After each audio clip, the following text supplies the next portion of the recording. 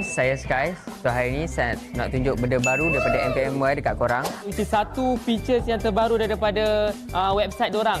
Kalau korang nak tahu sekarang korang boleh pilih untuk pembelian tiket. Tapi yang best sekali dia ada view. Contoh lah kalau korang nak beli tiket. Kalau korang scroll ke bawah sikit, korang akan nampak tau ada benda ni. Korang akan nampak bahagian 3D. So benda ni apa function dia guys? Korang boleh tengok POV daripada seat korang yang korang pilih. So kalau korang duduk belah kiri sangat, korang boleh nampak dekat mana screen tu, dekat mana stage tu, dekat mana players. Vibe cun tak cun dengan seat yang korang pilih. I think this really a good improvement lah daripada MPL. So that bila korang beli, korang dapat kepuasan and then korang dapat juga keselesaan yang korang nak tu. So korang boleh pilih lah ikut cita rasa korang Mana rabun dekat, rabun jauh ke apa. Senang korang nak pilih. So guys, tunggu apa lagi? Jangan lupa dapatkan tiket di bio MPL MY. Tanggal 31 bulan 8 57 Merdeka, merdeka, tetaplah merdeka. Ya pasti menjadi sejarah. Tanggal 31 Bulan 8 57 hari yang mulia, hari bahagia, sambut dengan jiwa yang merdeka. Mari kita seluruh warga negara ramai-ramai menyambut hari merdeka. 31 bulan 8 57 hari mulia, negaraku merdeka. Merdeka, merdeka, merdeka.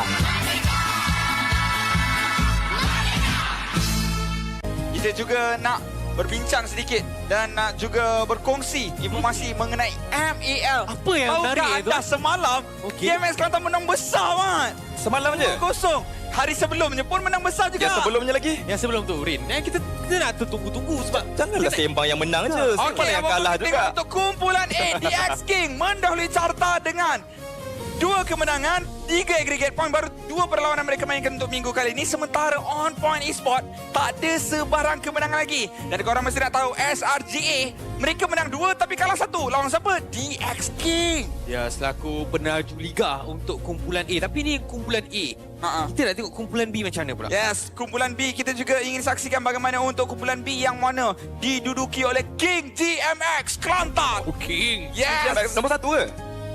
Kita kena tengok lah, Rin. Kita kena tengok. Masih awal untuk kita berbincang mengenai siapa di tempat pertama, siapa di tempat kedua kerana liga masih panjang. Nombor 2. Nombor 2 sih. Dia kata nak sama level dengan SRGA. Jadi kita nombor 2. Betul. SRGA nombor 2, so JMS duduk nombor 2. Rivalry untuk ML sekarang. Ya, tapi apapun kita kena berikan syarat kepada Outcast. Manakala mereka merupakan pasukan yang berjaya untuk dapatkan pingat emas ketika di Sukma. 3 pemain mereka yang berjaya untuk dapatkan pingat emas. Dan mereka dah pun main 3 permainan, 3 kemenangan mereka dapatkan. Ada Nomji, ada Riz dan juga ada P daripada pasukan yang mewakili Melaka. Sementara sayang sekali tim Ray X PDRM tak ada sebarang kemenangan langsung lagi. Ya, masih buntu untuk mendapatkan kemenangan. Tapi Samfros, saya berpendapat yang semua komuniti MLBB kita perlu untuk menonton ML kali ini. Ya. Sebab terlalu banyak bakat baru. Betul. Dan juga in terms of competitive level juga semakin meningkat, draft semakin bagus. Jadi banyak pemain-pemain yang sebenarnya boleh direkrut daripada pasukan-pasukan MPL.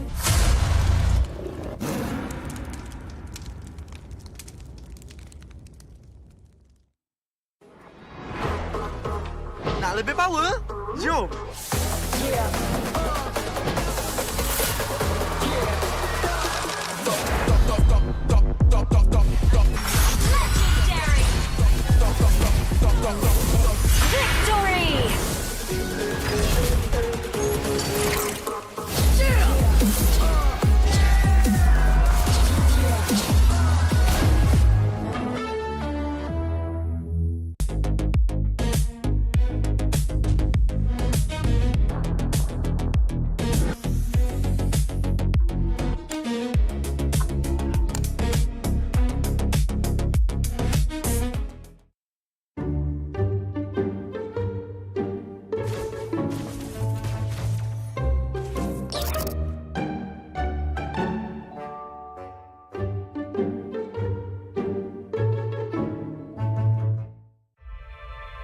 We believe breaking the limits is our key to success. We specializes in sales and merchandising within the gaming and streetwear industries, where we blend the high-energy world of gaming with the cutting-edge style of streetwear. At Toe Dark Culture, we serve corporate service packages, rental or own package, event sponsorship and collaboration, and employee wellness program. We've helped others break the limits. Are you next?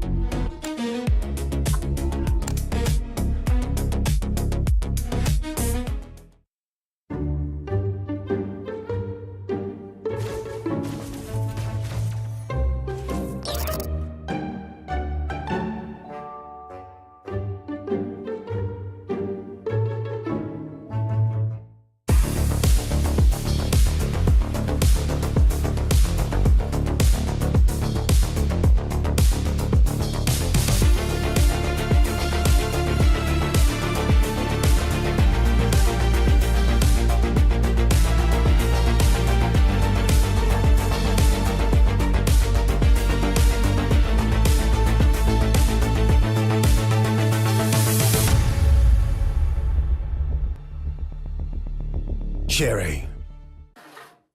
Exotic vibe like power on wangi tune tiada lawan aura boom boom boom boom boom beraksi dengan penuh keyakinan. Exotic vibe like power on wangi tune tiada lawan aura boom boom boom boom boom beraksi dengan penuh keyakinan. Find a really cheap Mobile Legend top-up but the diamond never come? Don't worry, Joytify is here. Your top-up? Dijamin instan. If we're late, you'll get a voucher. Want to get more? Want to grab 1,000 diamonds and get Mobile Legend skin like him? Log in on Joytify now and get a chance to try Joytify MPL Lucky Spin. What are you waiting for? Try the MPL Lucky Spin on Joytify now.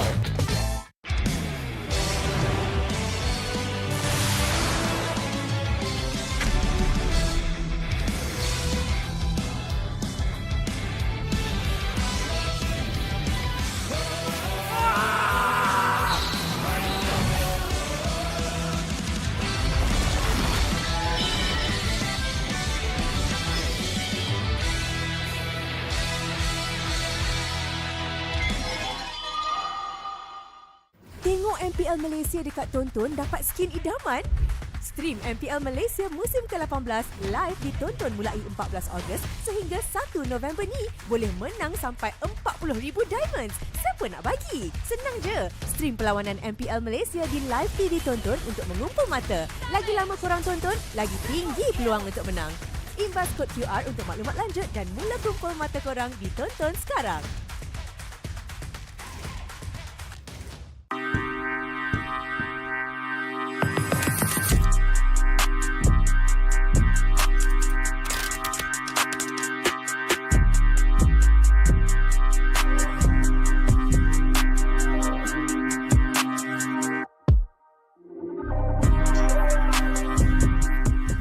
Hi guys, saya Sky. So hari ni saya nak tunjuk benda baru daripada MPMY dekat korang. Which is satu features yang terbaru daripada website dorang. Kalau korang nak tahu sekarang korang boleh pilih untuk pembelian tiket. Tapi yang best sekali dia ada view. Contoh kalau korang nak beli tiket. Kalau korang scroll ke bawah sikit, korang akan nampak tau ada benda ni. Korang akan nampak bahagian 3D.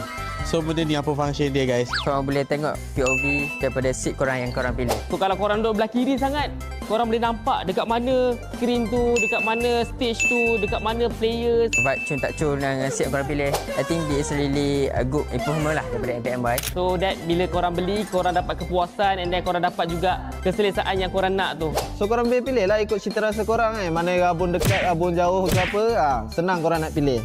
So guys, tunggu apa lagi? Jangan lupa dapatkan tiket di bio MPLMY. Tanggal 31 Bulan 8 57 Merdeka, merdeka, tetaplah merdeka. Ya pasti menjadi sejarah.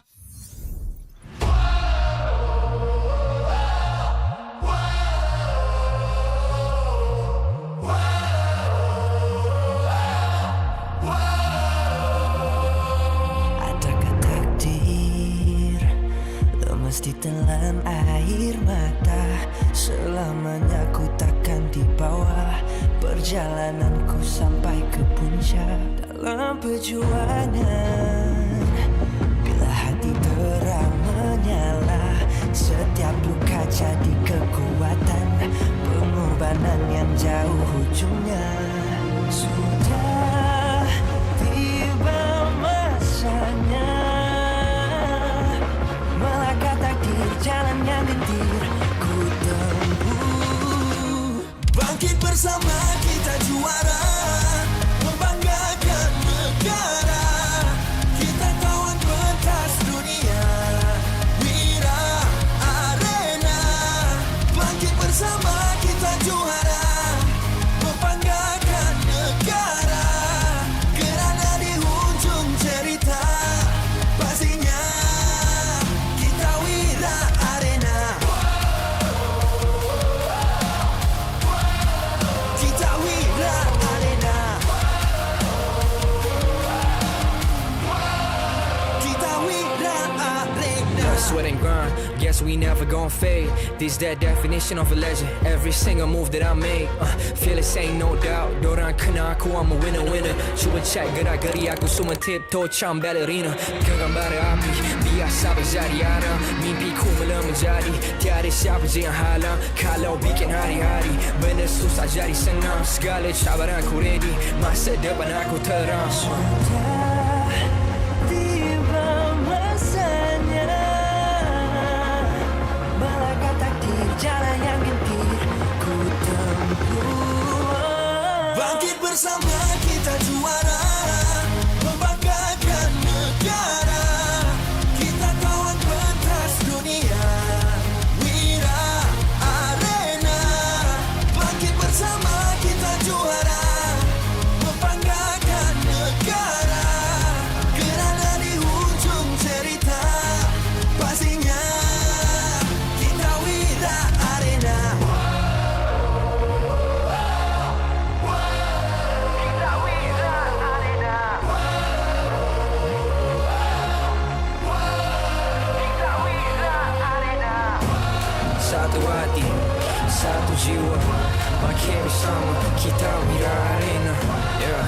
Dari bayang kenyala api, nama kita terpahar di bumi. Yeah. Bangkit bersama kita juara, membanggakan negara. Kita kawan pentas dunia, Wira Arena. Bangkit bersama kita juara, membanggakan negara. Kerana di hujung cerita, pastinya kita Wira Arena. Kita Wira Arena. Kita Wira Arena.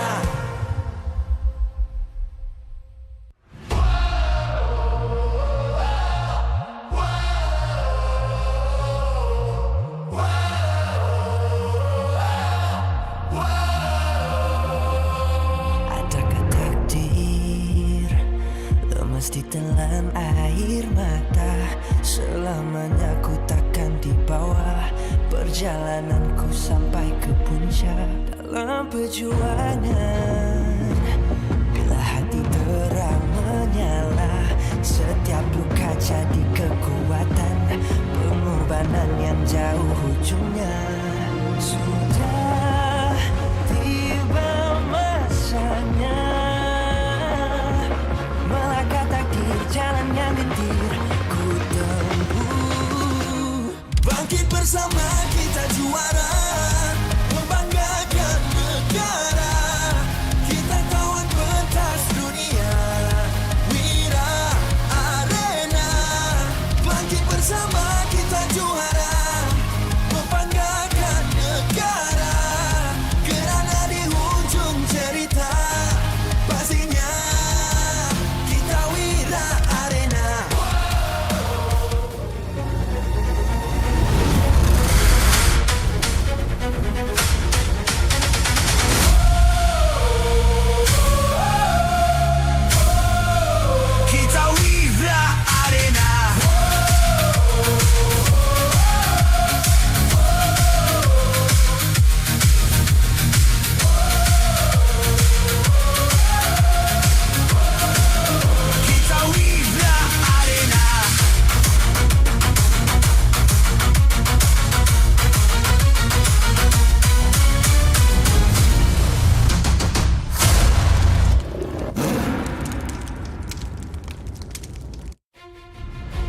MPL Malaysia Season 18 is powered by Muntan.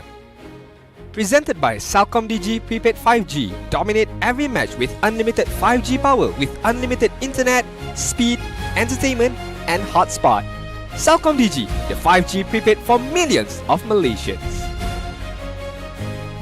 Infinix Note 60 Pro is not what you think.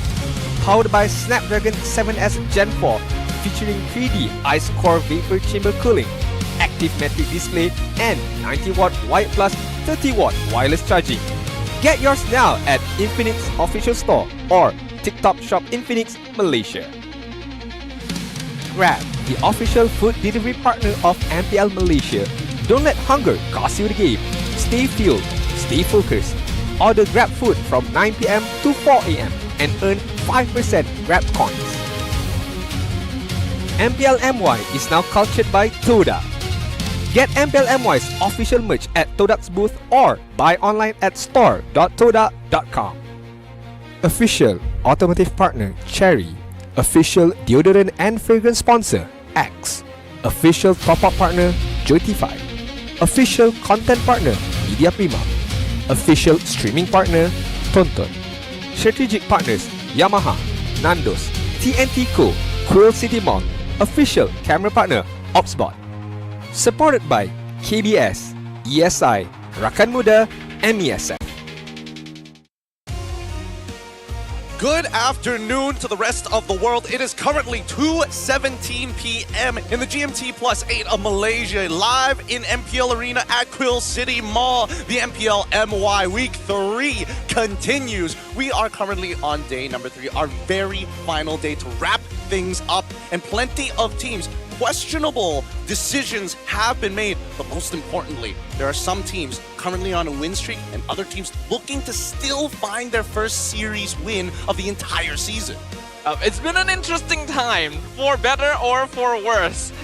They're having a great time on that red carpet as well, just like we're about to have a great time with all of y'all. Once again, thank you for joining us here on the English panel. We got 2 best of 3s today. Like Gideon has already mentioned, some of these teams are still looking for their first victory. Some of them are doing a lot better, and I do think that the transfer window, the new faces that have joined the league in this week alone have really shifted things up. I think it's interesting because now that we have moved from a system of, hey, week 4 is when the transfer window opens, to now week 3 up to week 5, there's more of an adjustment period. I think for all intents and purposes, teams who have already decided to, start switching some of the players out. The question is, if they don't do well, does that mean they're going to get switched out again? Does that mean that the problem still persists? It's hard to find the balance. That's the thing, right?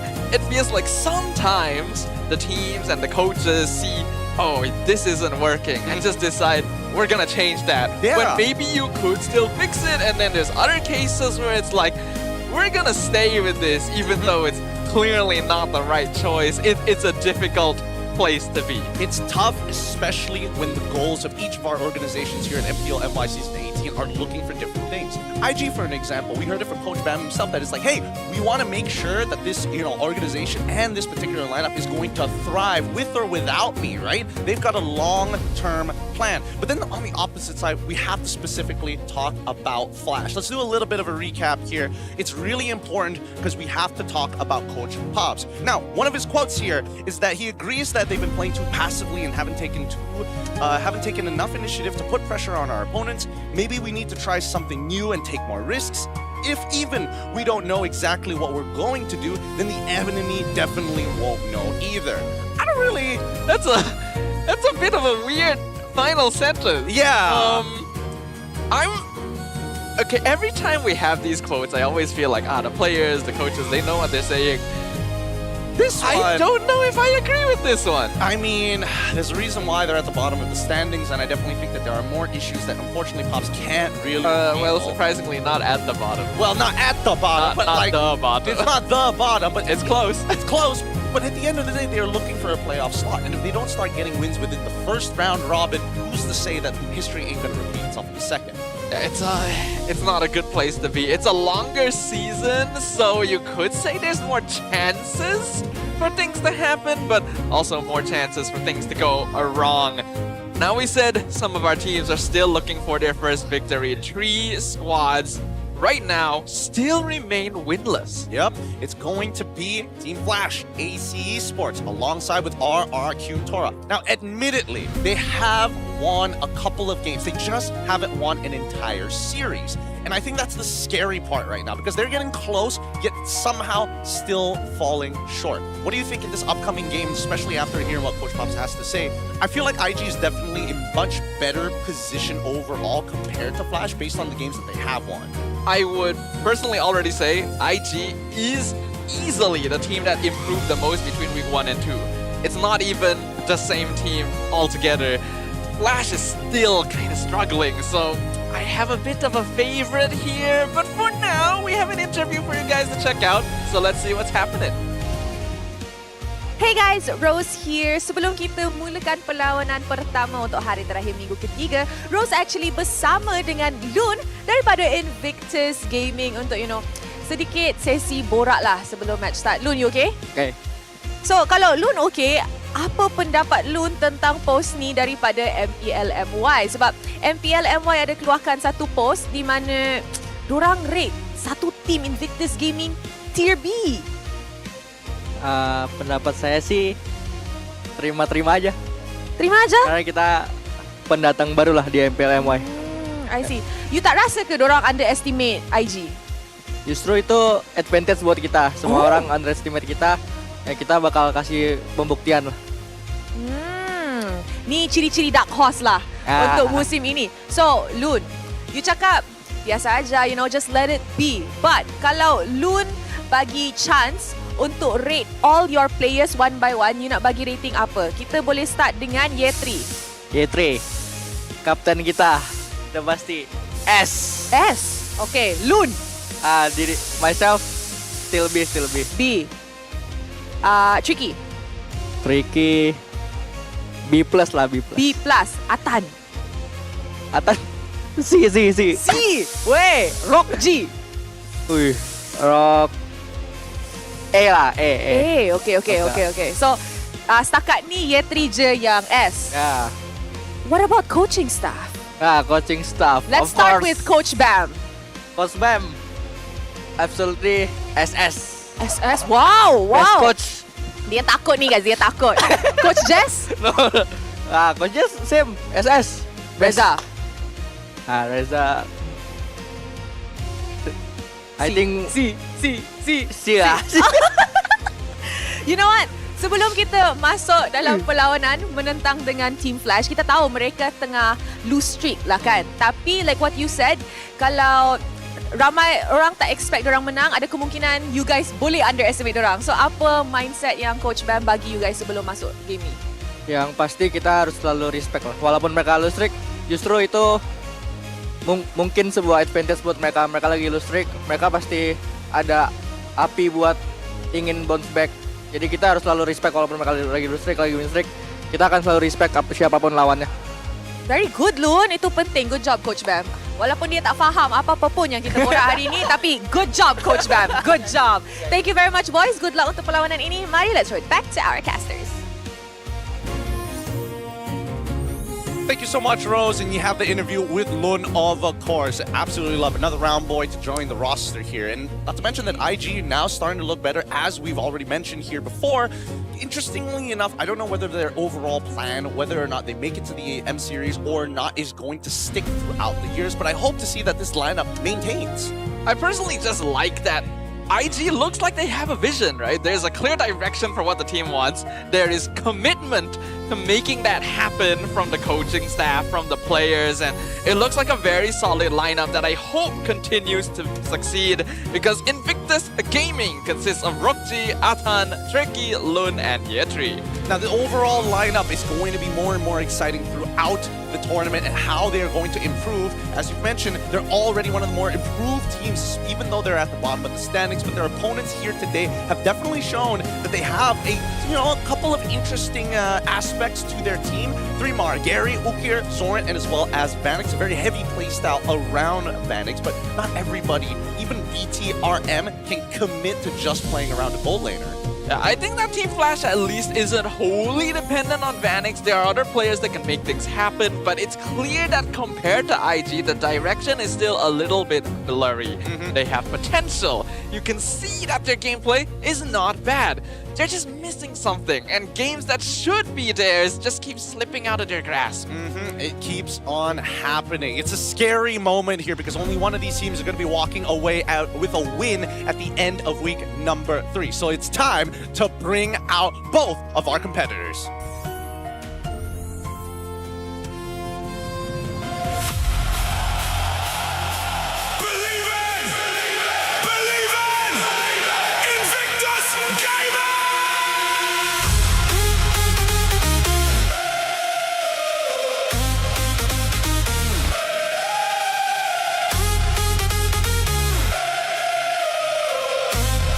They're sitting at 3 wins and 1 loss, and they're hungry for more. The mid-trio of Lun, Turkey, and Atan are ready to take control of the map and set the pace for another victory. This team has been cooking up some of the more creative drafts of the season, finding new angles and catching their opponents off guard. Can they outthink, outdraft, and outplay once again? Let the chaos begin! This is Invictus Gaming! Yes.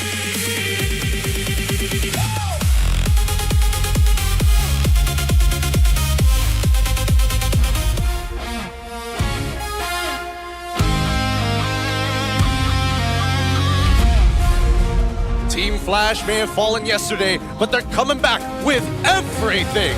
The progress is showing, and now it's time to turn that potential into points. Vanix has been consistently pumping out damage for the gold lane, while Threemar takes charge up front and leads the fight. No holding back, no hesitation. Now let's get that win. This is Team Flash.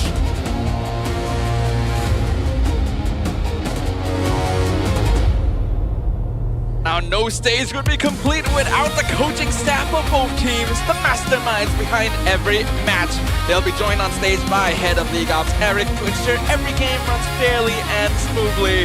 For IG, it's Coach Jess and Reza. For Flash, it's Coach Pobbs and Ratsing. Of course, let's initiate the fist bumps between the teams, a true sign of professionalism, and the last point of physical contact before they go to war in the land of Dawn. Good luck to both of our competitors. This shall be a battle for supremacy as IG, a new lurking roster, yet one of the more consistent ones already, a 3-win streak currently in their hands, eager to make it a 4th. Whereas Team Flash, a roster made of new faces and veterans alike, still looking for that first victory. So based on what I've heard, and especially when it comes down to IG, some of the members have been a little sick, not feeling, Really? Yeah, apparently they've been feeling a little under the weather. And That's that not is good. It's not good, of course, but based on what I'm seeing up on that stage, it seems that they are ready to play for some reason. So I would either assume that the fever has broken. I can only assume that they are, either powering through the pain or there was no pain to begin with. It's really tough to tell, especially when you look at Year 3. He's got that stoic look on him. He's always got that stoic look. That's just a resting Year 3 face. That's the thing. That's the thing. I don't know. You When can't he gets read married, it. When he gets married, that's going to be his portrait photo. It's like, oh, do you love your wife? And you see that face and you're like, dude, I can't tell. Every single school album photo is the same expression.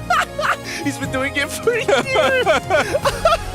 Oh God. But yeah, that's just some inside information on IG side. But a large majority of my concern really is leaning into Flash. Yeah, Flash, again, is a team that has potential on paper. They honestly have a lot of fans out there. There's a lot of vocal viewers who have been saying, hey, this team could surprise us. They just need to fix up on a few things here and there. And I think that everyone has been very observant about that because I do agree. They're just missing some small pieces. And while they may be small, they're pretty important. They gotta be able to lock in just a little bit better. And that's the thing. I feel like a lot of teams in the MPL MY have a lot of basic issues that need to be corrected within the first couple of weeks. Once it starts bleeding into week 3, yes, we are an 8-week season, but if we already committed to at least more than a quarter of the season fixing the same issue it doesn't look great for the rest of the season. And I don't even think imports can come and help to kind of change that up.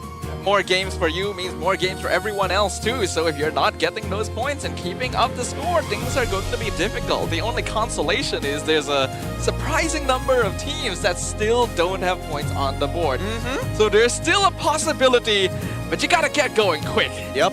And let's not forget, the patch is so dangerous right now. And for all intents and purposes, we don't know what the next patch is going to look like. It could completely shake up the meta that we know and love right now into something else that's more streamlined.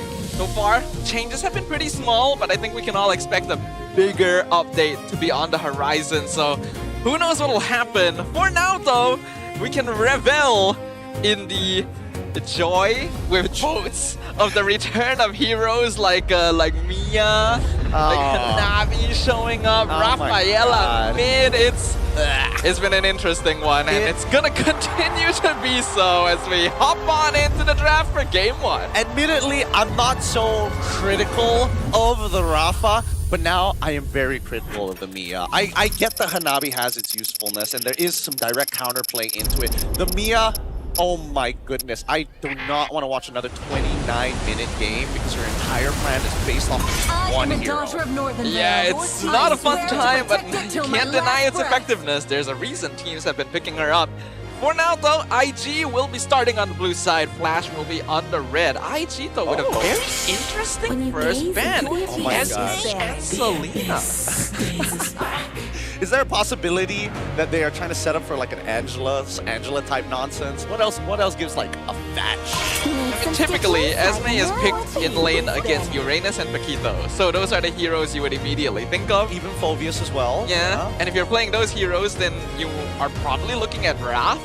So maybe IG wants a Raph first pick? I don't know, because I feel like Raph is like a direct way to kind of deal with the Esme, right? It's just like, oh, you give it 20% soul, but I have like a 35% movement increase anyways. That's true. So it's like, what are you gonna do? Chase me down? Like, good try. So they want to go...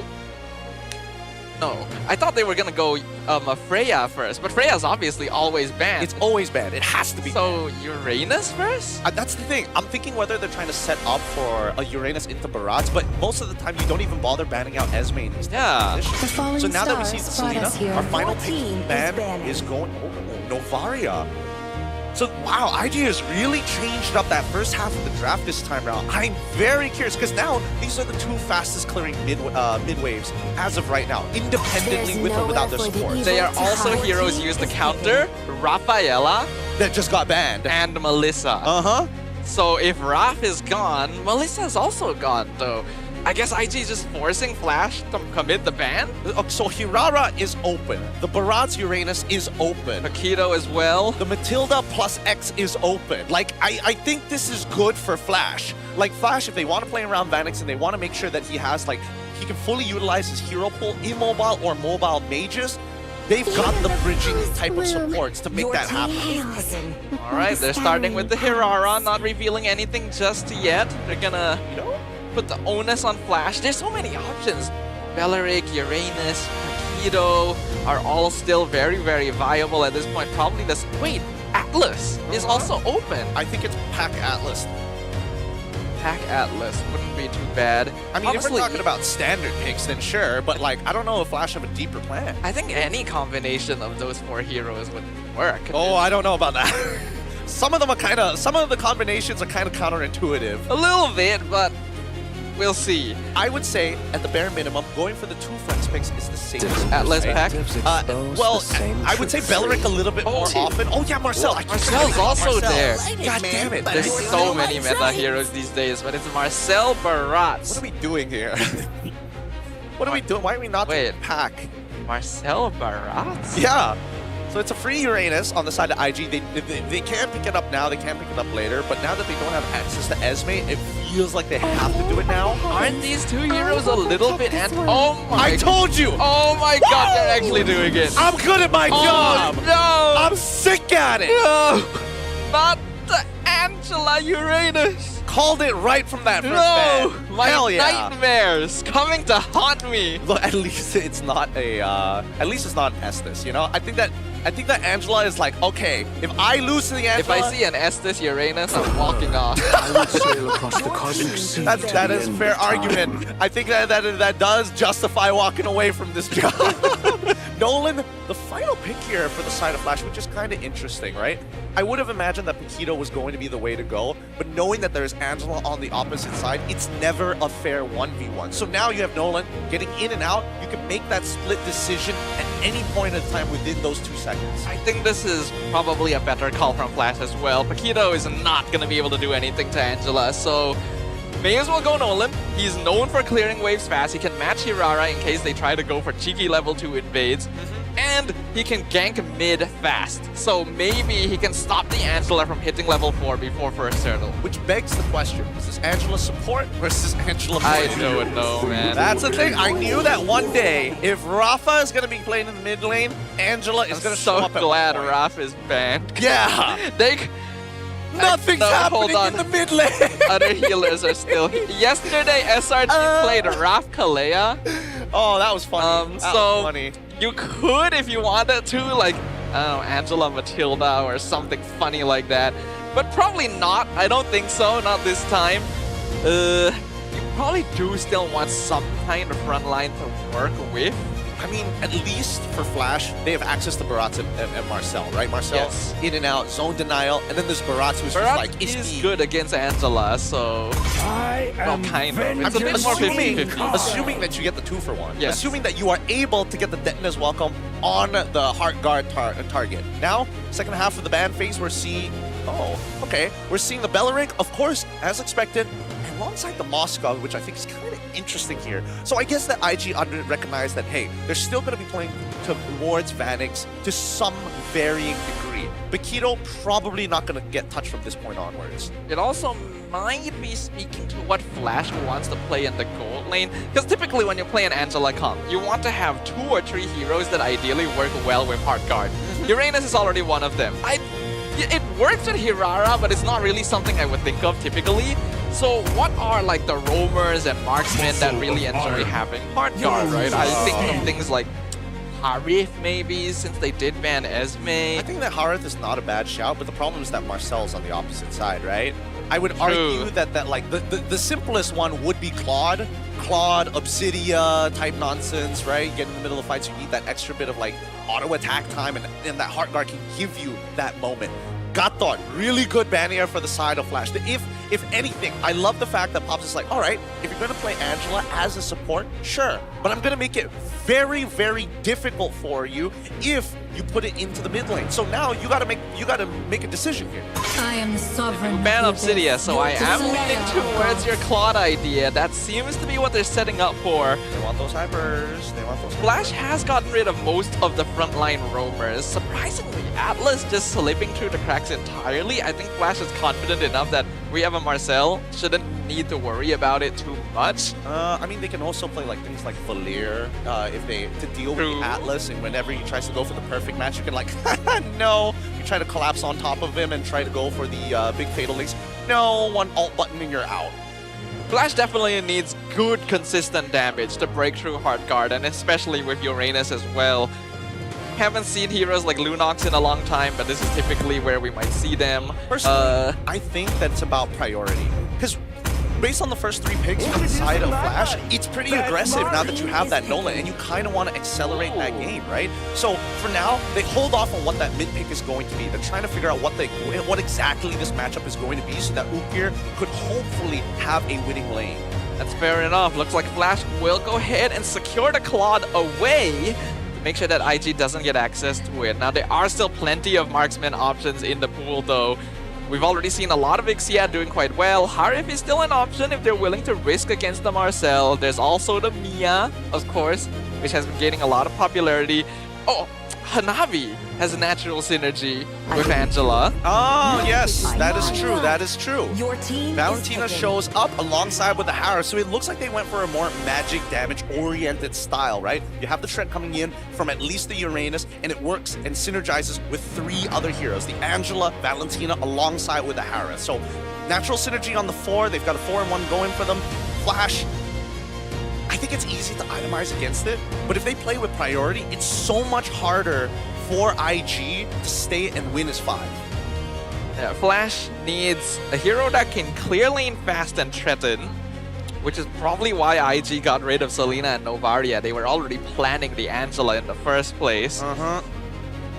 Ideally, you don't want to all deck Valentina can take as well, but you already have Golden Hour and Daytona, so I don't think it's as big of an issue if they go for a big ult mage. What's it going to be? You can go for like Eudora here if they wanted to. Oh, they actually do play Valier. What? It's crazy. We could have played Eudora and kind of gotten a similar effect, but at least with Valier, it's about landing those fireballs, landing those skill shots, and making sure that you're able to kind of maintain that traditional front to back, which I think is not a bad idea. Yeah, I think this works. If they went Eudora, they basically have to commit to like being very aggro early, and if it didn't work, Eudora just completely falls off against Heartguard. But Valier can still burn through high HP targets, so Flash is hedging their bets on this one. It's not a bad idea, but what are your thoughts, sir? Personally, for me, I definitely would have wished that Ukir got something something that scales a little bit better in this game. Like, at this point, getting a Feathered Airstrike from Farsa would have been nice as well, but then it's a matter of priority. It's not a matter of, can we get to the late game? It's how we accelerate it as we head on into the Land of Dawn. We're going to find out how exactly they're going to get things started. Nolan, super fast. Hirara, both super fast. Some have said Nolan is the direct counter to the Hirara, and then Paquito took that place. Now we're going back to it. Well, let's see who comes out in this classical rondo. IG going to be on the blue side, currently on a 3-match win streak, looking to prolong it. And Team Flash currently looking for their first victory of the season. Let's see if they'll be able to eke it out. Early proxy here, early proxy. Good way to take advantage of the lane, especially against Baratz at level 1. The important thing here is that they know that Baratz, fortunately, does not have all of his stacks, so he doesn't get the extra stomping effects until 10 stacks. Now they also know where exactly Nolan has started on their purple buff. With the Wanderer, should be a free contest. Lun going to show himself as well. Like a little bit afraid to go too far. Will go ahead and retreat a little as expected. Up top, Gary gonna go ahead and steal a camp from the opposite side. He will also see that the purple buff has been taken, so he knows Lun is on the bottom half. Yeah, but it also means that they could potentially contest for the reverse steal on the opposite side, right? At some point, that Hirara has to make her way to the top side. Okay, looking the emblem lives. Master Assassin, pretty traditional, but to pull yourselves together from Atan and Draki, I'm not sure why Atan wants to have pull yourself together here. Just to have it, you know, more flickers, I suppose. That is kind of interesting. Considering Angela is not really going to be flickering most of the time, I guess they're expecting the fights to last long enough. Or actually, no. It's to escape Gary. They're expecting a lot of ganks. That's a good point, especially if the target who you Heartguard just dies instantly, then you're like, okay, I gotta get out of here. Or like even before Heartguard comes out. Like we mentioned, Nolan can gank mid early before level 4. That's a good point, that's a good point. Let's keep that in mind as we see that Flash now getting attacked here. They're gonna go for Zorn. He has to flicker out. So they've spent that battle spell right before the turtle too. Alright. Gary, slight EXP lead as both junglers are still ending up on opposite sides of the map here. They want to make sure they hit level 5 before anything else, and Vanix needs to make sure that he doesn't die in this lane. He's got access to Flicker. It would really suck if he ended up having to use it to save himself. Yeah, definitely not. Vanix wants to play the long game, whereas Rockji going to be quite comfortable depending on what timing he plays for. Invictus actually gives up turtle positioning? Flash is blitzing this, okay. I mean, it's free. Like, we saw Vanix try to make his way down to the bottom side. He was double checking one of the camps because they didn't spot out where this Hirara was going to be. Gets attacked by Tricky, and that's all the information that they need. The camp wasn't stolen, so they know that Hirara is still on the bottom side. They see the mid laner, they knew it was going to be a no contest. That's weird though. Invictus had already forced out a battle spell earlier. They had position, they just decided, nah, we're gonna leave here. Yep, they're waiting for Atan to get level 4. I think that's the call here. That's if not, it's a 4v5 until you have access to the Heartguard, and Zorn was most likely going to hit level 4 much faster. Look at him going across the map compared to this Angela, right? Let's keep in mind that the Roam Boot Blessing heavily applies to when you spot people out. It does feel like a bit of a waste, but IG is built around this Angela, so they're gonna play for it. They engage on Ukir once again. Golden Hour stolen, misses. Heartguard gonna connect. Flicker from Ukir gets him away from the puppet on a string. And Team Flash successfully disengaged. Yep, and this is exactly how they want to enact their plan, right? Once they have that heart guard, they can kind of do whatever they want because Team Flash does not have the anti-heal yet to minimize these types of engagements. And ideally, you want to have more than one person to come and deal with this and turn it into a 2v2. Oh, Flicker to Tona's welcome. Gets the eat on Valentine, but Vietri tries to stop them. Not able to. First blood for Tremar. Picks up the Valentine. A golden hour comes out. Freezes 2 in the mid lane. Tremar trying to run away, but Vietri takes so much damage. Here comes the blazing duet. Is it enough to finish him off? Lund jumps in, finishes off the barrage, but now he himself is out of position and Team Flash go for the punish. They trade 1 for 1, but that's a jungler for Tremar, and Tremar had already used everything that he could possibly do and still applied a little bit more. Nicely played by Team Flash. This is what we were expecting from them. And now, Invictus Gaming have to play on the back foot. And they understood, we just don't fight them when they have hard guard. This is something that most pub players are used to as well. They'd understand.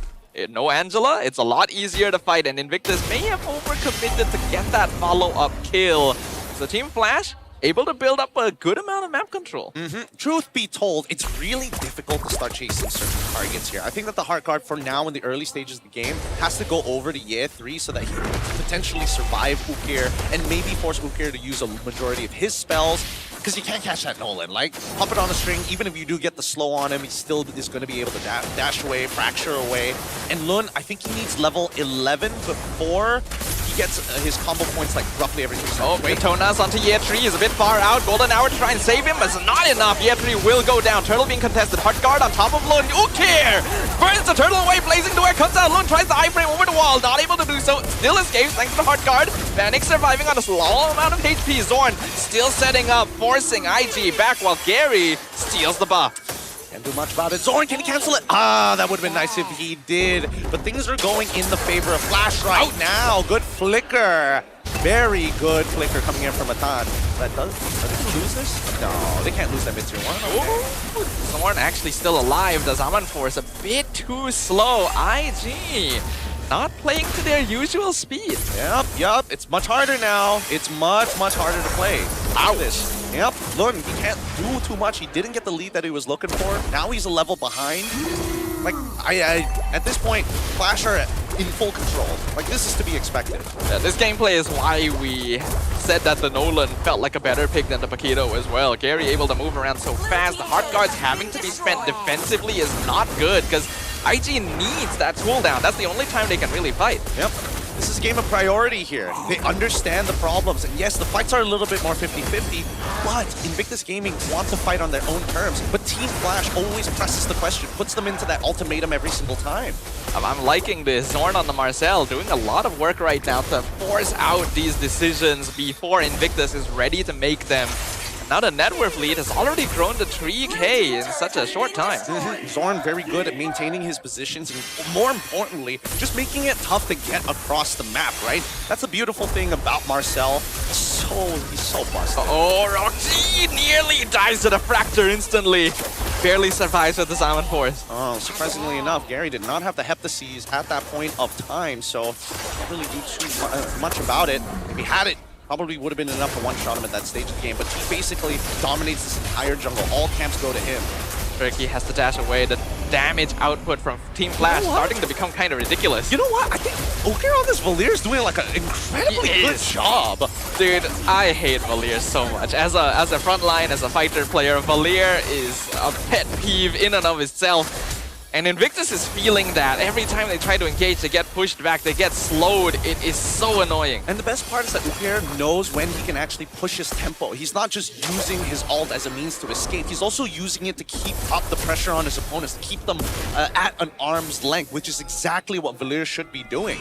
They haven't been able to punish it just yet, and not to mention that as this tempo continues to increase and speed up, Team Flash are just getting a bigger and bigger lead. We turned a 2K lead into a 4K lead. Next turtle, it's probably going to be a 6K lead. Team Flash continuing to pile on the pressure. Even Ye3 can't stand in front for as long as usual because the Valir is well suited to dealing with him. Gary jumps in. Ye3 will survive for now. But things are becoming tough. Vanix in a 1v1 actually has to back out. Harif still pretty strong at this point. Zorn with the golden hour stops Lun from engaging as well. Another heart guard not able to find the kill. They have to back away now. Fortunately for Vanix, that means that his flicker is gone. Here comes Gary to see whether he can do something about it. No, Lun says no, we cannot contest this guy. He is 3 levels. Level jungle difference, man. Yeah, it's just, what can you do? I think the only way Lun can fight a level down now is if he uses his red retribution, right? I think that's the only way. Steal away some stats, make sure that Gary doesn't one-shot you, and then hopefully you can turn things around. Kind of feel like Invictus needs to play a little bit more around Rockji. I feel like he has good enough damage if you commit the hard guard to him instead and just try and force a fight, allow Lun to enter as a backup. Maybe you can get something to happen, and perhaps turtling it up for a little bit may also be the wiser choice. I mean, looking at the item list right now, I would have imagined... Oh, wait a minute. Gary actually went for Hunter's Strike first before he went for the Heptasies. I thought the Heptasies was the first item that he built, which is kind of weird. But now that he already made it a second and also got the Malefic Roar, he's got plenty of damage. But no, I do agree with you on that. But I think that Rockji, he needs those 3 items first. I think that's the big issue right now. He needs the green gummy. Without it, he just doesn't do enough damage. That is the big Harif power spike, and it's still gonna take him a while before he gets to that Holy Crystal timing. Team Flash just gonna keep farming the entire map. I'm wondering whether Team Flash are doing this slow on purpose to force a potential full team fight. Like, I feel like Flash don't really care about the Lord, because they know even with the Lord they get all the outer turrets anyways, but they won't have enough of a lead to be able to kind of muscle their way in underneath inhibitors. Rockji in the mid lane, they're gonna force the Zaman Force, so he doesn't have his main DPS cooldown for the fight anymore. Alright, time to accelerate, right? Team Flash, surprisingly not blitzing it yet, still showing some respect for now. Maybe they're seeing if they can get a catch instead. Zorn is at half HP, Lord still being slowly controlled. Team Flash not committing. I don't understand why Tricky keeps wanting to take the Valir ult rather than just the Golden Hour. And it's not like Zorn is like hiding himself absolutely perfectly. Ice Queen on purchase from Book here. They're gonna engage now, they run down the edge here, blazing duet onto Azan in the backline. Vanix doing great damage. The Tonas Welcome gets 1 E, gonna spin them against the wall. Eric, he goes down. Hard guard gonna be used, but it's just not enough. Gary secures the Lord as the rest of his team causes havoc. The frozen moment, Golden Hour catches Year 3 on his way out. He tries to purify, 1 HP. Gary doesn't even get the chance to cut him off. He'll go in and blow up Rockji instead. 4 kills for Team Flash. Beautifully played by Team Flash. Beautifully played. I told you, it didn't matter whether they get the Lord or not. It's just a bonus to what exactly they wanted to do. Let's look at the instant replay one more time, because as soon as they got Ice Queen's wand, they knew they could play to chase. Luckily, Vanix, he held on. I'm so glad he held on to the last second of the BMI to guarantee the kill, because Gary and as well as Vanix were in a lot of trouble had Rockji decided to turn his sights and fight both of them at the same time. Invictus just found themselves completely scattered. They're a little bit too behind, and honestly, Flash has drafted really well to handle what they're throwing at them. So there's no real answer as the Lord now pushing in. Zorn just standing there, concealed, waiting for a chance to go in, be annoying. Mid tower goes down. The Tonas Welcome will get 1 swallow, instantly spins him out. Yetri is gone. Killing spree for Gary. Golden Hour gonna be used. Gets a 3-man freeze. Zorn doing so much work. The Blazing Duet comes out on top of Roxy. Oh my goodness, the damage is too much. Killing spree for Vanix. The crystal is exposed. Gary does die to the crystal. Bit of a mistake and overextension. And the Lord will go down. Invictus still 3-man standing, but no more hard guard. It's a 3v4 defense, 1 minion wave. Can they clear it in time? Looks like they should be able to. Golden Hour not able to connect. So Team Flash walks out. All right, nicely done by Team Flash. They planned it from beginning to the very end. And Rockji, the fact that he doesn't have Flicker is why Vanix is able to just get on top of him and just blazing duet him down. That is the big issue when it comes down to gold laners. Your battle spells kind of predetermine not only how you play the lane, but how you play in the team fights as well. Now, Rockji is very close to that, is very close to his 3rd item. On the opposite side, Winter Crown already complete for Vanix's side. He understands. If they can get him off of that Zaman Force, that's good enough. He knows that Invictus is very burst-based, so buying a little bit of extra time is going to be huge for him. Rockji only now finishing that Holy Crystal. It's still possible for IG to turn this around if they get a good initiation, but it's going to be very hard. It is an 8,000 gold difference. And not to mention that it's also extremely easy to itemize for a composition like Invictus Gaming. Like Lun, he's building full damage naturally to kind of diversify. He just finished his Malefic Roar, which is already great, but everybody else does magic, right? Getting your Radiant Armors, Athena shield. Sure, you can even add both of them together if necessary, but most of the time you don't. Just one or the other is good enough. Surprisingly, there is only one magic defense item on the Flash side. It is the Radiant on Tremar. No one else actually has any magic defense. They're just surviving, and now they're engaging. Tricky nearly dies. Golden Hour catches them on the retreat once again. Atan in bad spot. Lun trying to dash out. Blazing Duet Vanix! The 1v1 execution mega kill for the Claude. Yeah, Tree trying to sustain. Holding the front for now. Minions slowly streaking in, but Team Flash, they have free access to the Lord. Yep, as much burst as they could potentially have, it's not enough burst to 100 to 0 somebody down. They want to play for the longer term fights. And Flash says, okay, that's why we got this Valir. You want to play long? I'm more than happy to play long. So far, things looking very good for Flash. This is their game to win. Only one inhibitor left standing. All 5 members still healthy. 8,000 gold advantage. Their waves are not the most synced up, but it's still okay because they're strong enough to seize the tower regardless. Already dropping it to 20%. Already getting a little low here.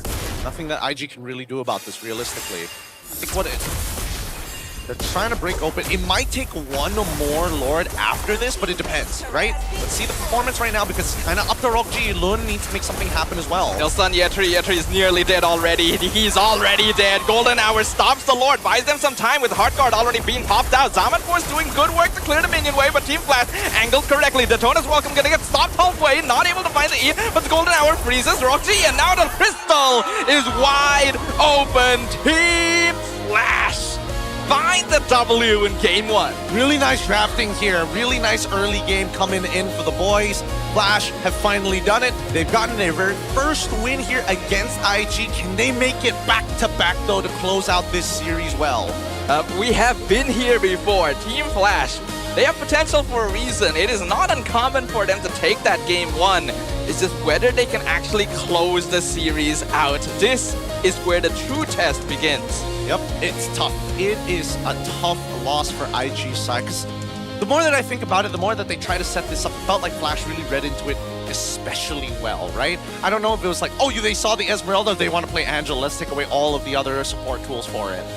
I think it's possible, because Esmeralda first ban is very, very unusual. I think they thought that they could hide it with the idea of like, oh no, we want to play Uranus, Takedo, but it still feels a little bit strange. And when you commit to the Angela, you have to commit pretty hard. So Team Flash played their cards well. This is honestly a really good draft. Yeah, really good draft overall, and I think that they set it up well.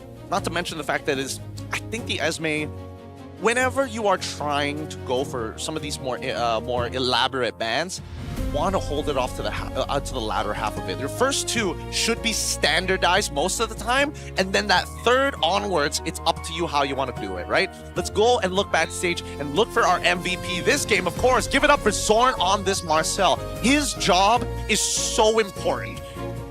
It's a very, very crucial role that Zorn is playing in this particular team composition, and he played it masterfully. 1-0 and 10, 0 deaths on this Marcel, 92% kill participation. Didn't even need the magic damage of a reduction right here. Went for the Chastise instead, which is a little bit funny. I don't really... Does he need that? He does, because he understands that his entire goal is to, number 1, I don't want to get picked off. Number 2, the attack speed slow directly impacts how quickly you see those chrono dashes, even in the Zaman Force of Harith, right? There's a direct correlation. It's CDR and attack speed, because you just need just a little bit of attack speed, right? This is why they build Feather of Heaven, so that he can conveniently use his backswing and get the animations down. With the Chastise Pauldron, that's when you see the Harith auto, stand there for half a second, chrono dash again. You don't really think about Harith as being an auto-attack marksman, but when you really consider it, it is true. It's similar to Moskov in that he needs to keep attacking to keep his DPS up and dash around, and so Zorn is able to directly impact that. Hey, let's talk about this particular draft here, because I think it is done especially well. We have already incentivized why the Esmeralda was going to be a hard read to the Angela at the end of the day, right? We all saw that coming. But from this point onwards, I'm interested to know your opinion on this, especially when it comes down to blue side, red side. All right. As of right now, blue side having a higher win rate overall, yet red side here this time just seems so overwhelming. Is this the problem of IG? Did Coach Jess reveal the Esme too soon? I think they did. I honestly believe that the Esme was revealed too soon. And even if you did decide to go for the Esme ban early, I agree with what you mentioned earlier about Angela maybe being saved to the second half so that it's not as obvious. Like if you would ban Esme and you just first picked Uranus, then people wouldn't really even think about it, right? I guess they're just afraid of Uranus losing lane, you know? You don't need to think too deeper. No, I think that is an absolute wrong take on it because Really? it is a trifecta of how do you deal with the Barats specifically, right? Okay. Do you want to deal with the Barats for the sake of, hey, are we fighting for this Lord? Or are we playing to actually fight? That's the benefit of actually having the Barats. You isolate one target to say, we kill him and then we can keep on fighting, or we take the Lord for free. It depends on who I eat at the end of the day. And that is why a lot of teams actually lean in to making sure that they have the Uranus in the first place. If they don't have, let's say they don't have Uranus, you go into the Esmeralda as secondary. The whole purpose is you take Purify, you get eaten, Purify out of it, and now this unfortunate dinosaur has no more function in this moment until he gets his ult back up. My second problem with this draft is the fact that they made it so clear of what they wanted to do. Fast clearing mid laners, Selena alongside with Novaria. Usually you only ban one of them. This time they ban both. And we also don't see the Eudora actually show up, which I think is a little bit of a mistake here. I think that instead of the Valentina, this should have been an early Eudora instead if they wanted to play in the first half. And then maybe if they wanted the Valentina, definitely shows in the second half, which it did anyways. I agree with the fact that maybe Valentina was not the best choice. Having a slightly more early game mage could have helped them accelerate things at the same time. Flash had the answer. I think while it's true that IG may have revealed their cards a bit too soon, it was still possible to play around it. I think that Flash just had really good solutions here. Having the Barats as a way to open up the front line, the Marcel to slow down tempo because Angela is very dependent on cooldowns, the Nolan to speed up to match Hirara and to stop Angela from hitting ultimate early, and then the Valier to even more emphasize that we are in control of team fights makes this very difficult for IG. Well, speaking of Valier, it's a good thing that you brought it up because this is the clip that I wanted to check out because this is how they have to take the Lord fights, right? Lord fights are particularly difficult when it comes down to dancing, especially for a composition like Team Flash because they can't sit there forever, right? Gary can't, he has very low base HP. He can't hold to priority over this Lord for very long. In comparison to Ye3, who doesn't mind taking a little bit of damage. So as they are fighting in these positions, just notice what Flash is doing. You can tell they don't really want this Lord. They want to kill as many members as possible while still getting the Lord. So they focus on priority, pushing out the mid lane to force Rock G into a position where he is away from the team. The split is here. There's an entire gap of free space for the rest of Flash to actually take advantage of. And what do? They create an even bigger separation here. So now the isolated members, we have 3 different spaces that unfortunately you can't do much about. Atan is so far out of there and he is playing an Angela. This composition runs on that 4-1 at the end of the day, and the Angela can supplement the 1 or the 4, but no matter what, it will never be an honest 5v5. Yeah, the thing is, nowadays in this meta, the 1-4 split is very, very common. And because of that, zone control is a highly valuable resource. There's a reason why even when you play a Rafaela comp, you need at least 2 frontliners. Because you can have someone holding the back, you can have someone guarding your front. In this case, Ye3 needs to do both, but he can't even do one because the Valier exists. Exactly, that's exactly it. So when we see clips like this, let's pull it 5 seconds back, right, and start playing it out. Ye3, as you mentioned, is supposed to be that shield, right? He's supposed to be like, yeah, I'm gonna be able to beat this brick wall. But as soon as this purchase comes in with the Ice Queen's wand, now it becomes a significant problem, as Ukir can now allow the rest of his team to chase. Like, Nolan is great at chasing already, but then everybody else, even 3mar, even Vanix can start running down the targets. And once that front line is pointed in a weird direction like here, what about these open areas on the map, right? These open areas is exactly what Flash wants, because as they push that front line down into this area, this is the battle line that they don't want to cross. They realize that this side is exposed, and that's why Ukir is holding a power position here to make sure that you got to make a decision at the end of the day. Either Rokji is going to jump in onto the BMI, and if he does, Ukir is there to respond. Team Flash is just splitting the battle lines, and they're doing it very well. They push out the waves. They see Invictus is all split up. Instantly occupy zones that are not being controlled because Invictus doesn't have enough bodies that are able to do it. Under regular circumstances, the Uranus should be in their face, literally behind them, making them pay attention to it. But he can't even frontline the standard way. Exactly. Because of the way the heroes have been drafted. In a traditional MMO, usually you have multiple super tanks to trade the aggro. This time around, Yethri is the only person. He has to play a very difficult balancing act, and I think the best way to describe this clip is legitimate trench warfare. You are looking for interceptions. There are very clear routes in the middle of the battlefield, right? But if you're able to find intersecting points in those trenches, in this giant maze of trenches, then you can start turning this into flank angles. As you can see, the flank angles in this game were very, very obvious. Let's go back 5 more seconds. Flank angles are obvious. This is one pathway. This is one pathway. This is another pathway. This is a main pathway. And we're talking about interception points. Interception point 1, interception point 2. These are the important areas that Flash needs to make sure that they can, when they control that front line, that it either hits one of these interception points for the rest of the enemy backline, or at least maintain control over. If they don't maintain control over those intersection points, how they do it, they can position a man here, they can position a man here, they can position a man closer to the Lord pitch, which, when I take this away, you will see very clearly 5 seconds before, what are they controlling? A, B, C. All intersection points have been covered.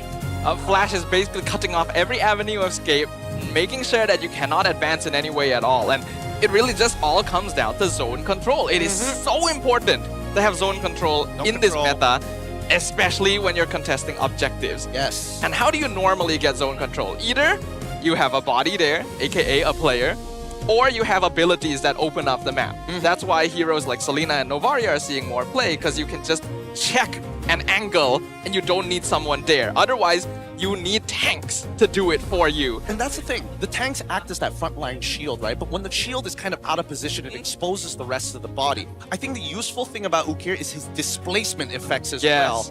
We're gonna wrap this up. We don't need the rest of this clip, and that's why we think this Valir is so good. If you are playing in composition with a singular frontline, you need somebody else who either has enough kill threat to be, when he shows up, you're like, whoa, I have to respect the space, or take control of it yourself. And Valir does it with the Searing Torrents. Hey, you come into this area, I'm pushing you back. That's it. Valir is one of my top most annoying heroes to play against in the game. And it is annoying? Yes, seriously. I don't like healers, but I also don't like Valir, because just let me hit you. Just let me abuse you. Fight me Valir. like a man. Look, if there's one thing that I know for certain, if you want to fight like a man, if you want to have an actual chance against this Alright, sure. then Sounds maybe you can start dominating every single one of those matches with Cellcon Digi's prepaid 5G. You can experience the unlimited 5G power with unlimited internet speed, unlimited entertainment, unlimited hotspot with Cellcom Digi, the 5G prepaid for millions of Malaysians here. But it comes in a pair. You can't just dominate every single game if you're already playing on the best internet and cell service, but you got to be comfortable doing it. Sounds about right to me, and you know, I'm actually feeling kind of comfortable right now. I wonder why It seems like you've been cultured by Todak. Get the MPL MY's official merch at the Todak's booth today. You can come down to Quill City Mall and go, or just buy it online at store.todak.com. Because MPL MY is now cultured by Todak, and they're also sponsoring other MPL regions. Oh, I'm feeling so cultured right now. It's all thanks to this bad boy right here. Make sure you guys check it out. Give him some love. Grab one for yourself if you want to upgrade your gameplay and comfort at home. These thrones are big, so make sure you have enough space for it as well, or find a size that works for you. It's zone control. It's zone control. It's aura in a chair. With that being said, let's talk about game number 2. Some of the adjustments that need to be made, because they got read out. IG got read out so dang hard. Yeah, you committed a bit too much to the Angela and didn't really pivot. Also, we have to note, one of the issues with Angela is that she directly takes away one of your numbers. Yes! Right? You only will be playing with 4 people. People all, like, whenever we see Angela being played, it's with 3 or 4 like bulky frontliners that can use Angela, or heroes like Harif or Iritel that can make use of the movement speed. In this case, you didn't have that. It's literally just Uranus. So you are not only playing 4v5 most fights, your main frontline can't even do his job. Here's the thing. I think they needed a composition that's set up for skirmishes more often than not. So you I agree. really utilize it. But let's look at one of the player codes specifically coming in from year 3. A 360-degree turnaround. It feels like he's turned all around and ended up in the same place. Because if you remember, our first match was really bad. At the time, there was no communication between us. But Coach Bam told our rookies to take risks and be brave since we already had a system in place. Now, we still have some things to fix, like adjusting our roles in the late game, but it's been a 360 change. It's a bit unfortunate to get this quote after game 1. It would have probably been better if this quote came first, then the flash quote now. That would make a bit more sense. Hey, but also, it's not completely off, right? It's not. He talks about being brave enough to take risks. And this draft was a bit of a risk. And now that it didn't work, well, maybe you go back to the standard. I think that the draft was more of a risk. I think that the quote was based on gameplay, not the draft. You gotta be, you gotta have a holistic experience. Holistic experience. You gotta take alternative medicines to make sure. You gotta believe in rocks that will give you your blood flow what it needs. Like, everything is one. This is some goop girl nonsense, dude. This is some goop girl nonsense, dude. I don't even know. The holistic style of living. Rub mud on yourself. Oh, That's boy. the new map. Rubbing mud. Rubbing mud. You're slowed everywhere you move. Instead of bushes, they're just slow areas. Ah. That would be very annoying. That would be very funny. And heroes that can fly aren't affected. Imagine that. If you have movement, oh, dude, if you're able to get movement speed buffs, you go extra fast on the mud. It either like what kind of movement speed buffs could you get? Literally anything. You could get rapid boots and just be like slipping and sliding by. But if you don't have rapid boots and you're like one of those immobile ones who don't have it, well, oh no, you're slow. And then now you don't have the benefit of getting like tough boots or warrior boots for the lane, because then what if you want to rotate faster? So it's a manufactured scarcity. Yeah. I mean, that's what all these maps are in the first place, right? All right, we're on broken walls this time around, and let's see, because Pops is now on the blue side. Coach Jess decided upon red side. Oh, slight adjustments here. Okay. We're not seeing the game 1 opening from Coach Jess. It looks like he's started off with something a little more there we go. Standardized. Okay. So the instant Rafa lock-in, first pick for Flash. This means IG has to be cautious. Both Belleric and Uranus are still open. If you don't take them now, Flash will. It's just whether you're willing to do so. Depends on what type of composition they want or what they're more afraid of. I think because at the end of the day, I think that at least for Flash, they want to set up for multiple win conditions, right? They want to have a 2-pronged attack system every single time. Usually it comes in the form of Vanix and in their jungler as well, Gary. But if they don't find that, I think, yes, this is a good opening for the side of IG, right? You have the Esmeralda. You have an Esmeralda as a means to answer whatever comes up, whether it's Uranus or even the Barats, right? You can counter both. The Belleric, now you're still hiding what your mid lane is going to be, which I think Coach Jess is going to do again. Game number 1, he did the same thing. Very last pick was when we did, last 2 picks is when we did see the reveal of the mage. It's a good opening, but I unfortunately feel like Esmeralda hasn't really been doing all that well here in MPL. Like, it lanes okay against these heroes, but then once you get to the mid game, you just cannot compare. Yeah. So IG needs to create that advantage early, but can you do that against a Ra? It depends, right? That's why our meta right now is so wide and expansive that Esmeralda, sure, maybe Claude can't like get through to her until he gets the Trinity. But then there's problems like Brody, right? You would rather Uranus be able to absorb that damage from Brody rather than the Esmeralda. She's just not as sustainable in those types of fights. Yeah, it makes makes me a little bit sad because I personally feel Esme is just a little bit more fun than Uranus. Well, they're all kind of part and parcel. Yeah, well, IG, they are... Oh! Yes! Okay! Yes! All Finally! We're not taking... Okay, I'm so glad. I'm so glad. I would have preferred Hirara, if I'm being perfectly honest, but this works as well. It is definitely a very fast-acting assassin as a way to maybe get the tempo on your side before the Rafaela really gets going. I think it's going to be Lun's first time playing the hero as well on the MPL stage, so that's pretty exciting. It is, it is. Here's what I hope Flash does. I hope they lock in Leomord, and they set up for a double fighter composition. Ooh, double fighter side lane. Pack Uranus as your side laner, and then Leomord as your dedicated jungle. Then I feel you like have Ruby would be better even though. I don't mind Ruby as much, but then that's admitting that like, oh, I'm not playing for the lane. I'm playing for like the upcoming fights when Fanny gets involved. That's fair, that's fair. But I feel like Ruby honestly does lane quite well, especially at like level 1, level 2. Oh yeah, those are great. Those are absolutely great. But you already have the Esmeralda on their side for this, for IG. I prefer if Flash went for the double fighter composition compared to IG. No, I'm saying Flash picks Ruby. Oh, Flash picks Ruby? To deal with Fanny. Just to deal with Fanny? But then where's the insta-burst? That's the thing. That's the whole purpose for those double fighters, right? That's why I think Hero is the go-to all the time compared to the Ruby. I get where you're coming from. All right, makes sense, makes sense. I would agree with you if it was old Ruby, where she didn't have as much like, you know, before the change where she had ultra sustain and her ratios were like ridiculous. Now it's like we toned down the ratios and turned her sustain into like, her passive sustain into like being low. What have they done, man? My girl. If only they buffed up her ratios. That's all we really need. Just like, I'm offended, I just seen people disappear. I was never...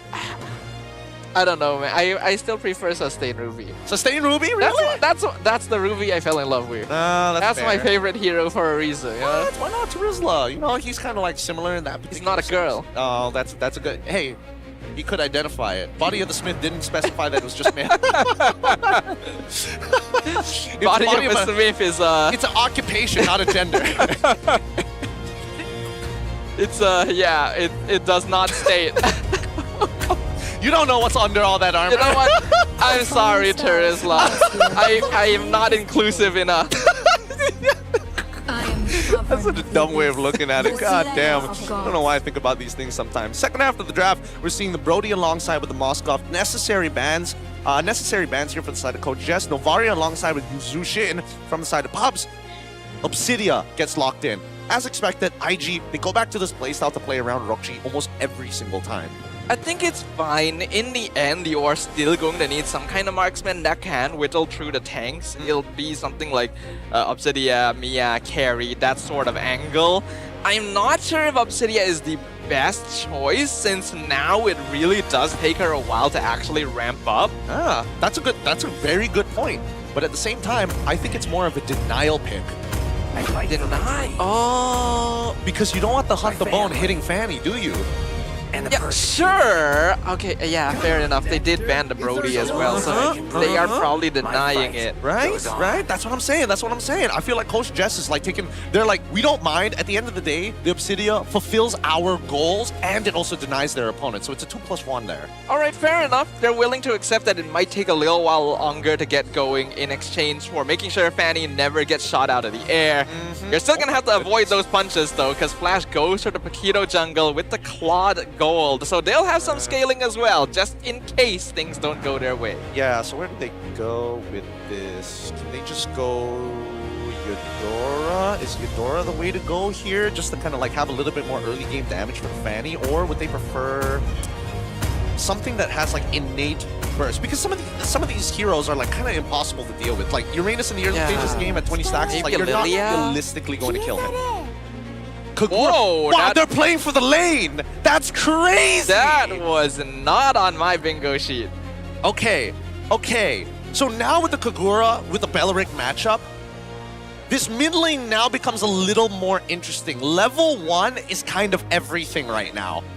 Basically, the Kagura's job is just gonna be find the Wrath and explode her every single fight. Maybe the Claude if you're able to get it later out in the line, but your wave clear isn't exactly the best either, so this is a bit risky, but I'm all for it, you know? Invictus doing something different, and that's what we want from our teams. I don't mind this. I don't mind this at all. We'll see we will see the emblems once we get into the game. I do agree with you that the wave clear is one of her weakest points, right? However, on the opposite side, because they have Gathod, this Gathod kind of opens up this lane for the side of Team Flash. And I think that Invictus, unless we see Concussive Blast onto Atan, that will give us all the information necessary. I think it definitely should be Concussive Blast. No reason otherwise. Yeah, I see it right there. I thought for a moment it was Brave Smile. I was like, how are you going to freeze the lane against Gathod? You're throwing? No, he's not going to do that. Concussive Blast to help clear the wave a little bit more with Tricky.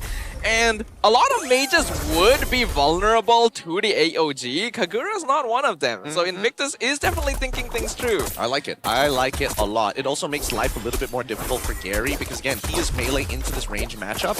Yeah, Rockg, just keep on trying to find those. Keep trading. Keep trying to get as many of those bones as possible. As many bones as you can get. Early game, as usual, going to be a very important point of contention. Lun will probably want to start making things happen, maybe even before level 4 if he's feeling cheeky about it. Assassin Emblem, not even going for Mage Emblem here from Tricky. Yeah, he definitely wants to be able to maintain control over this lane. That's a lot of cables. I mean, he's not getting any free refunds here, unfortunately, but it does mean that the pressure does turn. They have priority over that top side, and you can see that IG, again, it's all about the Subsidia. All the resources, everybody who's able to kind of cover for that lane must do so ahead of time. That is basically their only consistent source of DPS. They have other... Oh, man, taunt. Nice from Zorn there. Luckily, it's a Wrath, so Invictus doesn't have to worry too much for now, but first turtle is coming in 20 seconds. EXP laners need to be careful at this timing. Yeah, no, this is one of the few problems that they're going to have in the 2v2 lane in the mid lane, right? Atan is not as sustainable without the Brave Smite. And Tricky's obvious goal is to trade against this opponent as much as he can. So in a lot of these trades, Zorn is looking to catch 2 people at once with that taunt at the bare minimum. If he's able to do that, then Ukir gets the free poke, so on and so forth. But it's about timing, right? Now that they've got priority, they're in trouble. Dreamar just going to be dashing forward. Lun shows himself maybe a bit early. He doesn't have purple buff. I think they have to give this up, and they will, but they might lose someone else. Atan dodges the baptism with the flicker. Is able to run away. Falling Star Moon hits 2. Team Flash should back off. No, they see the purple. They want to steal it away. I don't know if Lun can contest. Tricky in trouble. Has to dash out his spells. Lun wants his buff, but Dreamar is just keeping it. He's holding it hostage. He's zoning them away.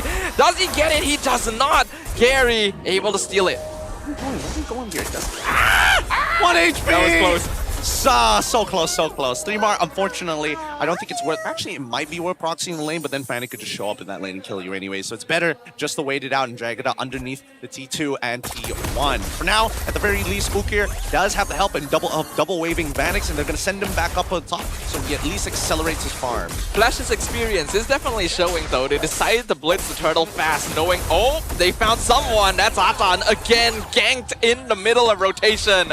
First blood to Gary. See, that's the problem here. Once the mid lanes start to collapse, then it becomes a lot more difficult. That's why the way that you trade in the lane is extremely important. Now that Team Flash has the lead, they're going to be living rent-free in the enemy jungle. Yeah, this is highly problematic and something you always have to worry about when you're playing against a Rafaela lineup. They can move around the map so quickly, and Paquito's burst is making these steals and executes so simple. Yep. I also think that Flash isn't really going out of their comfort zone as of right now, right? There's nothing that's really making them sweat at this stage of the game, and it seems like Invictus Gaming can't seem to determine that, right? They're not getting the reactions that they want outside of maybe even turtles, but even in the lane phase, like look at this, right? The fact that Ye3 getting caught out like this just for the sake of Lun to maintain priority, it might get him killed. I don't think Ye3 gets out of this one. This is the Star Moon got cancelled. Nicely done. That's so annoying. It didn't get canceled, it got unleashed early because... Wait, hold on. Hold on, they were able... Oh no, Gary actually gets executed there. He got taunted in the pit. Still did manage to steal the buff though. Yep. Because Ye3 doesn't have his all right. Yeah, it just came back right now. But that knock-up strike forces it to come out early, and he needed to charge it a little bit longer because that wall is kind of thick. Yep. If you don't get past 50% of that wall, you're just going to end up right where you started. Oh, this should be another free turtle. Gary currently, I think, 2 levels up on Lun. Yeah, he will be after this turtle. Lun only just got his Heptaseas quite recently as well, so Invictus already looking at a bit of a difficult gap to make up. Yep, this is a really good system here because they're trying to get Lun back into a position where he can test for these neutral objectives while still having gold, and it's coming at the cost of Rockji's lane. That's entire planning going into the hands of Vanix, and now arguably even the tier 1 for free.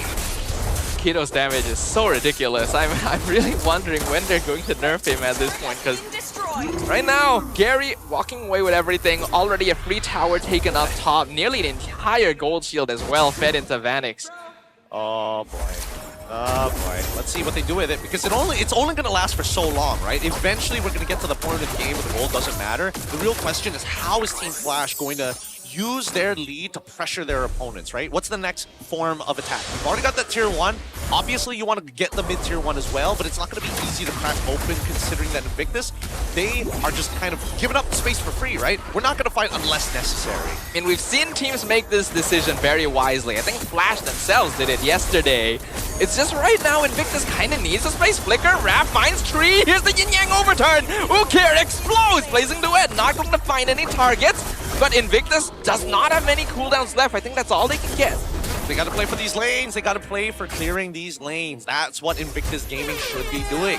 Eventually, Tricky is going to come to a point where maybe, well, I don't know. He could go for like a lightning truncheon or something to help him like speed up his wave clear. He's already got the glowing wand, but we'll see what his option for the second item is going to be.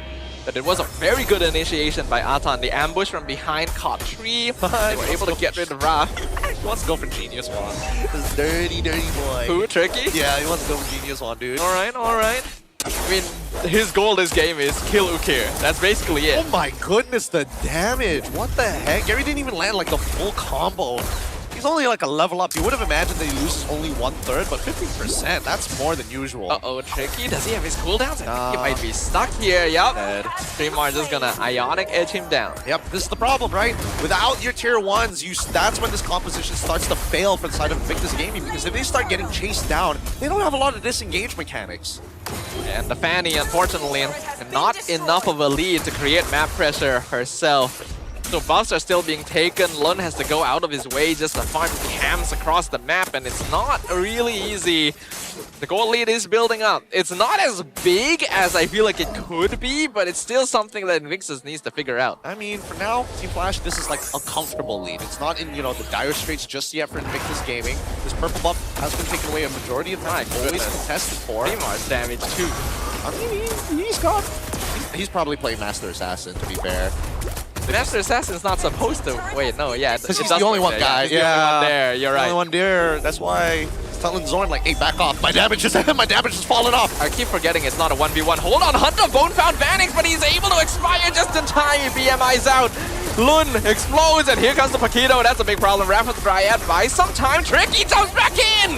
Not doing enough damage. He loses his life. That was a little silly. That was a little silly, unfortunately. However, Flash, winning out that fight was important because now they start getting the tempo back into their hands. 3mar and Ukir working very well together and making sure that the front line is maintained. I really think the Wrath of the Dryad should have came out earlier for the side of the con. Like, he should not hesitate to just throw it out if things are starting to get dire, especially when it comes down to their turrets. Yeah, they need to maintain as many of these structures as possible. They need to delay this game for like another 10 minutes or something. And so the more towers they have, the easier that will be. Team Flash is just gonna keep trying to take them. Lun really should not meet Gary. Yeah, he can't. He can't. Not when he's 3 levels down.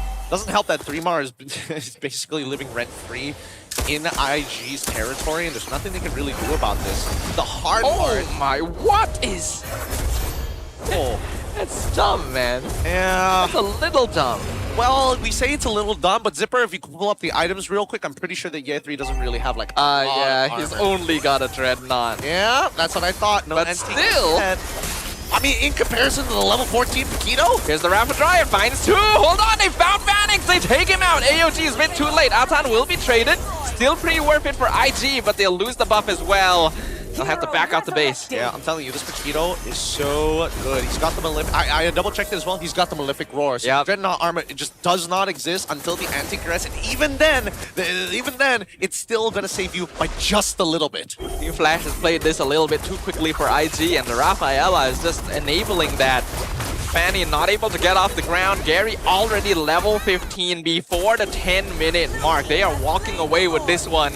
Now it will be the true test. Team Flash They have run into issues time and time again with closing out games. They have such a big lead this time. They could get their first win. It's possible, but I think it's dependent on this Wrath of the Dryad coming out from Atan. If they can force it out of him, I think they can guarantee at least one of these inhibitors no problem and arguably fight the rest of Invictus Gaming underneath the base. But I think even Flash recognizes, despite Vanix having the Trinity, it doesn't guarantee them the win just yet. Many items does Rockji have? He's not even done with the Trinity yet. Still building that golden staff. It's still fairly early, so the Lord should be manageable for now, but again, they need their towers alive, and Team Flash are pushing in. Tremart and tanks so much damage. It's a far cry from what ENG could achieve last game. Dude, Rockji is so close, so close. Once he gets into that late stage, and once he maxes out his stacks, and once it's overflowing, then he's going to be a real issue for Team Flash's side. And I mean, obviously, because of nature, you're up against the Claude. You want to dodge a Blazing Duet. It's as simple as that. Tricky also still only on 2 items. His job is very important to get an instant execute on either Vanix or Ukair, and not having items makes that tricky. The holy defenses will all burn away as the Lord falls down bottom. Victus has a bit more time, but for how much longer? That's it, Rockji. You just farm the stacks. Who cares about that wave? Who cares? Yeah. Just farm the stacks on 3mar. If 3mar's gonna do moves like that, don't waste your time because your wave clear is like as good as nothing. You just need to be around for the gold. Just farm those stacks. He needs to ramp that up quickly. I just noticed he didn't bother buying boots this entire time. Oh yeah. So he's really been greeding out to like rush this Trinity. Wait, no. Did he sell his boots to get Trinity?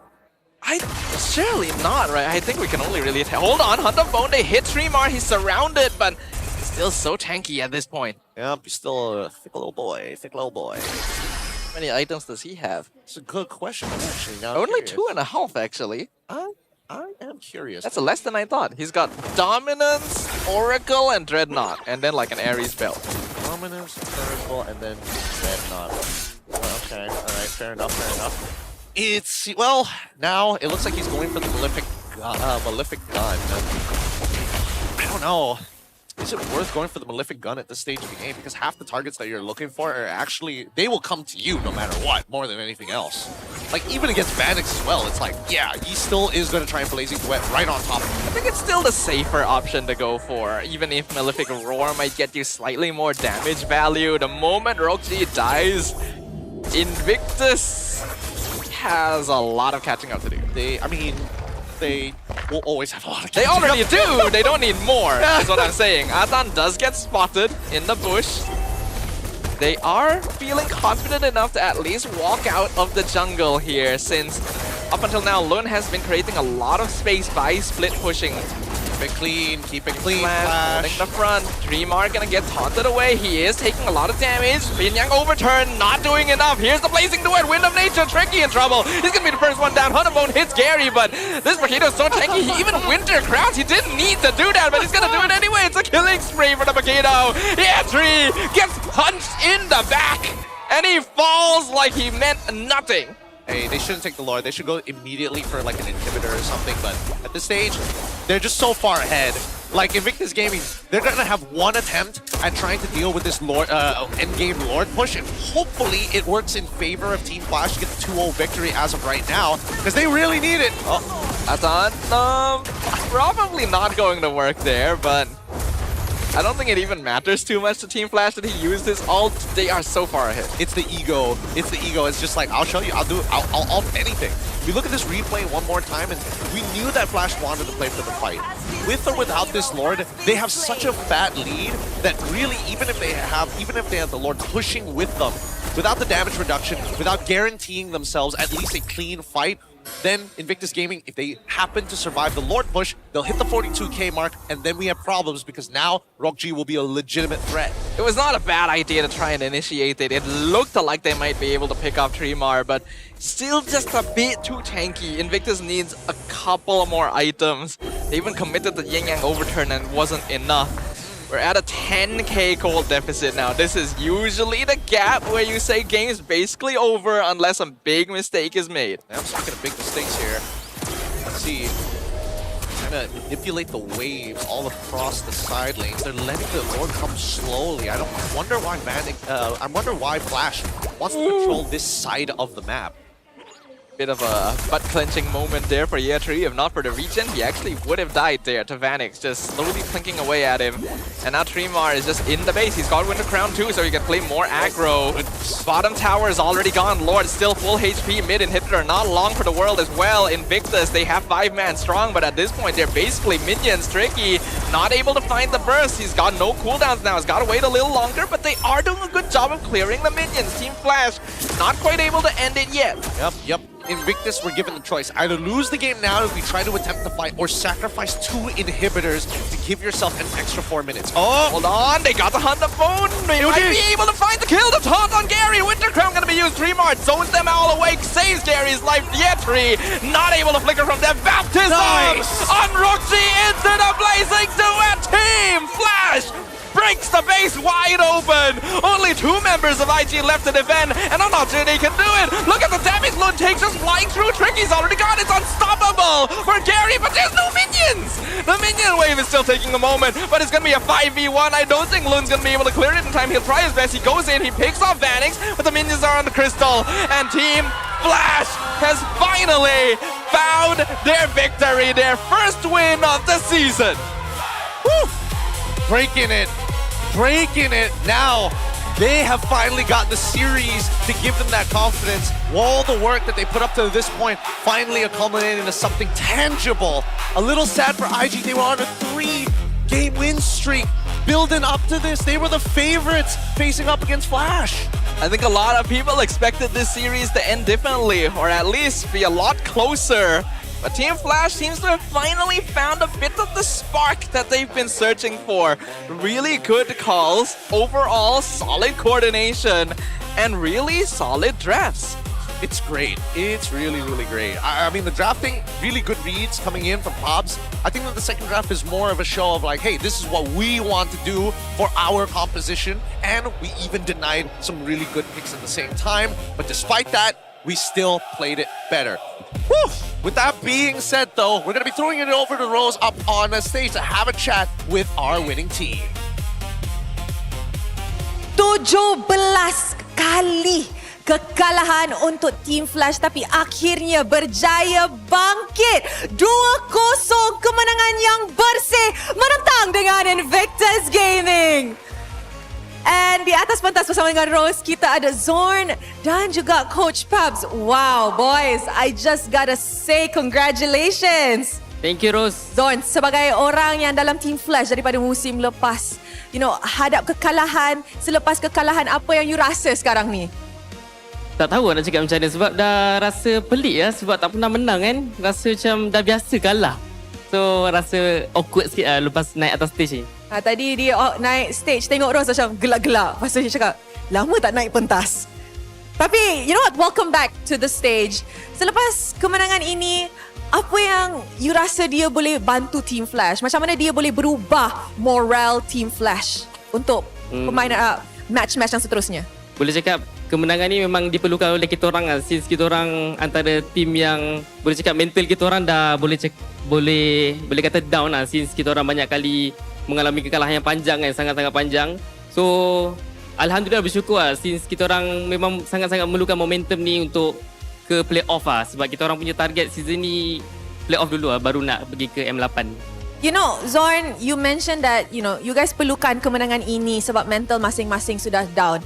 And I think Rose ada satu soalan untuk Zorn lah. Sebagai orang legenda lah, sebagai orang yang ada dalam scene MPL MY daripada musim pertama sampai sekarang. And I'm pretty sure you tak pernah lalui benda-benda macam ni kan? How would you advise kepada orang luar dekat sana yang tengah go through hardship dalam hidup diorang untuk, kekalkan semangat, teruskan, jangan putus asa? Percaya je lah yang satu hari nanti kita punya rezeki tu akan sampai guys. Sebab tipu lah kalau kata macam kita ni hidup tanpa ada rezeki yang kita sangka kan. So macam walaupun korang bersusah payah macam ni kena kan, macam kita orang ni, tapi still korang kena percaya yang one day korang akan sampai lah, tiba waktunya. Wow, goosebumps. Goosebumps. Rindu Rose dengan Zorn punya jawab-jawab di atas pentas. And of course, kita pun nak tanya Coach Pubs. Coach Pubs. Yes, saya. Hi. Hello. First, akhirnya. Betul. Rasa macam masuk grand final, Pak. Rasa macam dah layak grand final lah. Betul. Dah dapat tiket M8 dah. Now, coach, mungkin kita boleh borak sikit pasal Team Flash sebab bila kita dapat tahu line up Team Flash and Rose pun banyak baca comments online. Ramai orang cakap, oi, ni line up contender. Lepas tu Rose pun dengar beberapa cerita online ataupun beberapa news daripada kawan-kawan luar negara di mana Team Flash perform dengan sangat-sangat baik di Scream. You know, ramai orang takut nak lawan Team Flash di Scream. Tapi kenapa dia susah nak translate di pentas MPL? Saya rasa perbezaan utama antara Scream dengan main tournament adalah pressure itulah. Mungkin di Scream kita main tanpa pressure, kita berani ambil risk. So sebab itulah kita bermain dengan baik lah dekat Scream. Cuma on stage tu kalau perasan, walaupun Team Flash menang early game, kita tak nak ambil the risk. Kita tak nak main secara agresif. Tapi hari ni kita dah decide, whatever happen, kita main je agresif. Kalah-kalah lah. So kalau menang, alhamdulillah rezeki. Alright. Nak tanya, pressure tu datang dari mana? Adakah sebab dia macam banyak sangat loose streak, you guys are so pressured untuk come on lah, boleh lah satu menang je pun. Is it daripada tu ataupun dari faktor lain? Maybe sebab kita orang semua player baru. I mean Zone seorang je yang stay dan yang lain baru. So mungkin masing-masing ada nak tunjukkan something tapi tak nak ambil risiko yang terlalu besar. And kat sini pun mostly veteran kan. So semua macam, oh kalau aku tak perform, teammate aku mesti perform. So mungkin mindsetnya macam tu, kita tak tahu. Tapi ya, players hari ni bermain dengan sangat baik lah. Alright. Now, Coach Pubs, semalam Team Flash baru je hadap satu kekalahan lah kan. And it was a comeback. Macam biasa, kalau early game Team Flash pegang, late game tu kita risau sikit sebagai audience. Tapi kenapa hari ni you guys macam ada mindset yang berbeza? Macam mana you dapat berubah mindset 280 degrees in a span of 12 jam, 24 jam? Dulu kalau saya dekat Vamos, orang panggil tu passive Vamos. Betul tak? Early pegang, kalah. Mungkin saya dah bawa passive Vamos jadi passive Flash kan. So saya tak tahulah. Cuma dalam tempo 12 jam, mungkin kurang daripada sehari ni. Memang semalam habis game, kita deep talk sikit lah. Memang literal deep talk lah. Saya panggil player and habis game kita just bagi tahu apa yang kita rasa kita tak okay. I mean player to player, player to coach, coach to player. Itu yang kita memang buat secara betul dalam lah tu. So itulah yang jadi.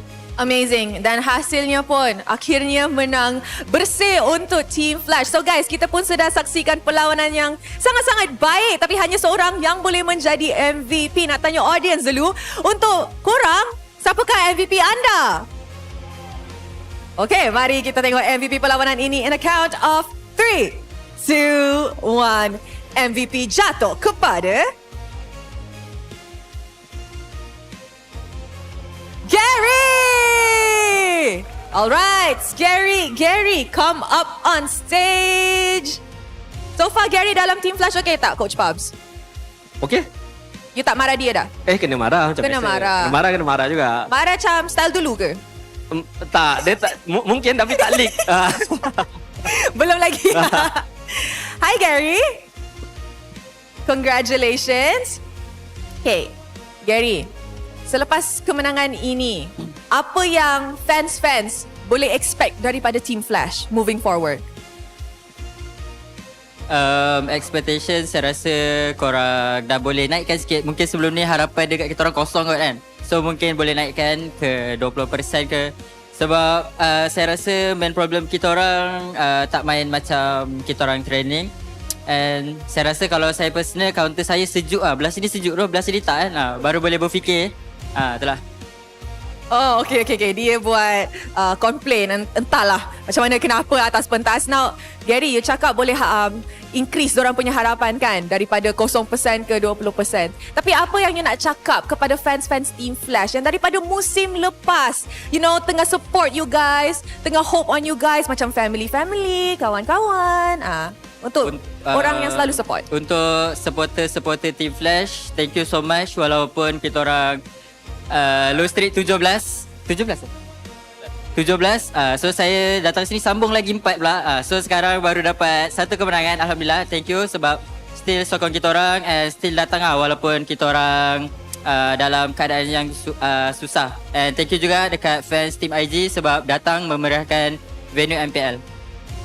Tahniah sekali lagi dan terima kasih. Akhirnya Rose pun sudah interview Team Flash di atas pentas. With that, mari let's show it back to our casters to analyze apa yang terjadi dalam kemenangan Team Flash ini. Let's go. With that being said, our MVP of this game goes over to Gary on his Paquito, a 7-1-2 finish with 870 GPM. He made sure he accelerated his game. Once he had that 2 to 3 level lead, you could feel it. You could feel it. He wanted to be part of everything. Paquito is still such an oppressive hero, man. It is so difficult to handle him before he's even farmed. If he's got those items, if he's got that gold lead, it is a monster in man's clothing, and Gary piloting him very, very well, matching the split push pressure of Lun, trying to delay the game out, not giving him that opportunity, identifying the right angles to enter from, and it certainly helps having a Rafaela to keep you topped up. It really is, but that's the thing, right? I like the fact that Flash was making sure that they weren't being generous with their resources, right? They were very efficiently distributing it across the map to make sure that when they found those small wins and when they understood, hey, we forced out the retribution from Lun and we know their topside jungle is still available, let's maximize that, steal away those camps, send Gary into those types of positions where you can actually be aggressive to make it all work out. But then as we see the item list, like, it's pretty straightforward and unfortunately really, really sad for Lun. If he was able to get his early game item, there's an opportunity where Vanix was punishable in lane. It's very important for a Fanny around the first turtle timing to get something done. Yep. Before level 4 or during the fight itself. In this case, IG decided not to go for early gank. They wanted to commit to get the second purple buff, then fight turtle. And Flash realized this, so we're not gonna let you do that. We instantly blitz the turtle. We realize, hey, we're winning the fight. Let's steal the buff. From there, it's downhill for IG. It was downhill. It was downhill. I mean, it's not even for the fact that, like, Gary did. He's walking in there. He doesn't even have retribution. It's just forcing those resources out of Lun to make sure that he doesn't have it for at least, you know, a minute plus. And that's the important thing, because then that's when Flash can really take advantage. Sorry, I say a minute plus, but like more like 35 seconds. That way, he can use that window to start stealing away not only camps, but gaining priority in the places that actually matter. So when we're going to be starting to talk about some of these clips here, I think one of the biggest problems that we see in this game is when you don't have pressure and you don't have priority is what I'm looking for. That's when it becomes really, really difficult for a draft like IG to actually work out. You have side lanes that are designed to either sandbag or at the bare minimum look to scale. The only out that they had was actually in the mid lane along with this Kagura, right? The mid trio was supposed to actually find the win somewhere. If they were able to specifically attack Ukir, then it becomes a much easier setup for a Lun on Fanny to just come in and take him out. Sadly, Kagura really needs like those first 1 or 2 items before she can consistently burst people down, even squishier targets. So IG already went into this with the thought of like, we may not be able to fight that early and we have to try and get advantage through map, through buffs. Weren't able to really secure that. So even though this time around they do have tanks that can frontline for them, now the issue is they don't have enough damage. Because Fanny and Kagura are bursty and need items to burst.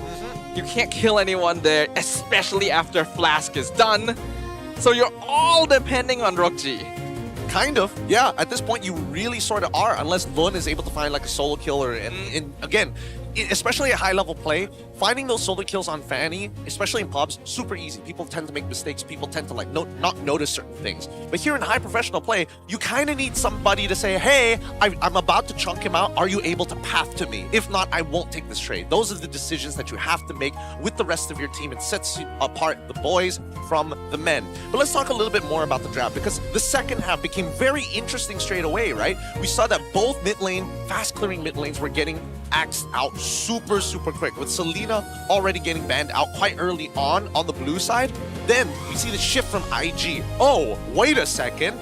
We actually can almost guarantee that nobody can stop this Fanny, so we're going to ban out specifically the marksmans. And smartly enough from Pops' side, we're going to say, you know what, we're just going to get the Swiss Army knife of the gold lane. We got the Claude, and what else do you have? What were you going to play for the side of Rokji, if not for Obsidia? He could have gone for Clint, but then you have the problem. They already had revealed the God Thought. Well, you can't play immobile marksman because there's the Gathot around. You can't play overly early focused marksman because if it doesn't work, then your entire comp is early, so there's no late game insurance. If you play late game, you have to deal with a very fast moving early game lineup with not enough damage to handle it. So again, Flash drafted this really, really well. I think teams really need to stop giving Raph and Uranus in one comp. And unfortunately, my fears about Esme continue to be founded. The hero just doesn't seem good enough. Yeah, it doesn't seem good enough, but I can make it super simple, right? What was the biggest mistake in this potential draft? The fact that blue side was banning out the Freya. There's no need for it. There is no need to ban out this Freya. You are on blue side. You have the advantage of playing this Freya basically anywhere. You can put him in EXP, you can put him in jungle if you want to. It doesn't necessarily have to be in the gold lane. You just need it to scale. That's the whole purpose of it, right?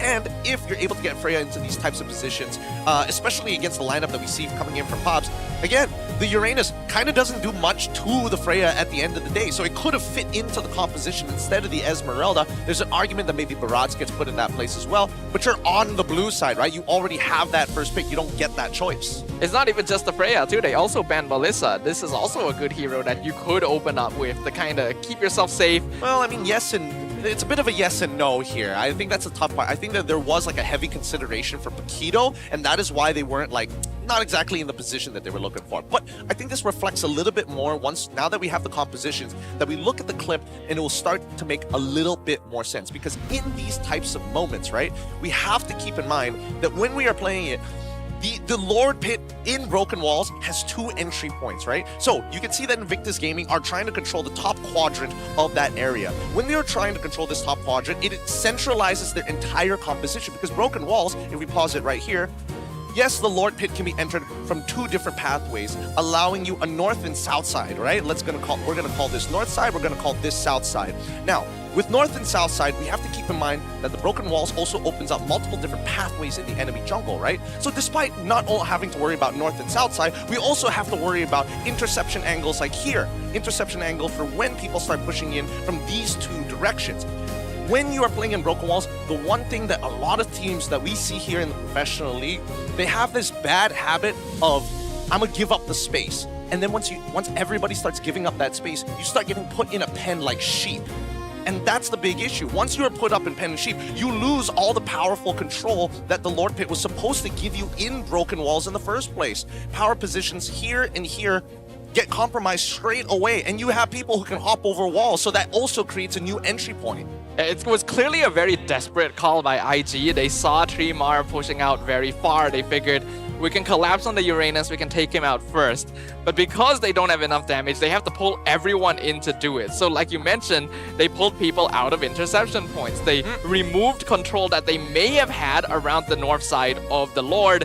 And all of it from one guy. This is what a Uranus is supposed to be capable of. Yes. This is what IG was missing last game. Primar literally in their face. Yetri should be doing the same thing, but at this point, the Esme just cannot frontline anymore. Exactly. I mean, technically, she's supposed to be able to, but the goal disparity is too big. This is an 8K lead that they're working with here, right? And Yetri, unfortunately, had died too many times in their previous fights to be able to kind of maintain. By the end of the game, he was barely getting his 3rd item in, even though we're like 13 minutes into this game, which is, again, super slow for an EXP laner to actually scale.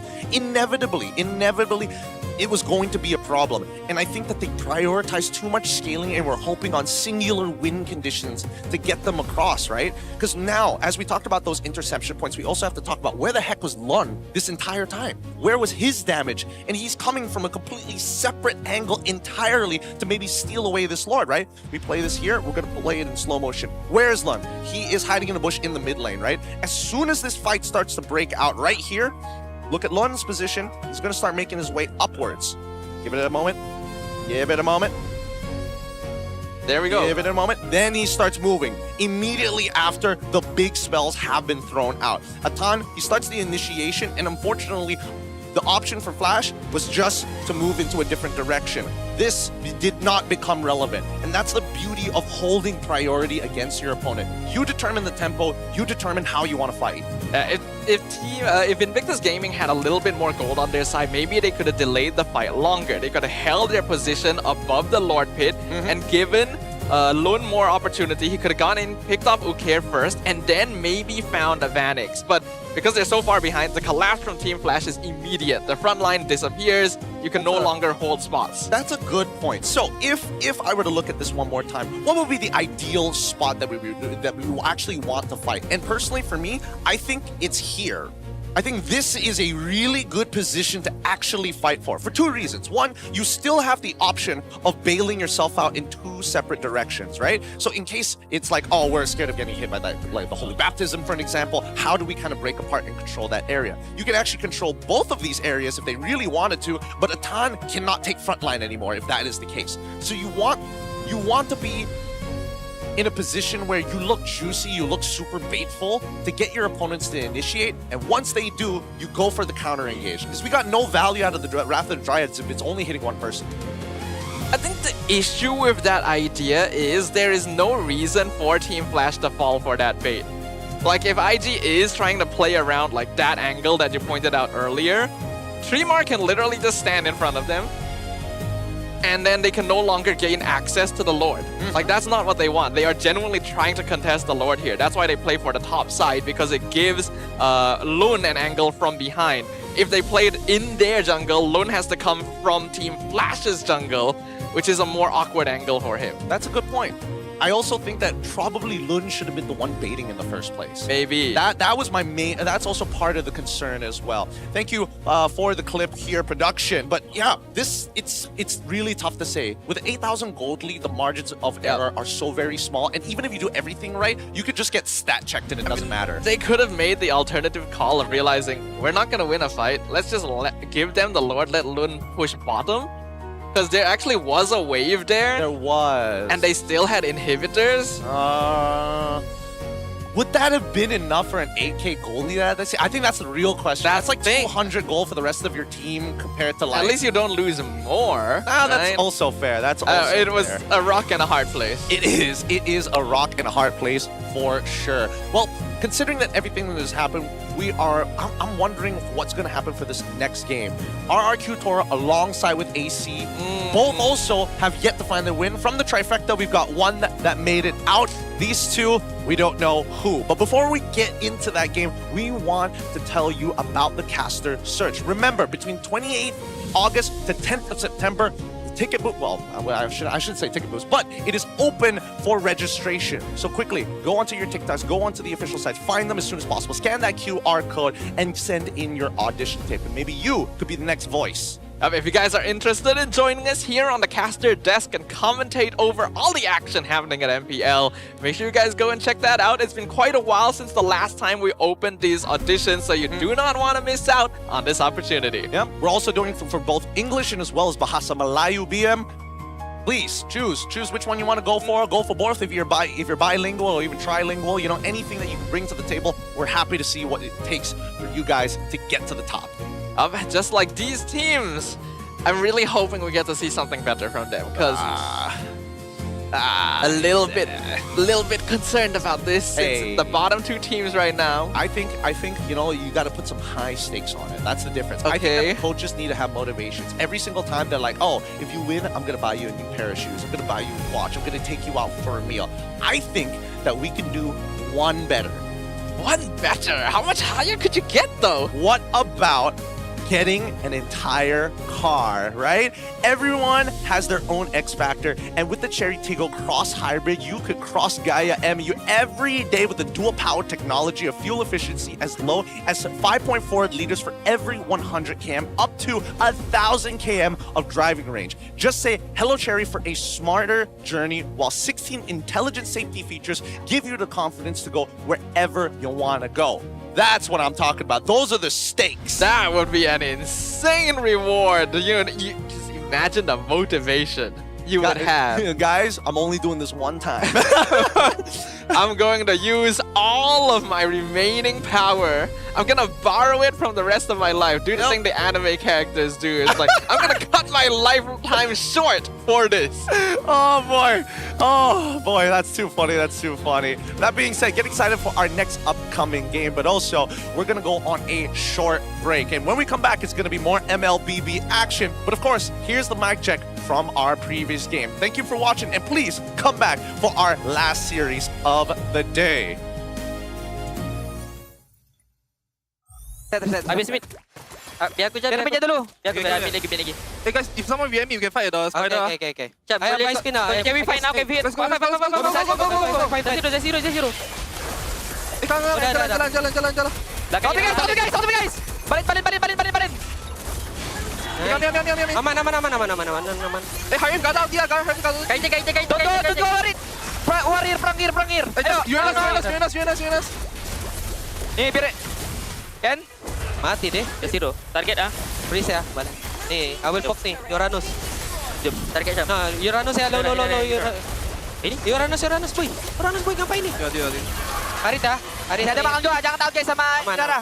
Kena. Guys, watch me. Nice one. Tower kan? Yang tower guys. Nice boy. Berarti. Aku ada Cari posisi tan. Jago ya? Ya, aman. Solid. Motor aku. Motor target aja. Lihat. Kosan lagi. Mati rapanya guys. Double blazing lagi mid aman. SMH. Guys, mid. If they go mid, just go guys Lihat tujuan juga guys. Nih guys. Go. Orang aja guys.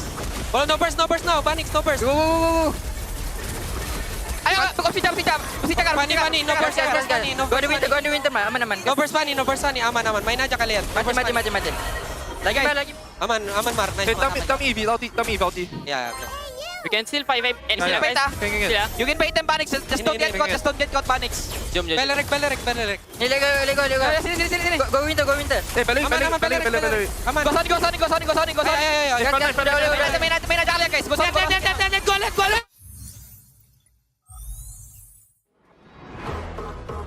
Nak lebih power?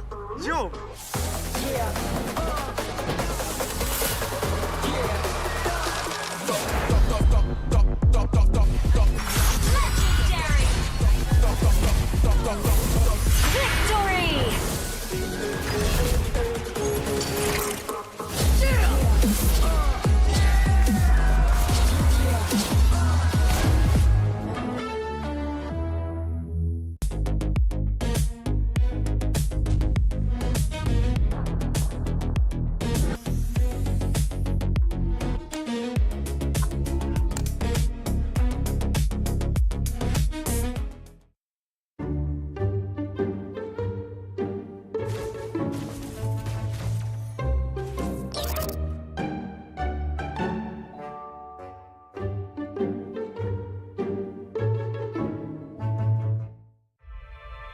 We believe breaking the limits is our key to success.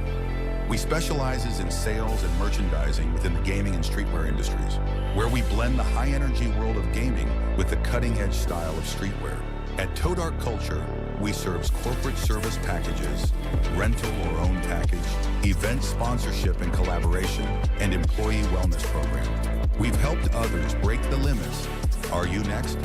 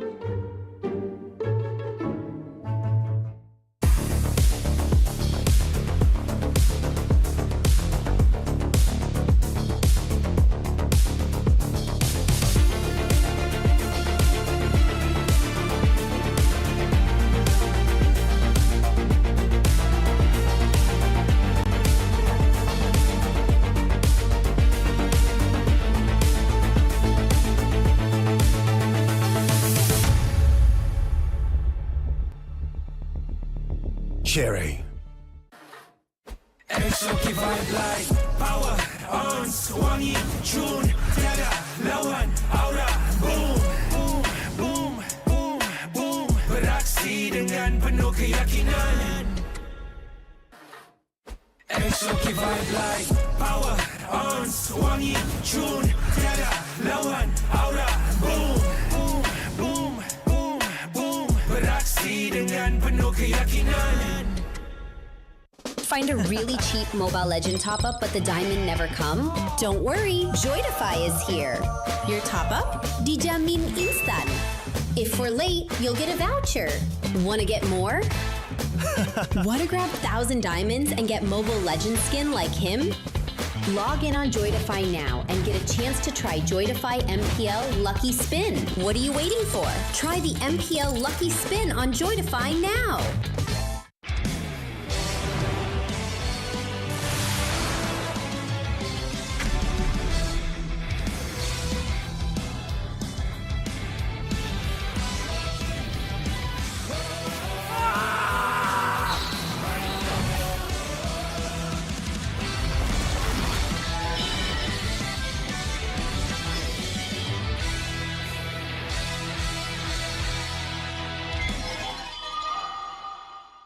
Tengok MPL Malaysia dekat Tonton dapat skin idaman? Stream MPL Malaysia musim ke-18 live ditonton mulai 14 Ogos sehingga 1 November ni boleh menang sampai 40,000 diamonds. Siapa nak bagi? Senang je. Stream perlawanan MPL Malaysia di live TV Tonton untuk mengumpul mata. Lagi lama korang tonton, lagi tinggi peluang untuk menang. Imbas kod QR untuk maklumat lanjut dan mula kumpul mata korang di Tonton sekarang.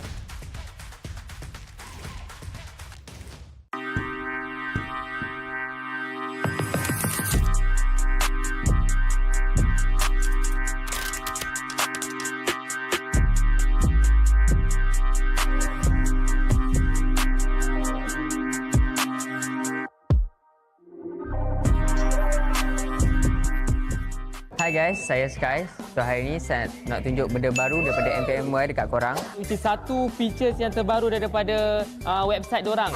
Kalau korang nak tahu sekarang korang boleh pilih untuk pembelian tiket. Tapi yang best sekali dia ada view.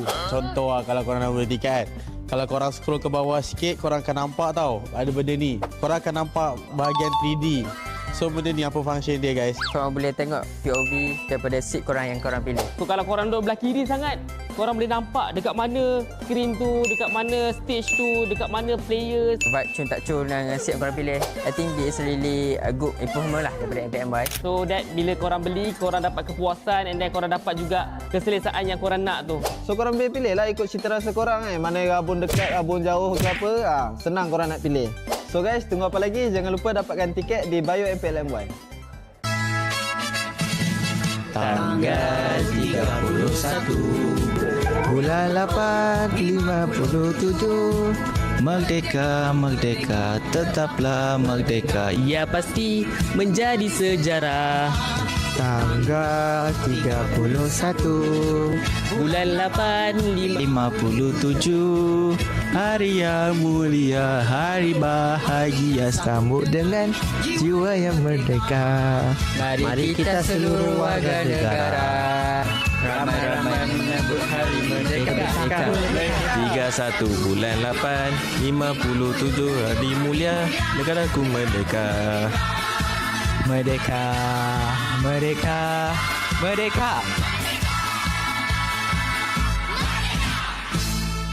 Kita juga nak berbincang sedikit dan nak juga berkongsi informasi mengenai MPL. Apa yang menarik itu? Tahukah anda semalam GMX Kelantan menang besar banget. Semalam je? 2-0. Hari sebelumnya pun menang besar juga. Yang sebelumnya lagi? Yang sebelum tu, Rin. Kita nak tunggu-tunggu sebab janganlah sembang yang menang je. Siapa yang kalah juga? Untuk kumpulan A, DX King mendahului carta dengan 2 kemenangan, 3 aggregate point, baru 2 perlawanan mereka mainkan untuk minggu kali ini. Sementara On Point Esport tak ada sebarang kemenangan lagi. Dan korang mesti nak tahu SRGA, mereka menang 2 tapi kalah 1. Lawan siapa? DX King. Ya, selaku peneraju liga untuk kumpulan A. Tapi ni kumpulan A.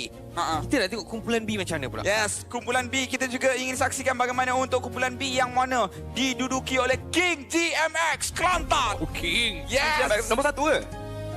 Kita kena tengok lah, Rin. Kita kena tengok. Masih awal untuk kita berbincang mengenai siapa di tempat pertama, siapa di tempat kedua kerana liga masih panjang. Nombor 2 sih. Dia kata nak sama level dengan SRGA.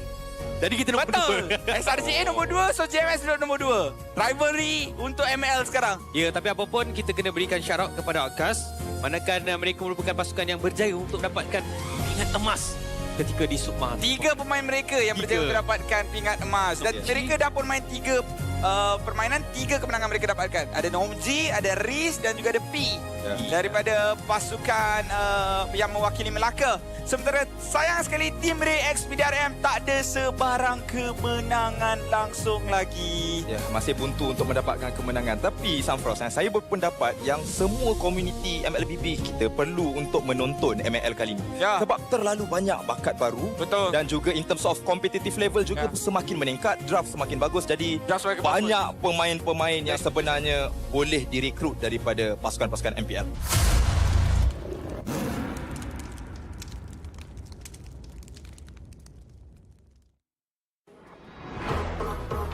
Nak lebih power? Jom!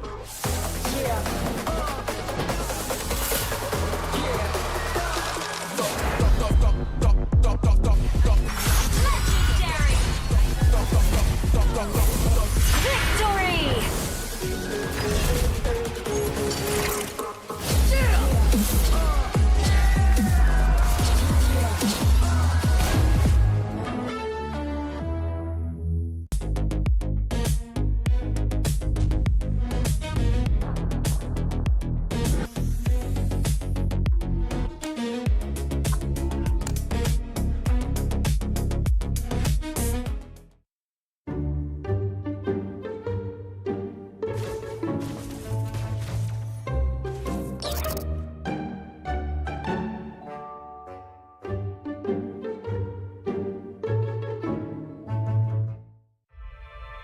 We believe breaking the limits is our key to success. We specialize in sales and merchandising within the gaming and streetwear industries, where we blend the high-energy world of gaming with the cutting-edge style of streetwear. At Toe Dark Culture, we serve corporate service packages, rental or own package, event sponsorship and collaboration, and employee wellness program. We've helped others break the limits. Are you next?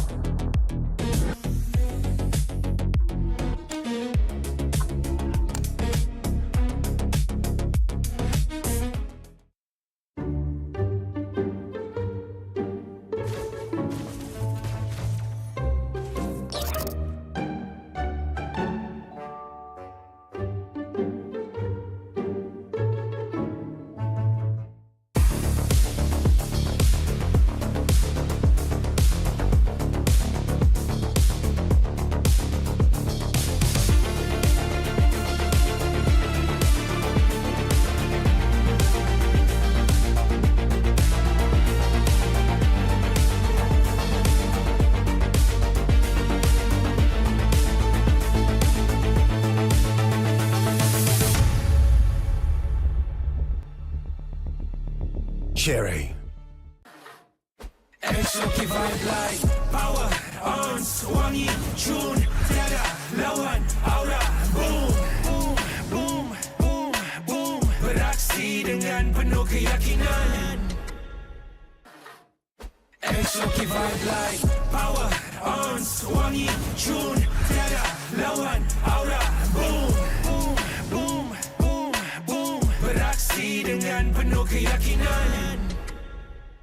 Find a really cheap Mobile Legend top-up but the diamond never come? Don't worry, Joydify is here.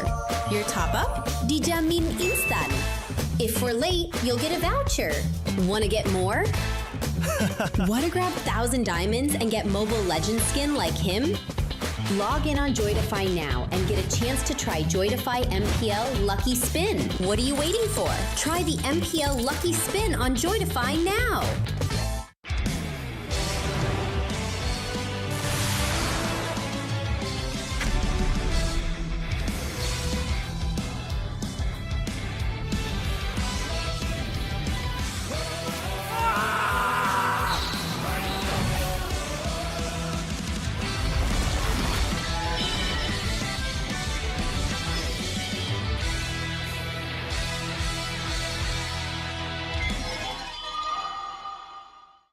Tengok MPL Malaysia dekat Tonton dapat skin idaman?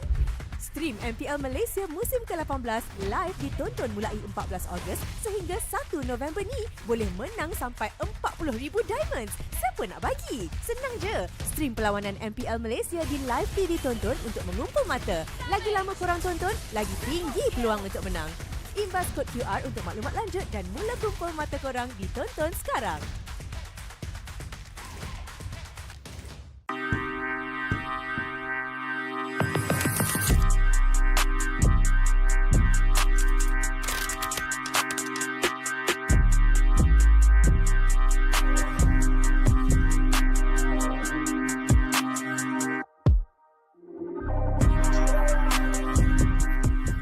Hai guys, saya Sky. So hari ni saya nak tunjuk benda baru daripada MPL dekat korang. Which is satu features yang terbaru daripada website diorang. Kalau korang nak tahu sekarang, korang boleh pilih untuk pembelian tiket. Tapi yang best sekali dia ada view. Contoh lah kalau korang nak beli tiket kan. Kalau korang scroll ke bawah sikit, korang akan nampak tau ada benda ni. Korang akan nampak bahagian 3D.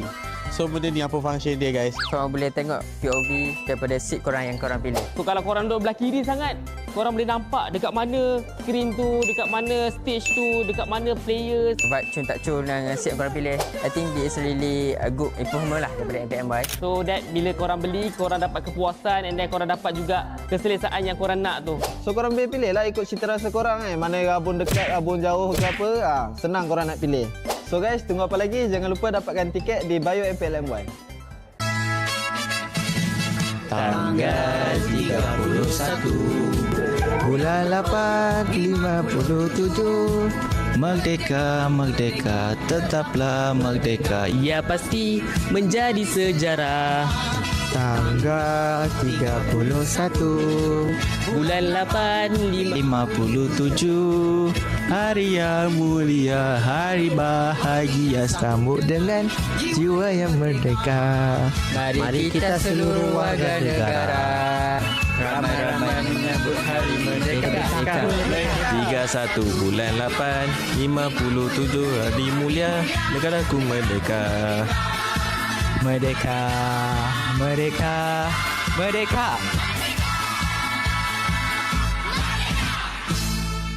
Kita juga nak berbincang sedikit dan nak juga berkongsi informasi mengenai MPL. Apa yang menarik itu? Anda semalam, GMX Kelantan menang besar, Mat. Semalam je? 2-0. Hari sebelumnya pun menang besar juga. Yang sebelumnya lagi? Yang sebelum tu, Rin. Yang kita nak tunggu-tunggu sebab janganlah sembang yang menang je. Sembang yang kalah juga. Untuk kumpulan A, DX King mendahului carta dengan 2 kemenangan, 3 aggregate point, baru 2 perlawanan mereka mainkan untuk minggu kali ini. Sementara On Point Esport tak ada sebarang kemenangan lagi. Dan korang mesti nak tahu SRGA, mereka menang 2 tapi kalah 1. Lawan siapa? DX King. Ya, selaku peneraju liga untuk kumpulan A. Tapi ni kumpulan A. Kita nak tengok kumpulan B macam mana pula. Yes, kumpulan B kita juga ingin saksikan bagaimana untuk kumpulan B yang mana diduduki oleh King GMX Kelantan. Oh, King. Yes. Nombor 1 ke? Kita kena tengok lah, Rin. Kita kena tengok. Masih awal untuk kita berbincang mengenai siapa di tempat pertama, siapa di tempat kedua kerana liga masih panjang. Nombor 2. Nombor 2 sih. Dia kata nak sama level dengan SRGA. Jadi kita nombor 2. Betul. SRGA nombor 2, so GMS duduk nombor 2. Rivalry untuk ML sekarang. Ya, tapi apapun kita kena berikan syarat kepada Outcast. Manakala mereka merupakan pasukan yang berjaya untuk dapatkan pingat emas ketika di Sukma. 3 pemain mereka yang berjaya untuk dapatkan pingat emas. Dan mereka dah pun main 3 permainan, 3 kemenangan mereka dapatkan. Ada Nomji, ada Riz dan juga ada P daripada pasukan yang mewakili Melaka. Sementara sayang sekali tim Ray X PDRM tak ada sebarang kemenangan langsung lagi. Ya, masih buntu untuk mendapatkan kemenangan. Tapi Samfros, saya berpendapat yang semua komuniti MLBB kita perlu untuk menonton ML kali ini. Ya. Sebab terlalu banyak bakat baru. Betul. Dan juga in terms of competitive level juga semakin meningkat, draft semakin bagus. Jadi banyak pemain-pemain yang sebenarnya boleh direkrut daripada pasukan-pasukan MPL.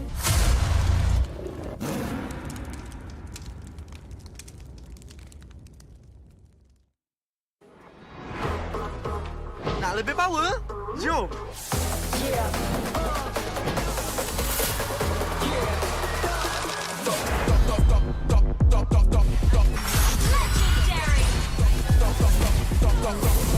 Victory!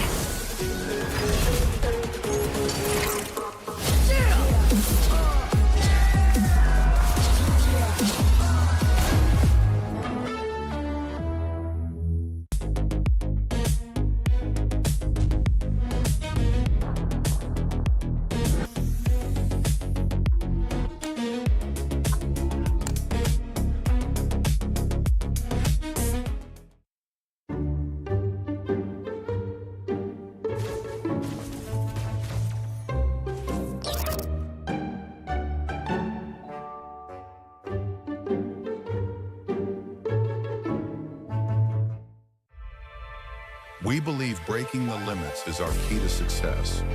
We specializes in sales and merchandising within the gaming and streetwear industries, where we blend the high-energy world of gaming with the cutting-edge style of streetwear. At Toe Dark Culture, we serve corporate service packages, rental or own package, event sponsorship and collaboration, and employee wellness program. We've helped others break the limits. Are you next?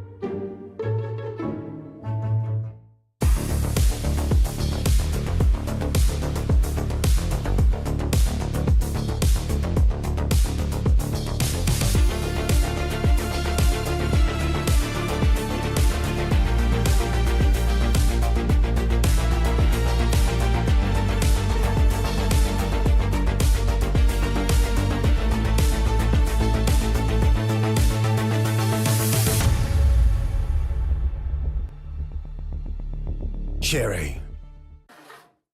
Exotic vibe like power on wangi June tiada lawan aura boom boom boom boom boom beraksi dengan penuh keyakinan.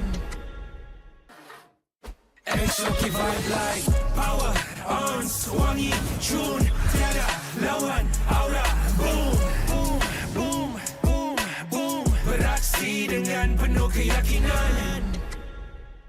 Find a really cheap Mobile Legend top-up but the diamond never come? Don't worry, Joydify is here.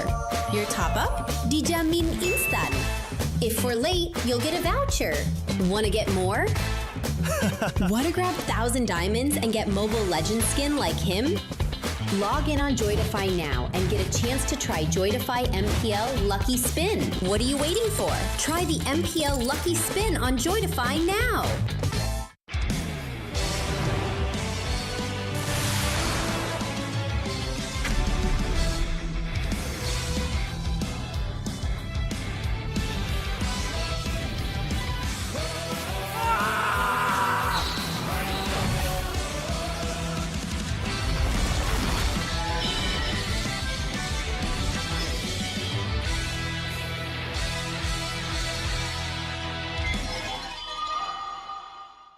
Tengok MPL Malaysia dekat Tonton dapat skin idaman? Stream MPL Malaysia musim ke-18 live ditonton mulai 14 Ogos sehingga 1 November ni. Boleh menang sampai 40,000 diamonds. Siapa nak bagi? Senang je. Stream perlawanan MPL Malaysia di live TV Tonton untuk mengumpul mata. Lagi lama korang tonton, lagi tinggi peluang untuk menang. Imbas kod QR untuk maklumat lanjut dan mula kumpul mata korang di Tonton sekarang.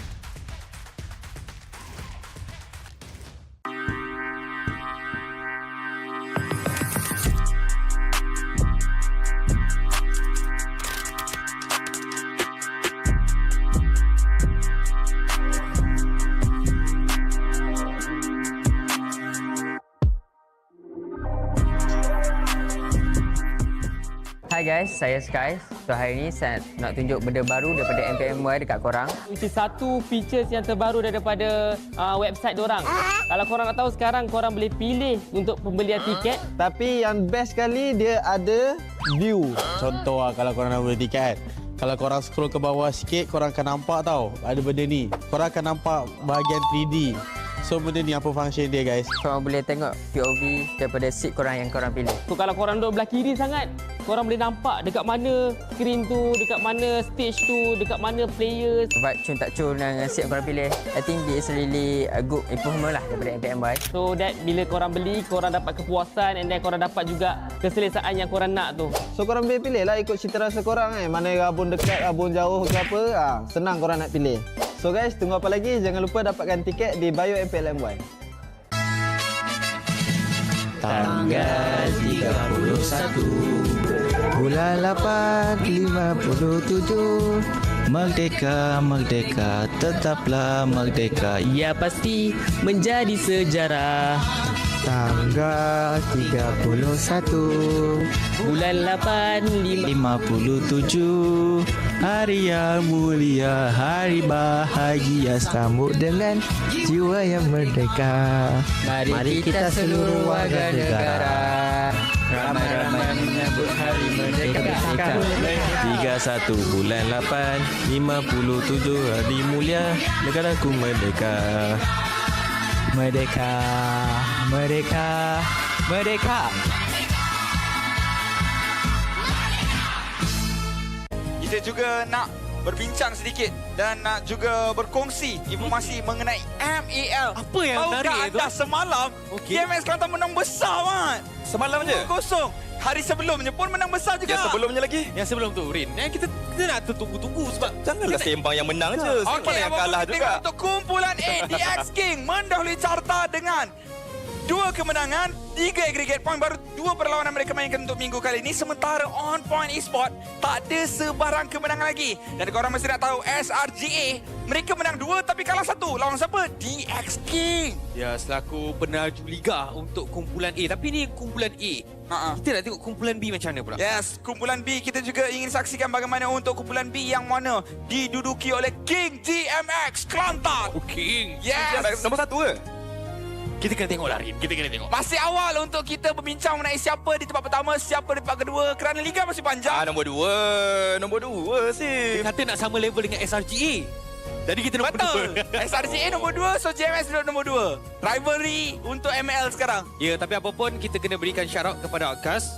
Manakala mereka merupakan pasukan yang berjaya untuk dapatkan pingat emas ketika di Submahal. 3 pemain mereka yang berjaya untuk dapatkan pingat emas. Dan mereka dah pun main 3 permainan, 3 kemenangan mereka dapatkan. Ada Nomji, ada Riz dan juga ada P daripada pasukan yang mewakili Melaka. Sementara sayang sekali tim Ray X PDRM tak ada sebarang kemenangan langsung lagi. Ya, masih buntu untuk mendapatkan kemenangan. Tapi Samfros, saya berpendapat yang semua komuniti MLBB kita perlu untuk menonton ML kali ini. Ya. Sebab terlalu banyak bakat baru. Betul. Dan juga in terms of competitive level juga semakin meningkat. Draft semakin bagus. Jadi banyak pemain-pemain yang sebenarnya boleh direkrut daripada pasukan-pasukan MPL.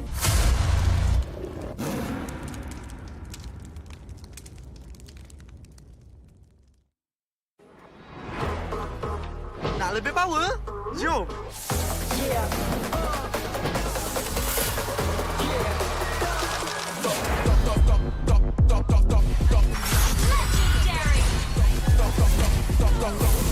Victory!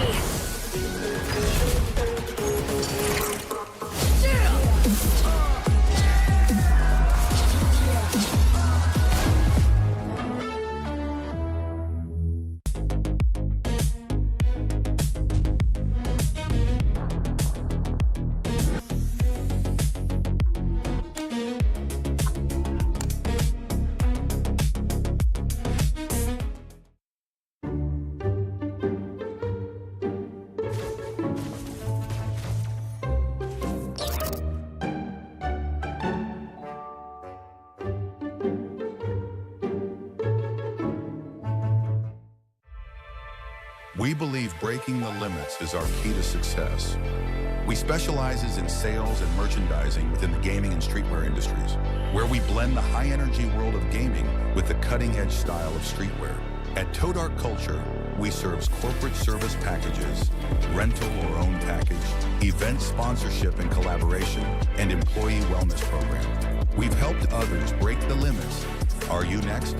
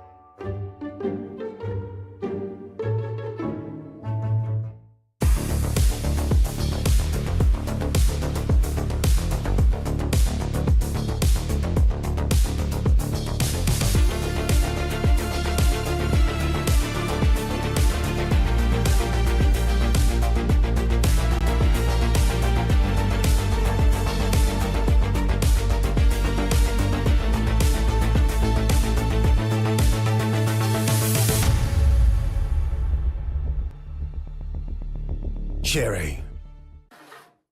Exotic vibe like power on wangi June tiada lawan aura boom boom boom boom boom beraksi dengan penuh keyakinan.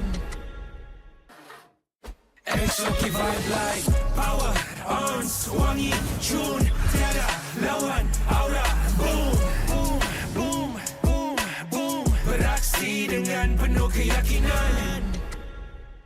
Find a really cheap Mobile Legend top-up but the diamond never come? Don't worry, Joydify is here. Your top-up? Dijamin instan. If we're late, you'll get a voucher. Want to get more? Want to grab 1,000 diamonds and get Mobile Legend skin like him? Log in on Joydify now and get a chance to try Joydify MPL Lucky Spin. What are you waiting for? Try the MPL Lucky Spin on Joydify now.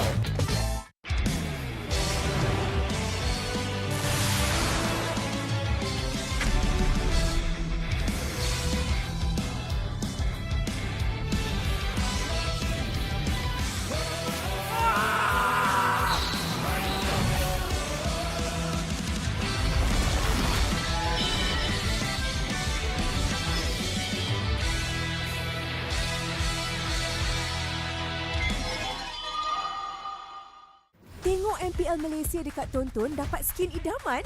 Stream MPL Malaysia musim ke-18 live ditonton mulai 14 Ogos sehingga 1 November ni. Boleh menang sampai 40,000 diamonds. Siapa nak bagi? Senang je. Stream perlawanan MPL Malaysia di live TV Tonton untuk mengumpul mata. Lagi lama korang tonton, lagi tinggi peluang untuk menang. Imbas kod QR untuk maklumat lanjut dan mula kumpul mata korang di Tonton sekarang.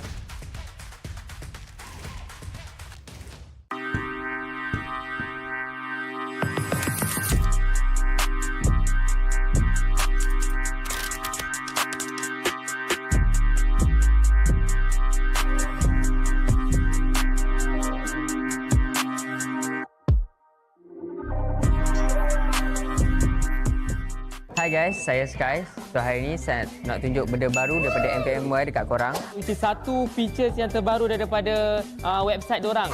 Kalau korang nak tahu sekarang korang boleh pilih untuk pembelian tiket. Tapi yang best sekali dia ada view. Contoh kalau korang nak beli tiket. Kalau korang scroll ke bawah sikit, korang akan nampak tau ada benda ni. Korang akan nampak bahagian 3D. So benda ni apa function dia guys? Korang boleh tengok POV daripada seat korang yang korang pilih. So kalau korang duduk belah kiri sangat, korang boleh nampak dekat mana screen tu, dekat mana stage tu, dekat mana players. Vibe cun tak cun dengan seat korang pilih. I think this really a good improvement lah daripada MPMY. So that bila korang beli, korang dapat kepuasan and then korang dapat juga keselesaan yang korang nak tu. So korang boleh pilih lah ikut cita rasa korang Mana rabun dekat, rabun jauh ke apa. Senang korang nak pilih. So guys, tunggu apa lagi? Jangan lupa dapatkan tiket di bio MPLMY. Tanggal 31 bulan 8 57 Merdeka, merdeka, tetaplah merdeka. Ya pasti menjadi sejarah.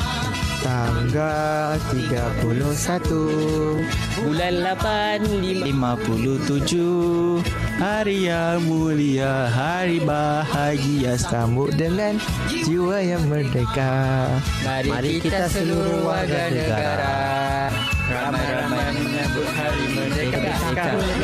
31 bulan 8 57 hari mulia, negaraku merdeka. Merdeka, merdeka, merdeka. Kita juga nak berbincang sedikit dan nak juga berkongsi informasi mengenai MPL. Apa yang menarik itu? Anda semalam GMX Kelantan menang besar, Mat. Semalam je? 2-0. Hari sebelumnya pun menang besar juga. Yang sebelumnya lagi? Yang sebelum tu, Rin. Kita nak tunggu-tunggu sebab janganlah sembang yang menang je. Sembang yang kalah juga. Untuk kumpulan A, DX King mendahului carta dengan 2 kemenangan, 3 aggregate point, baru 2 perlawanan mereka mainkan untuk minggu kali ini. Sementara On Point Esport tak ada sebarang kemenangan lagi. Dan korang mesti nak tahu SRGA, mereka menang 2 tapi kalah 1. Lawan siapa? DX King. Ya, selaku penaju liga untuk kumpulan A. Tapi ni kumpulan A. Kita nak tengok kumpulan B macam mana pula? Yes, kumpulan B kita juga ingin saksikan bagaimana untuk kumpulan B yang mana diduduki oleh King GMX Kelantan. King. Yes. Nombor 1 ke? Kita kena tengok lah, Rin. Kita kena tengok. Masih awal untuk kita berbincang mengenai siapa di tempat pertama, siapa di tempat kedua kerana liga masih panjang. Nombor 2 sih. Dia kata nak sama level dengan SRGA. Jadi kita nombor 2. Betul. SRGA nombor 2, so JMS duduk nombor 2. Rivalry untuk ML sekarang. Ya, tapi apapun kita kena berikan syarat kepada Outcast.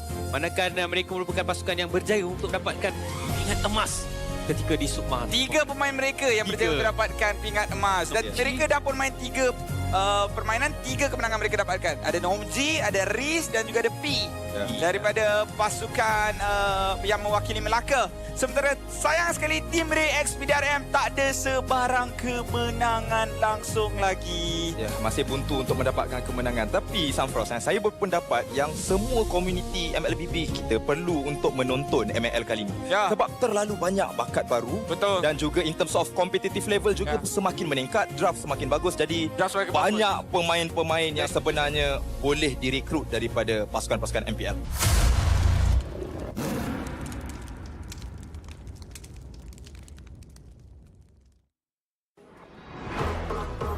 Nak lebih power? Jom!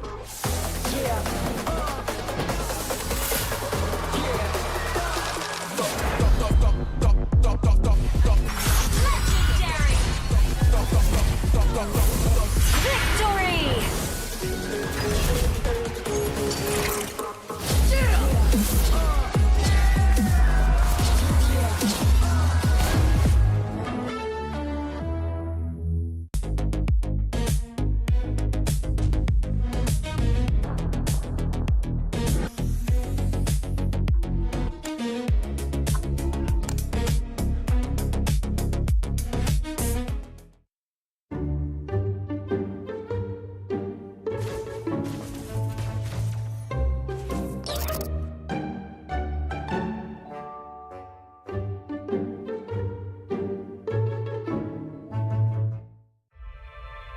We believe breaking the limits is our key to success.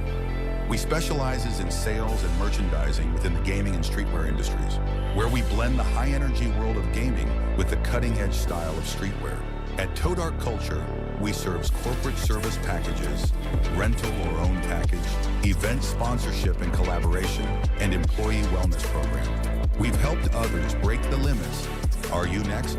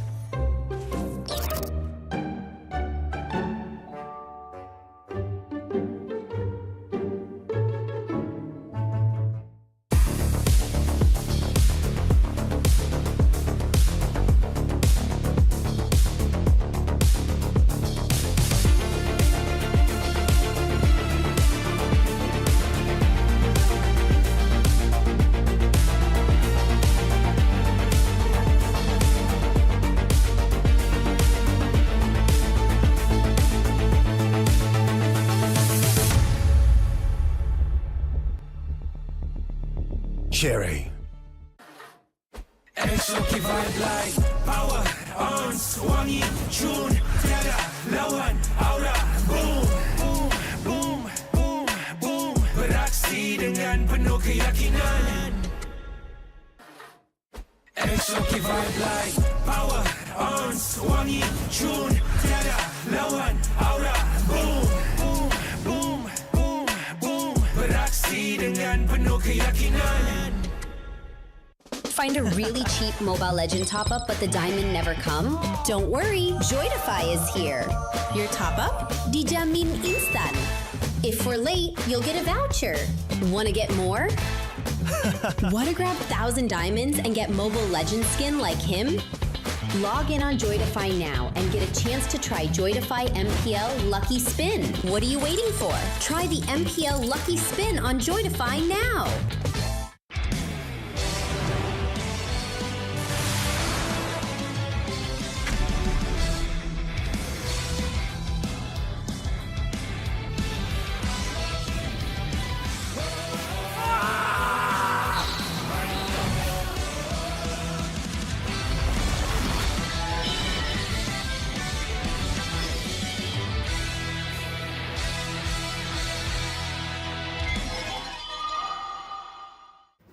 MPL Malaysia dekat Tonton dapat skin idaman? Stream MPL Malaysia musim ke-18 live ditonton mulai 14 Ogos sehingga 1 November ni. Boleh menang sampai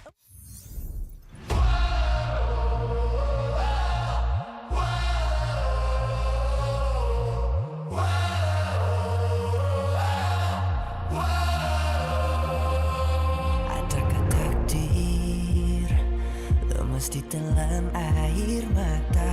Selamanya ku takkan di bawah perjalananku sampai ke puncak. Dalam perjuangan, bila hati terang menyala, setiap luka jadi kekuatan. Pengorbanan yang jauh ujungnya. Sudah tiba masanya melangkah takdir, jalan yang gentir ku tempuh. Bangkit bersama kita juara, membanggakan negara. Kita kawan pentas dunia, Wira Arena. Bangkit bersama kita juara, membanggakan negara. Kerana di hujung cerita pastinya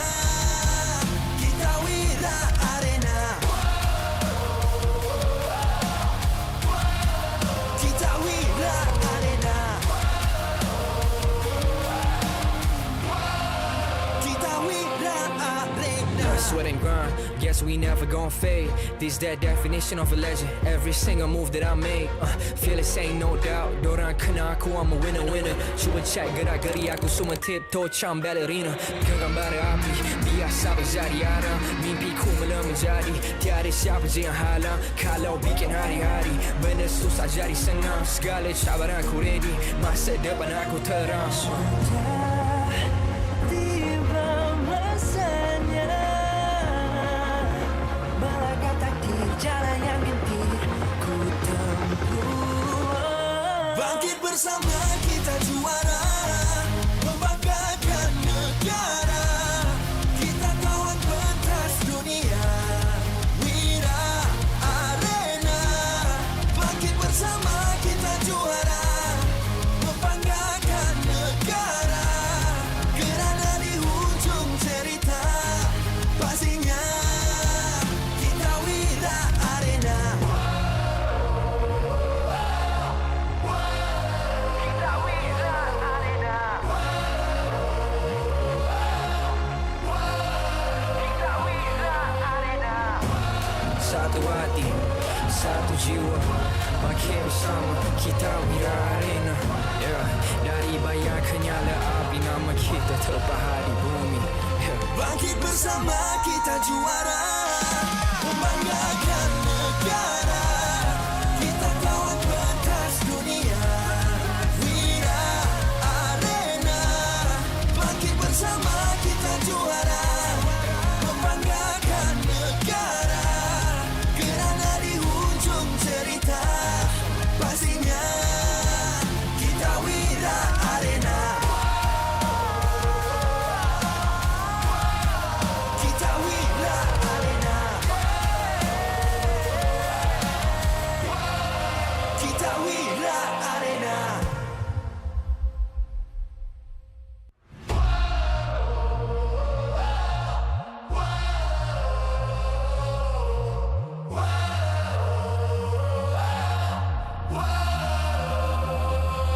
Adakah takdir lemas ditelan air mata?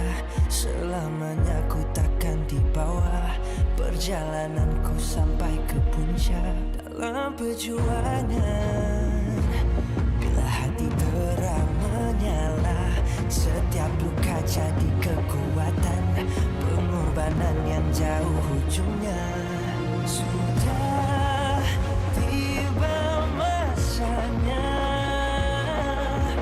melangkah takdir, jalan yang gentir ku tempuh. Bangkit bersama kita juara, membanggakan negara. Kita kawan pentas dunia, Wira Arena. Bangkit bersama kita juara, membanggakan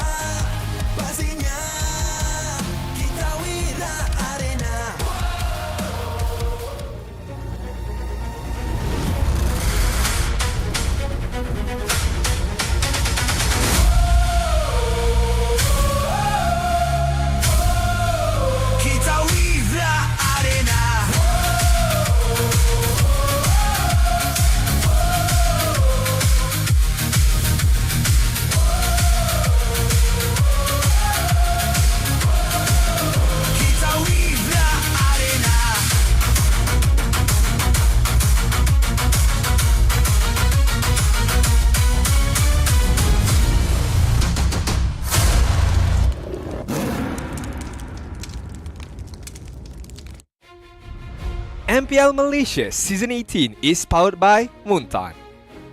Presented by Celcom Digi Prepaid 5G. Dominate every match with unlimited 5G power with unlimited internet, speed, entertainment and hotspot. Celcom Digi, the 5G prepaid for millions of Malaysians. Infinix Note 60 Pro is not what you think. Powered by Snapdragon 7S Gen 4, featuring 3D Ice Core Vapor Chamber Cooling, active matic display, and 90-watt wide plus 30-watt wireless charging. Get yours now at Infinix Official Store or TikTok Shop Infinix Malaysia. Grab, the official food delivery partner of MPL Malaysia. Don't let hunger cost you the game. Stay fueled, stay focused. Order Grab food from 9 PM to 4 AM and earn 5% Grab coins. MPL MY is now cultured by Toda. Get MPL MY's official merch at Todak's booth or buy online at store.toda.com. Official automotive partner Cherry. Official deodorant and fragrance sponsor X. Official top-up partner Joytify. Official content partner Media Prima. Official streaming partner Tonton. Strategic partners Yamaha, Nandos, TNT Co, Quill City Mall. Official camera partner Opsbot. Supported by KBS, ESI, Rakan Muda, MESF. I'm a rockstar, I'm a rockstar. Hello, saya nak bercakap dengan manager kat sini boleh? Ya, asal? Oh, awak manager kat sini ya? Tak, saya cuma nak tahu kenapa. Awak cuma nak tahu kenapa? Okey, macam ni.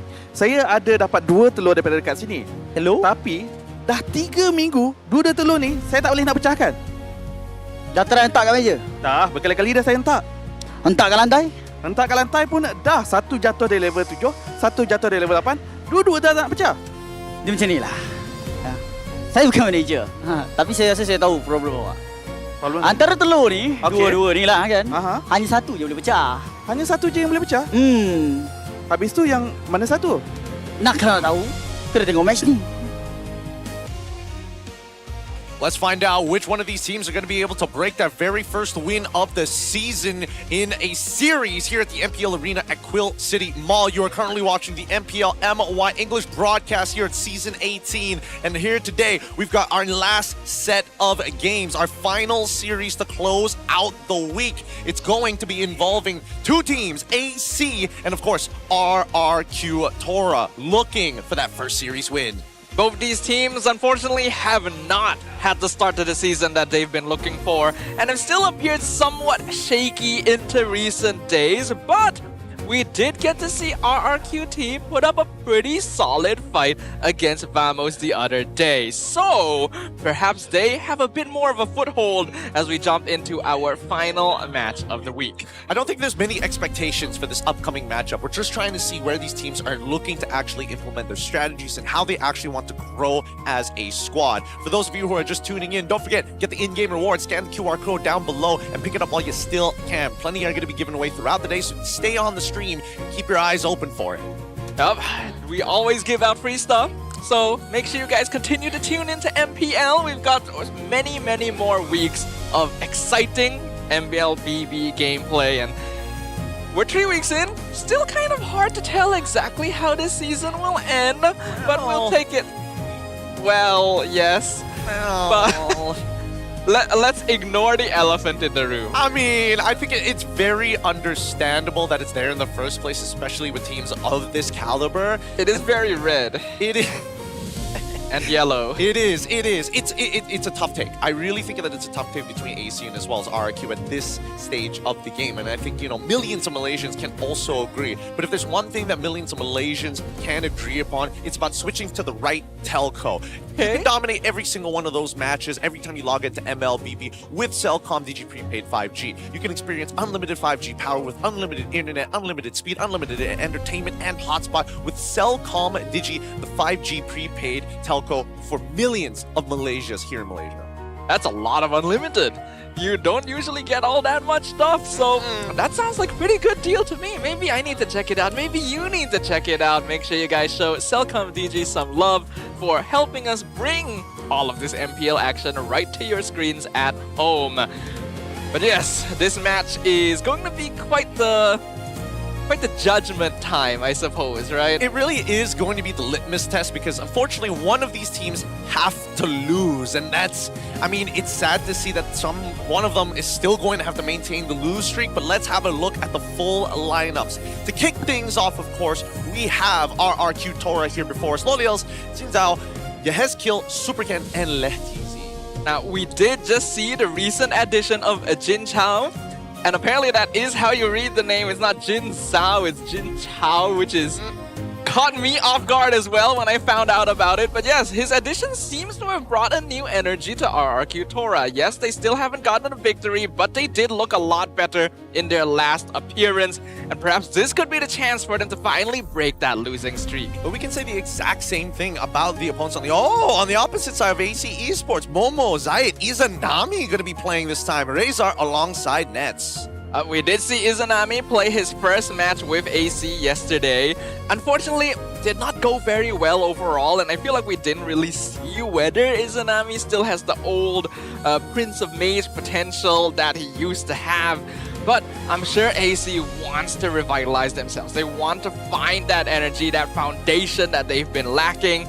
And this could be their first step as well. I think it might be one of those situations where they're looking for some vocal players to start, directing the team, especially in situations where you're not in the lead, where you have to play from behind. And the question is whether you can find those opportunities and recognize it in the game itself. If not, some of these opportunities just kind of slip by. They just blow past you. I mean, that's precisely what they were looking for when it came down to Jin Chao's addition, right? Apparently, they told us that it was because he was more vocal, more outspoken, that he was actually making calls, communicating, and as a roamer, that is actually a pretty important skill. Can Razor match that? Well, we'll see. We'll see in this upcoming game. In terms of what we've been seeing since the previous game, obviously, from the drafting perspective, there's just kind of so much to kind of deal with here that it feels very difficult for RRQ alongside with the AC. I think slightly more in favor of RRQ based on what we saw yesterday. Well, based on what we saw earlier in this week, but it's not a solidified strategy. It's not a lot to go off of, but it is technically more than we have for AC. And it's kind of sad to say that because the bar is on the floor. It's low. It is very low. Maybe it's underground, actually. I don't know if it's underground just yet. I think that's the painful part. But it definitely looks like they're not as proactive. I hope it doesn't go any deeper after this one. Hey, only one of these teams are going to have their head above the water. Let us introduce both of our squadrons as they are about to come on in.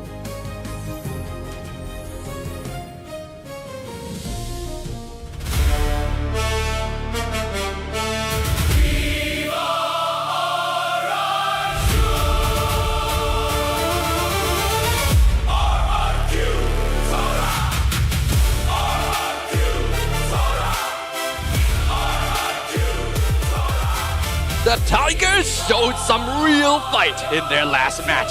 And with Jin Chao now in the kingdom, something is starting to click. With more time to gel, the young rookie has another chance to transform this lineup and unlock a whole new level. Expect a more fluid team, sharper coordination, and the Toras ready to hunt from the opening minute. Can this new lineup finally roll its way to their first victory? The kingdom is ready! It's RRQ Tora!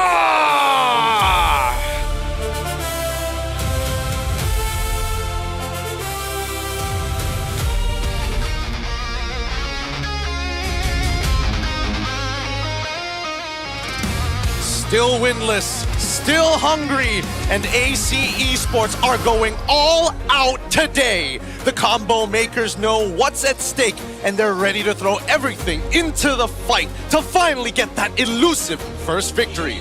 With Izanami joining Razor in the lineup, this mid support duo has a huge job ahead of them. Create the space, open the opportunities, and give their teams the window they need to strike. No more excuses, it's AC Esports! And no stage would be complete without the presence of the coaching staff of both teams, the masterminds behind every match and draft. They'll be joined on stage by the head of League Ops, Eric, to ensure every game runs fairly and smoothly. For RRQ, it's head coach Sasa and analyst Subway. For AC, head coach Sora and assistant coach Pao. Let us keep it going with the fist bumps between the teams, a true sign of professionalism and their last point of physical contact before they go to war in the land of Dawn.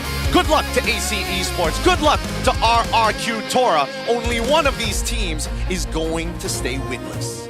Now, to once again set the stakes, I know that in the pre-show we are sounding a little bit negative about this situation, but none can deny that these are the teams that have performed the worst this season. I think there's no real sugarcoating it. They have not been at MPL level for a while, and only recently did we start to see a glimmer after the addition of Jin Chao to RRQ Tora's ranks, which is a little bit concerning, considering that AC are a team that is full of veterans.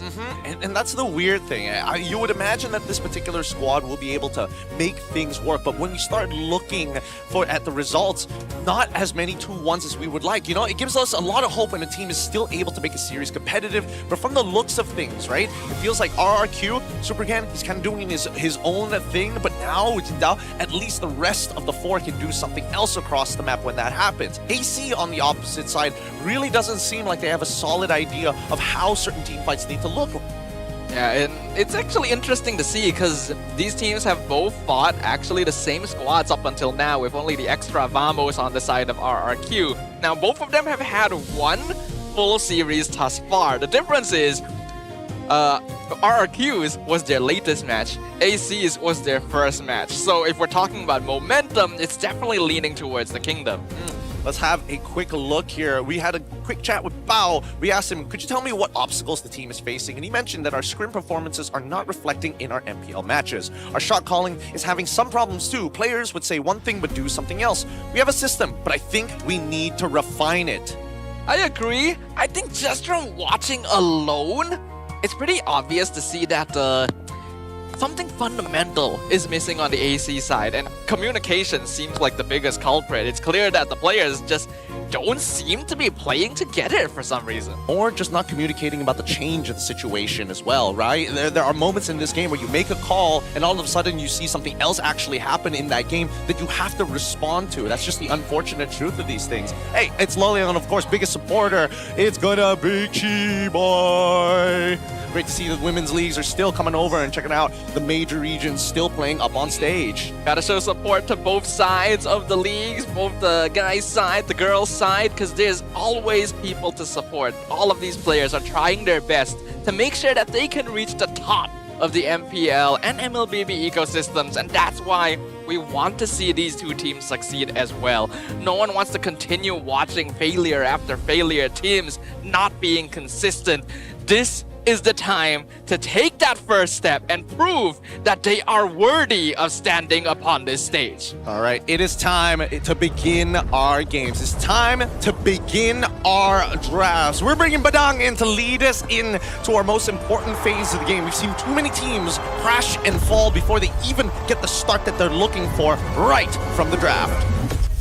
Drafting pretty important. We've seen it multiple times today. We've seen it multiple times across the weeks, and it will not change anytime soon.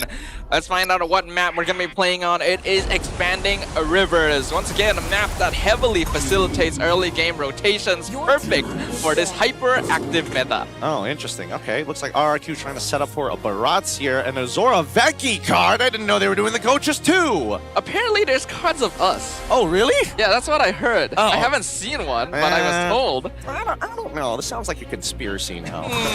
That's a fair point. Maybe I need to see proof. Yeah. If any of you have a caster card, please show it to us. Please show it so we know that it exists. Now, this draft is going fairly quick. Freya Paquito alongside with Melissa, heavy bans from Coach Sora as Sasa has decided to get rid of, Coach Sora. And of course, from Coach Sasa getting rid of the Atlas, Fanny alongside with Uranus, yet they still open up with the Hirara. And as expected, the Rafa Bellaric duo instantly makes an appearance on the AC side. Many teams have been stumped by how they need to handle this combo. So RQ already gonna have to face a bit of an uphill battle here. At the very least, Uranus is not going to be there, so it's not the full trio. But this duo is already very difficult to handle. I mean, it would have been really nice to also have Hirara on the side of the AC, but now that they don't, RRQ, a very interesting bridge pick here, making sure that having the Matilda gives you a lot of access to immobile style, not only EXP laners, but more importantly, the gold lane. Yeah, this is the flying dinosaur combination, helps make up for the mobility issues on Barats, and AC making decisions very quickly as well. With the Liam Moore third pick, we've already seen that in SRG's hands, this hero is enabled heavily by the Rafaela's presence, but other teams have not been able to recreate the same success. Yeah, speaking about recreating the same success, now that we're heading into the second half of the drafting phase, things got a lot more complicated because at this point, Barats is going to go uncontested. The two last picks that could really destroy him is either, is probably at this stage, wait, no, the Beleric can also go into that lane as well. They don't necessarily have to start banning out the counter picks. I think they should get rid of Carmilla though. That is usually the lane counter to Barats. Works well with the Raf comp since AC does still need one more frontline hero. They've already gotten rid of the Lilia, which makes sense. One of the more efficient mages at handling this kind of healer Ube draft. Well, I mean, they can also still like look to ban out things like Esmeralda, right? You know, I don't know. After what we saw before and recent Esme trends, like, I know she's supposed to be good into Barats and she is going to be good against Matilda, but I don't know if it's enough anymore. That's the thing. That's the thing. Your entire purpose is to just block the Detna's welcome. Yeah. That's literally your entire job. Whether you're playing Uranus, whether you're playing Esmeralda, that's what you do. The only few quote-unquote lane counters that is trying to not only kill, but to pressure through life total is Terizla. I would make an argument for Camilla as well, but that only happens early on into the game. Same goes for Terizla. But AC does decide to ban out the Mia. Hell yeah. So they're gonna make sure RRQ doesn't get to just play for that late game scaling, and RRQ will ban the Esme just in case in the end. Now, from what we saw from RRQ in their recent matchup, they did look like they shifted a bit more into a Protect the King style, where Lolil is the main carry, and he's quite suited for those roles. There are still plenty of scaling marksmen that you might need to worry about besides the Mia. I think right now, AC should think about actually leaning into the Valentina as a denial pick. Because right now, I think that the Beleric is in perfect position to be a flex. And once you have that flex, you can really recruit, I mean, Rafa as well, whether it's mid or support. You can create a trifecta of problems for RRQ because you don't really reveal anything. And if you want to play for big ultimates anyways, then maybe this could be a Valentina for RRQ in response. It could be. Stealing away the Wrath of Dryad would be very valuable for RRQ at this point. And Matilda already offers an okay amount of wave clear, so it helps make up for any weaker mid laners as well, if there are any that they're considering. Not to mention that 3 melees into Valentina doesn't sound like a bad idea now that you have 1 transformation and 2 big sets. We did see earlier the debut pick of Valier as well. Also a pretty solid hero at dealing with front lines, especially the slower type that want to run at you. It's not bad. The RRQ gonna be looking for their mage, looking for their marksman. There's still so many gold laners that kind of hard to tell exactly what they want. They have their pick of the litter basically. It's the Hanabi, which pairs well with Matilda, but also the Novaria. Interesting. Okay, so now the hitboxes get bigger. You're able to slow them down to keep them in the fight, and that's when Hanabi should be able to shred through a majority of the engagements coming in from AC. Without access to an inbuilt Purify, the CC immunity from Hanabi's shield should be enough to protect her against Terizla and Beleric, but it's very dependent because if you get jumped on by multiple people and she loses that shield on the set, it's basically as good as gone. Yeah, but a lot of the marksmen that would win lane against Hanabi are already out of the pool. Harif, one of the remaining options.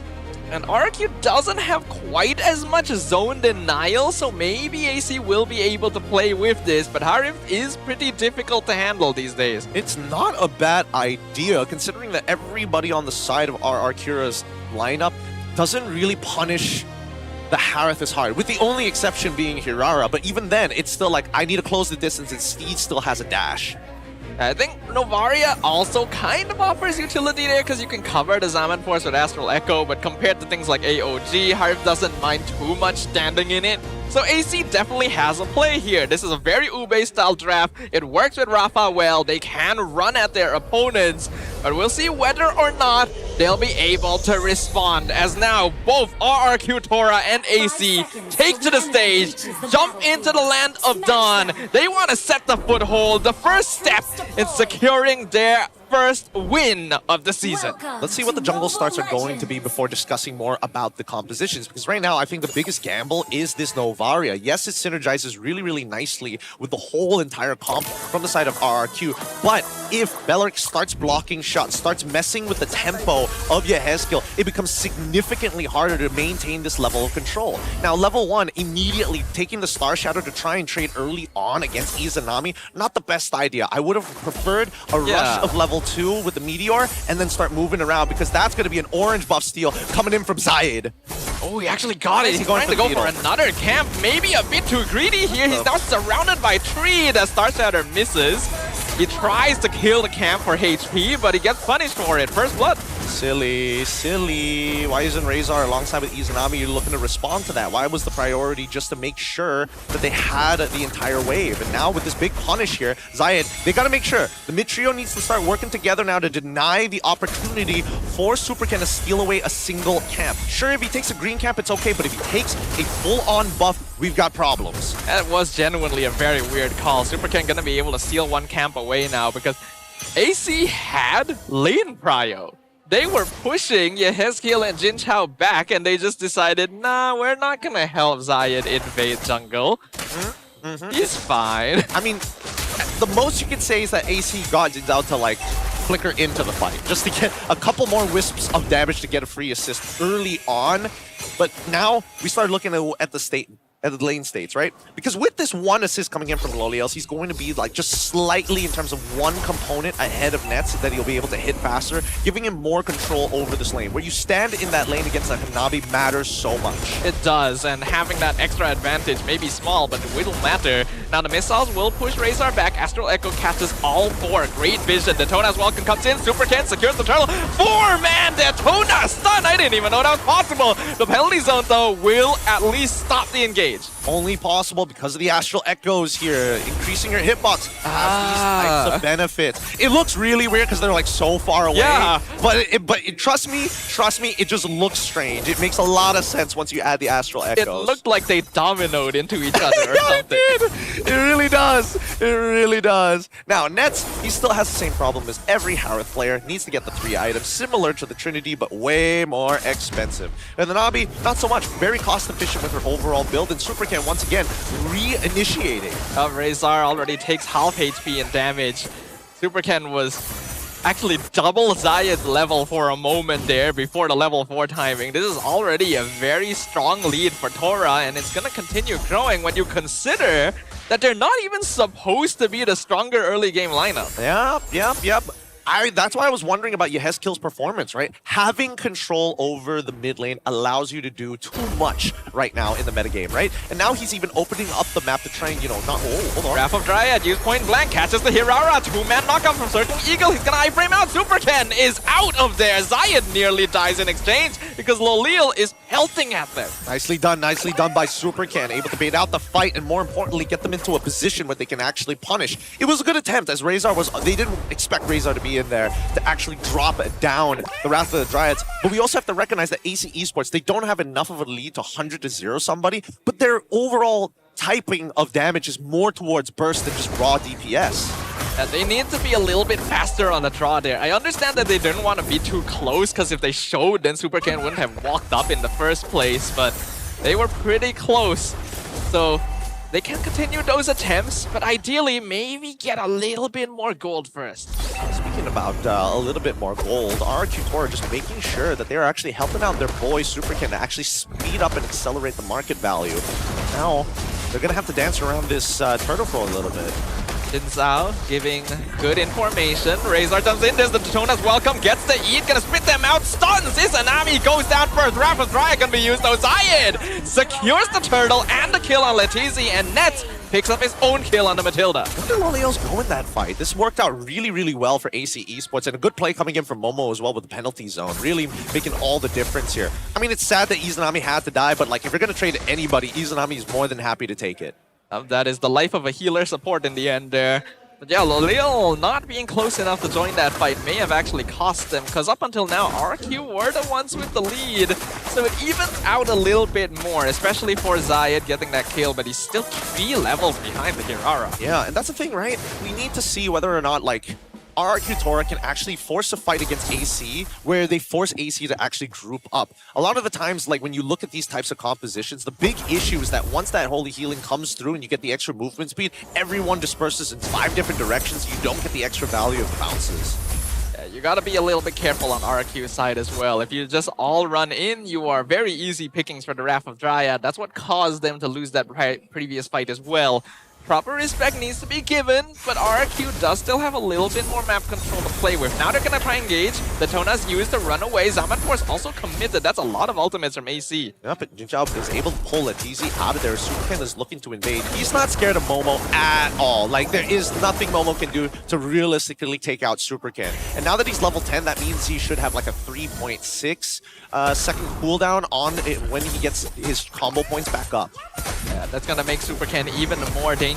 Zayed gonna try and find whatever farm he can across the map. But Razor does need to be giving a bit more information. I know that AC wants to play around Izanami, but I feel like they are still being a bit scared. I think even he recognizes that. Like, if he initiates, there's no guarantee that it's going to be the kill. So really, it should be on the onus of RRQ Tora trying to press their lead against AC more than anything else. And then when we look at the gold, it's still shifting back and forth. They're actually dead even. Yeah, which is surprising considering the level difference between Zayed. It means that the gold is coming from somewhere else, but this should be a free turtle. RRQ not even gonna contest now that we're in the mid game. The Ube lineup gonna be hard to fight into. Eventually we need to get an item checklist here just to see where they're currently at. Guardian Helms need to start getting purchased by AC Esports as soon as possible, especially for Razor, so he can block the shots consistently and then heal back up from him. Absolutely. Being able to tank those shots while still giving vision is very crucial when you're playing against an Novaria, but AC also needs... hold on, they go in two-man stun. Detonas eats the tree flicker, stuns against the Harden, but he has Purified, so the Wrath of Dryad will catch Letizi, punish him. Izanami gets traded away. Superken able to find a pickoff as now the Hanabi is pulled in and joined the fight with the Circling Eagle committed on top of the Bellaric. Taunt not going to be able to find anyone as the rest of AC walk away. All while this is happening, Momo on the mid-tier 1 tower. Interesting. All right. They're trying to back up here. Nets, he has to be very, very careful. He's not like Hanabi where it's like you can kind of walk into these fights and as long as you have your Aegis sort of shield, you know that you're going to get some good auto attacks, but not Nets. Every single one of these CC chains is going to be deadly for him. And without that Purify for the next 50 seconds, he has to play ultra safe now. But Nets is farming pretty well, all things considered. He's getting close to that Holy Crystal. He has a slight EXP lead against Loliel. I am honestly surprised that the gold difference isn't bigger. There's literally a 4-level difference between the junglers. Where's the money coming from? That's the thing. I think it's coming through that mid lane, if I'm being perfectly honest. It could be from that mid lane. It could also be coming from like Momo specifically. It's hard to say because Letizi unfortunately has died twice in these fights. And if he is giving up priority in his lane by sacrificing an entire wave, then that means Momo is naturally going to come up on top. Momo overall going to be a little bulkier compared to Letizi, especially with a Rafaela on his side, and that's why AC can take team fights more comfortably. RQ seems to recognize this. That's why they're playing 4-1. This is something a lot of teams have been doing. Superken going to be split pushing down bottom, setting up for that next Lord. Momo, he's gotten chunked out pretty hard here. There's only so many of these shots he can actually take. Izanami, it doesn't look like he's maxing out his holy healing. And Glowing Wand has already been purchased by Yehezkiel, so he doesn't mind. He can do this forever. Zayed should be spotting this rotation. They know that they're on top of the Lord. Razor gonna get the taunt in on Letizi. Baptism committed on top of the barrage. He goes for the Detona's welcome. Eats the tree, spits it out against Zayed. Nice. He loses life, but he gets the stun in time. But Zayed now re-enters the fight, takes out Superken. A mistake, Pride of Kingdom. costing them 2 bodies. Woo! Safety of the guiding wind, pulling Loliel's out of a particularly bad position here. No Aegis left, no resources. AC now have to just out-sustain the artillery coming in from Yehezkiel, and this should be a free Lord. I'm not sure if RQ really should be fighting this. They're gonna drag Loliel to try and kill Momo, but that's just not the right call, man. You're putting him in danger. He goes down. It's a free objective for AC. All right, AC now taking a very clean lead over RRQ Tora. This means that the game is going to start accelerating from this point onwards. So 1.3k lead is very small, but just look at how far ahead SuperKen actually is. A lot of these fights are going to be 50-50. This is where the Rafaela lineup really starts gaining strength. He's already got the flask done. Most of the tanks are going to be bulky enough to handle what RQ throws at them. And again, a lot of the damage from the Kingdom is bursty, which means Loliel has to be the one doing the bulk of the damage. And they have to sustain long enough for that to happen. Speaking of, Yehezkiel at this stage. Oh, a bit awkward there, but I don't think it matters too much. AC has the lead. They get the tower. Yep. I think it's just all for a tower, and even that still worth it for the side of AC Esports. I'm curious to see how many towers they actually take here, because the majority of their members are still spread out and they're not making the move. They're just letting those sideways naturally start pushing in, and they're just waiting for information. Yeah, hold on. Letizi has to use the Tonas. Gets pulled out. Resources spent to make sure the Barats doesn't go down, but this should be a free tower up top. So no inhibitors this time round. No way that they can push all the way to one of these inhibitors, right? They're going to be able to break that T2 without any issues whatsoever. And there's still Holy Shielding to worry about, so AC probably going to give up on the push at this stage. Holy Defense is probably going to be spent. Letizi just cannot stand out there long enough to prevent the wave from crashing, but the Lord will go down without too much structural damage, and SuperKen actually pushed her really far. He broke the Holy Defense down bottom. The best part is that it's on the long lane as well, so AC, they have to be genuinely worried about whether or not they have the control, because they're sticking as their 4-1 as per usual from the side of RQ Tora. But I think that at least for AC, they're trying to stick as 5, and ideally they're trying to be the shield so that at least they can get Zayed into a better position to catch up to SuperKen. I mean, this has always been the eternal weakness of Ube, right? You have to move as a team, which means that macro play is typically the response. RQ doesn't have the best split pushing heroes, but SuperKen is mobile enough that he can make it happen. So AC cannot allow it to get too many free towers. Good call here. Good call. Good comms from RRQ Tora. But they should be able to hold on to this. No way that AC wants to fight right now. There's really no reason for it. They want to get a little bit closer and try and maybe force out SuperKen to use his Retribution once more, but that's only after the 10-second mark. We're reaching the point where it really is just the judge of macro. Both these teams have had issues in the past closing out games and making sure the waves are managed well. This is where it is put to the test. Who can actually put more pressure in? Who can actually close out the game before the scaling becomes an issue? Interesting. I'm surprised that AC Esports wants to be the team that holds first position over this Lord, because the way that they are doing it, they could have set up a slow push down bot side in terms of wave management, but instead they full cleared it to get a response out of RRQ Tora, and they don't even take the position of the Lord. So really, was this an attempt at the T2, or was this an attempt to try and get RRQ to move? Well, that next wave should take down the bot tier 2. Momo gonna eat a lot of damage with the Rapid Riot. Sets up 2. Loliel is the first one down. Why are you that far out? Double kill for Nets. It's a 3v5 now. I don't think RQ can fight this anymore. Nope, it's going to be a no contest as AC Esports is able to find the second Lord of this game. Now, they just need to figure out a way to actually get into the enemy territory. Now that they're going to be backed up, Yehezkiel is going to have a lot less distance to work with. That's going to be a free mid tier 2. No more holy defenses at this point, so it's a 4v3 siege. Salmon Force going to be countered by the Astral Echo. Only 1 minion, so Yehezkiel able to snipe it away. Keep the tower alive for now. Well, sending the Harith along with both Belleric alongside with Rafa, leaving just Momo next to Zayed as their frontliners. Oh, I like this process. I like this process a lot. They're getting their frontliners to sit by buff areas just to get a confirmation of SuperKen and how RRQ Tora responds. So once that Star Shatter came out on that bottom side, then they know, hey, they're checking everything, just be ready. Be ready as well for the Lord pushing in. The waves are actually synced pretty well, so this is going to start doing some damage. though the mid wave has been handled fairly quickly. RRQ doing a good job of prioritizing which minions to handle, and it seems like AC not quite able to push that advantage. It's hard because they've got some like pretty decent wave clears. Like unfortunately Yehezkiel's not going to go for the enchanted talisman, so he can't like throw out Star Shatters every 3 seconds, but it's just that, wait, hold on. Astral Echo catches a lot of people there. The Raph healing gets them out. Momo also able to survive for now, but the penalty zone will miss thanks to the flicker from Letizi. AC walks away, nice block. Momo nearly died to that Star Shatter, but no casualties, and they take a tower. Yeah, again, one of those things where you just got to be careful of. You got to be careful. These Star Shatters are starting to hurt a lot.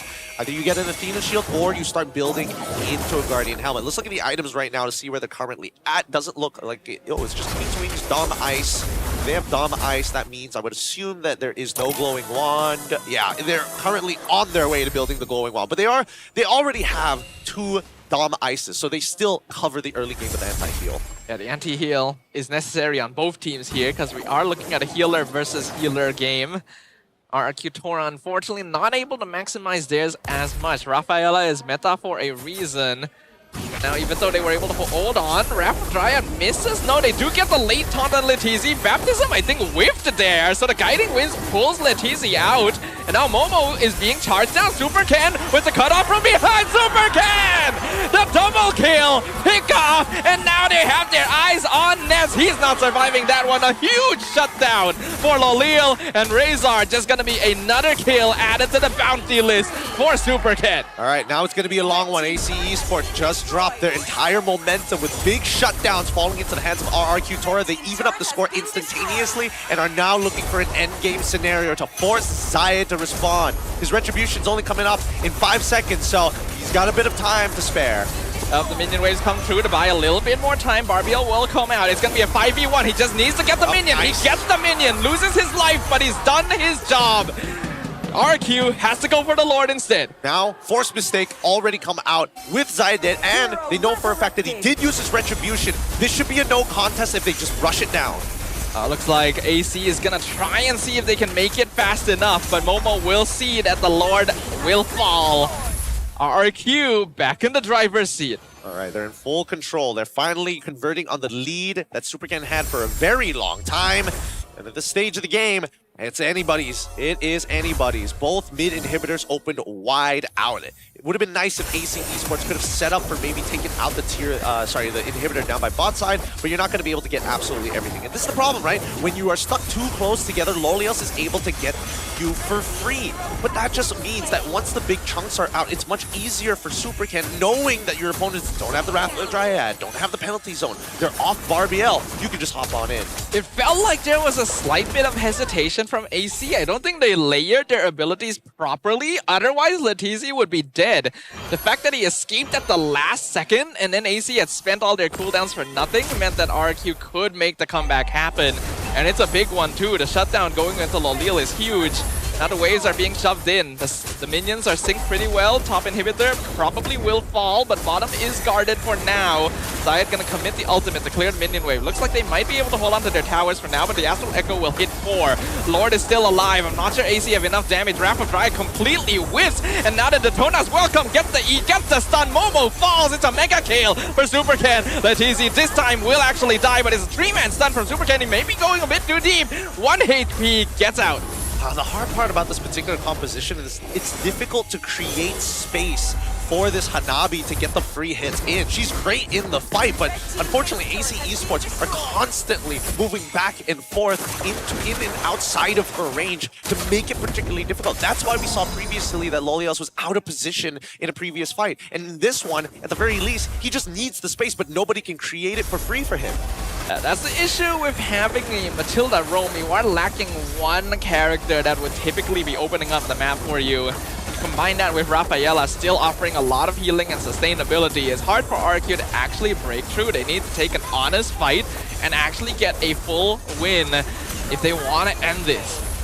Speaking of, that Lord is finally going to be dealt with. AC Esports, they were managed to outlast the entire onslaught, and now Star Shatter after Star Shatter at this point. RRQ Tora have already hit the ultra late game stage.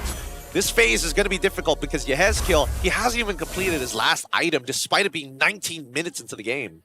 He hasn't been able to get as many pickoffs as he would have liked because AC is just that tanky. But the Astral Echoes have still been offering a lot of value.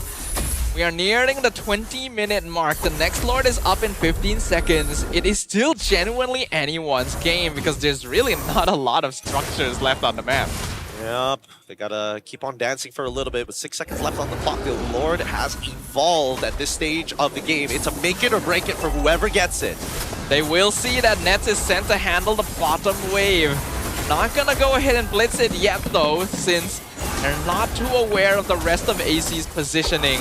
They know they're probably hovering around the north side of the pit. It's gonna get reset for now. Keep on dancing. Yeah, they can do this all day with missing inhibitors on your side lanes, and with RRQ Tora only having to worry about mid that's already at a pretty neutral state. It is just a matter of time before AC just loses position. Unfortunately for RRQ, they don't quite have the heroes to fully blitz the Lord down very quickly either. So even though they see people on the map, they cannot commit to it because they know it'll take some time to actually finish it off. And by then, Izanami will have escorted everyone over to the pit. Hold on, Super Ken, he's gonna get caught in the mid side, but the Astral Echo slows them down. They see Tree, that's gonna force AC back. They move back. Bottom wave rebuilds up. Guardian Helm completed by Letizi at this point. Like, RRQ need to make some decisions here, right? Letizi start opening up the map. Want to figure out where Momo is. More importantly, the Leomord, right? If they can just take away the Retribution, this becomes a lot easier to do. But the disruption that Momo provides onto the table, I think that Yehezkiel needs to make sure that he doesn't get topped up or needs to top up consistently. At the very least, they have confirmed positioning on Zayed now. They see him trying to clear the wave up top, so they know exactly where he's going to be coming from.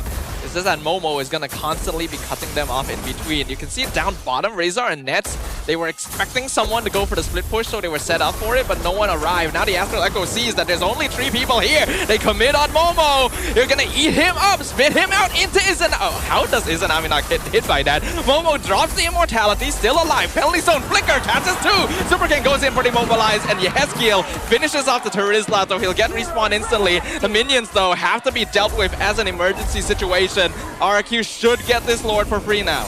Finally, a no contest. Or is it? I don't know. Oh, they reset it! Oh, they're gonna... Why? Dude, they're gonna keep doing this. Because unfortunately, as long as Izanami lives, and now that they finally got that revive, that resurrection on cooldown, I think probably now's a pretty good time to start playing for picks, because Izanami's already used it to bring back Momo. I guess so, but I feel like that was an opportunity. It's gonna be another 5v5. The bottom wave is still pushing in favor of RRQ Tora. AC hasn't been able to push it out enough to guarantee that it pushes faster in their direction. So they're still gonna have to housekeep a little bit, but it's at least more even now. I mean, are they gonna finally... Oh wait, no, they see Zion! There's the Star Shatter! Momo falls! Unstoppable for Super Ken. Letizi gonna need the dash out. Guiding Wind a bit short though, so he gets taunted back and Nets picks up the kill. But RQ still at advantage. Look at the base! There's minions in the base. They have to send Zion home. The minions nearly won the game there. Should be a free Lord. The Flicker Wrath a bit too late, but good attempt from Razor. They had to back off there. AC, they need to make a decision and they need to make it quick. And the Jin's Hao gonna jump straight back in. Zaman Force can be used. Almost picked up the build-up, but now the bouncing flames! Too much damage! Izanami nearly dies as well, but they've lost Nets. No hurry for 1 minute. This could be it. What a huge mistake. What a huge mistake coming in from AC Esports. That might just cost them the game here. This is an evolved Lord that's going to be walking through, and especially with Hanabi at their side. Talk about space.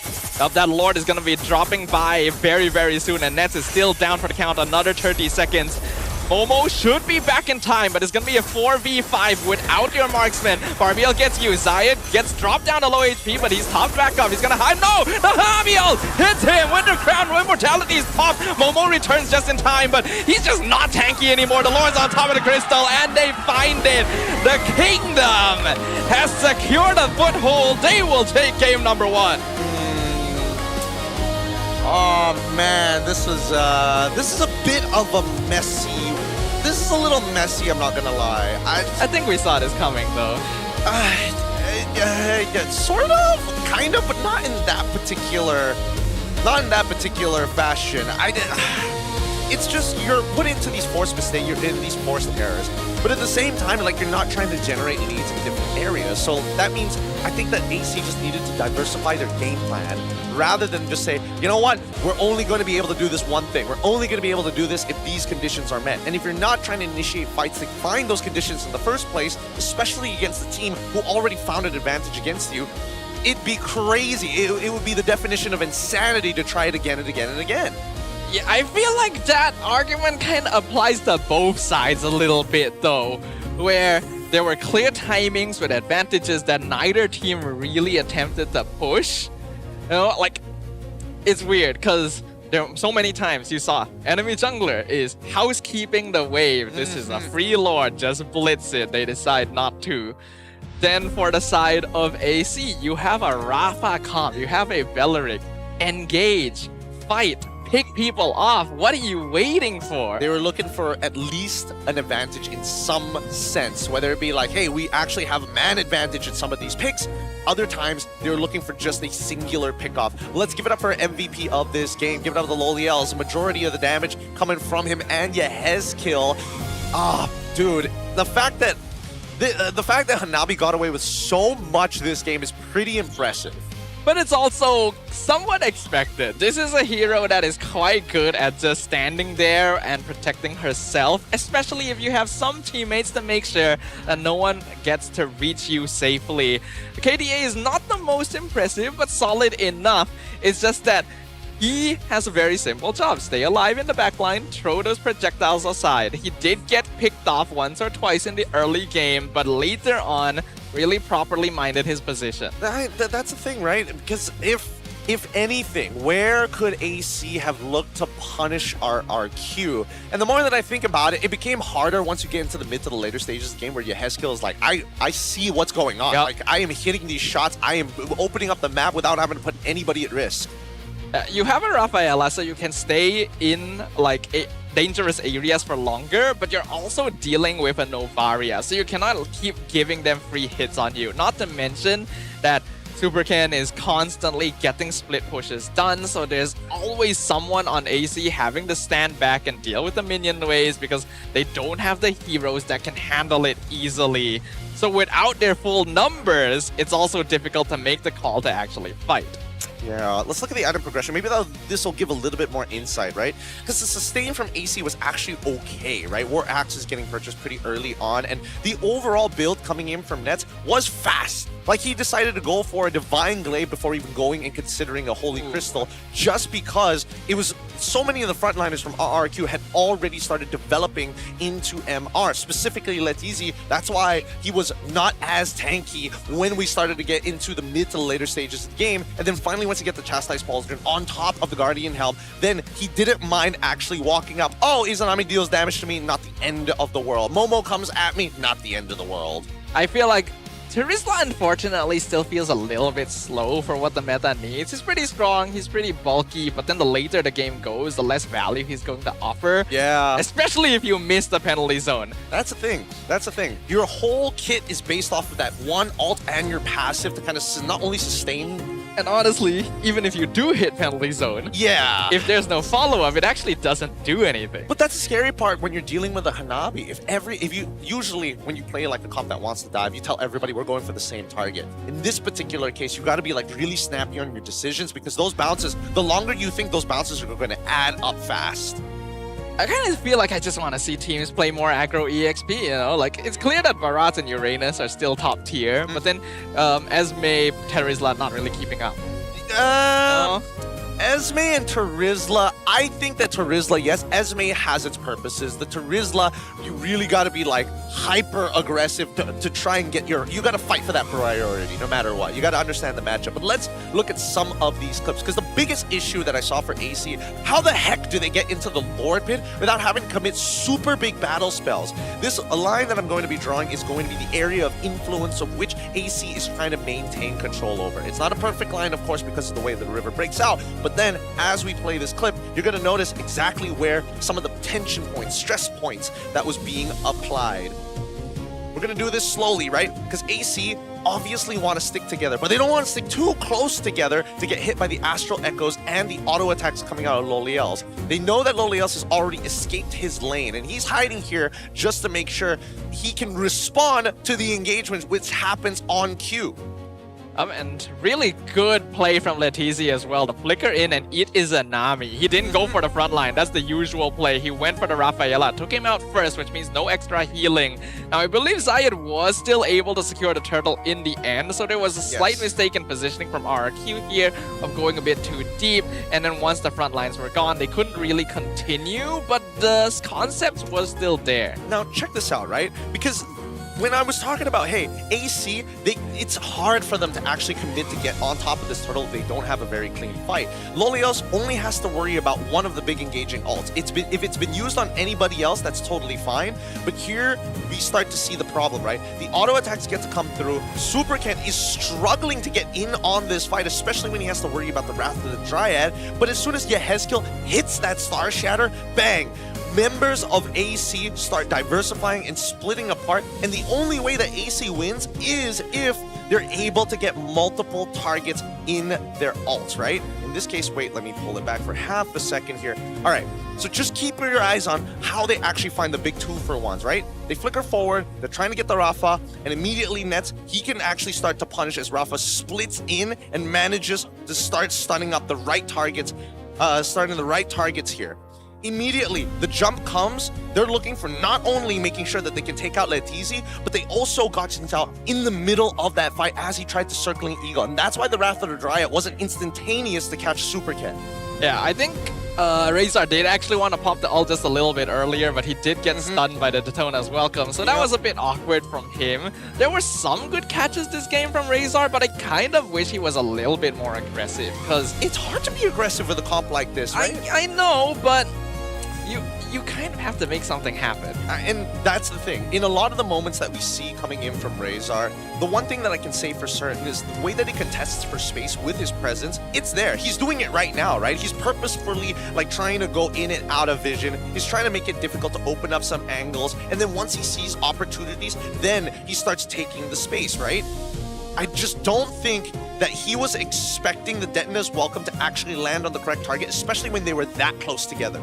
That was one. Here's where he could have dropped down the Wrath of the Dryad super early, but there just wasn't enough people close enough to make that happen. So he has to hold it, gets hit by the stun. Now he has no control over the timing at all. Yeah, it still worked out for AC in the end here because this is still an earlier stage of the game. There's not a lot of damage on RQ yet, so you're able to kind of muscle your way through.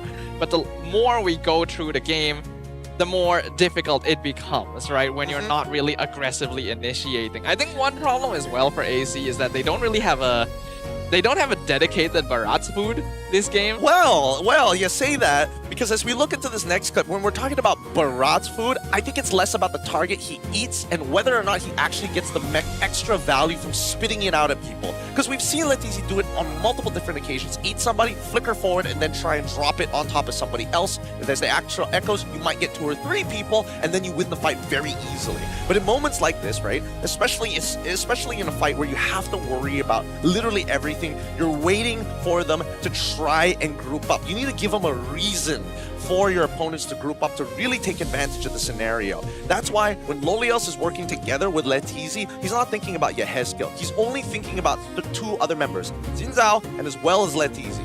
Yeah, this fight was definitely a big miscall from AC because they wanted to full commit, pick out Letizi. They definitely had the damage to do so, but there was a split second of hesitation of like, do we need to spend more cooldowns to pick him off?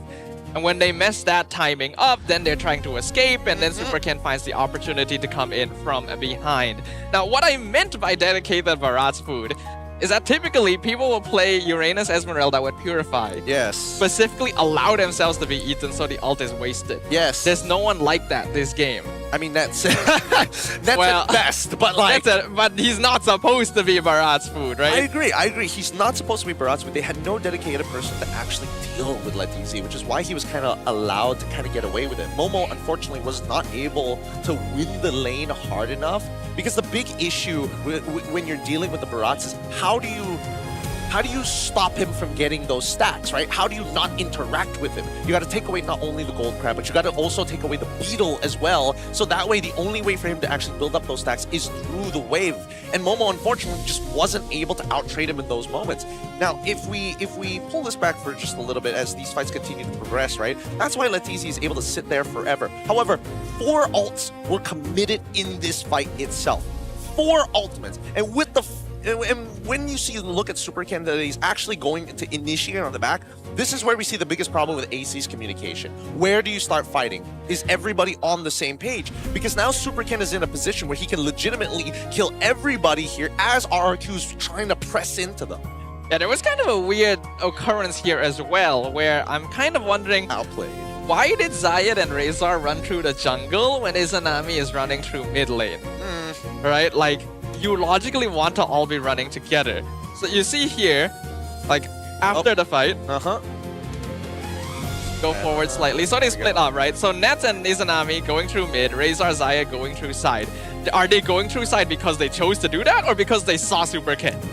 If they saw Super Ken, why didn't they tell Izanami to follow them, right? And you see them kind of like dance a bit, like, oh, do we turn around? Do we keep going? Like, do we need to help our team somehow? And then it's all a mess. Yeah, I think that's also going to be like, again, AC, it's pretty obvious that communication isn't exactly at their strongest suit, but I think there is a certain, because everybody's a veteran there should be a certain level of awareness, and I think that's the most important part. The awareness coming in from AC, especially when they're put in situations where it is unconventional and not according to their system, that's where you see all of their protocols start to break down.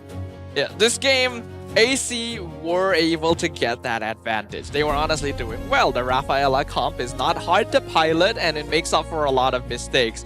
So it was quite smart of RQ to go for the split pushing and force constant housekeeping, and that made AC hesitate in a lot of their decisions because they didn't have 5 people. It's just the way it is, unfortunately. Hopefully the next draft is going to be a little bit better, but we also want to tell you guys about the eSports Awards, boys and girls, and also the MPL MY caster search. We've got a lot of things going on here at MPL, so scan the QR code down below and join us on the caster search. 28th of August to 10th September, that's when it's going to happen. But of course, the eSports Awards. Guys, remember, there are 3 nominations that Mobile Legends is being part of. The Esports Game of the Year, MLBB, Esports Mobile Game of the Year, MLBB, of course, and the Esports Tournament Organizer of the Year. We want to put Munton Games right on top. If you guys want to support the community, support the team and the game that has come this far and given you all of this entertainment, make sure you guys scan that QR code. You can vote once per day. So don't just stop at one time. Keep voting every time you have the chance, when you have the time, so that we can push MLBB to the top.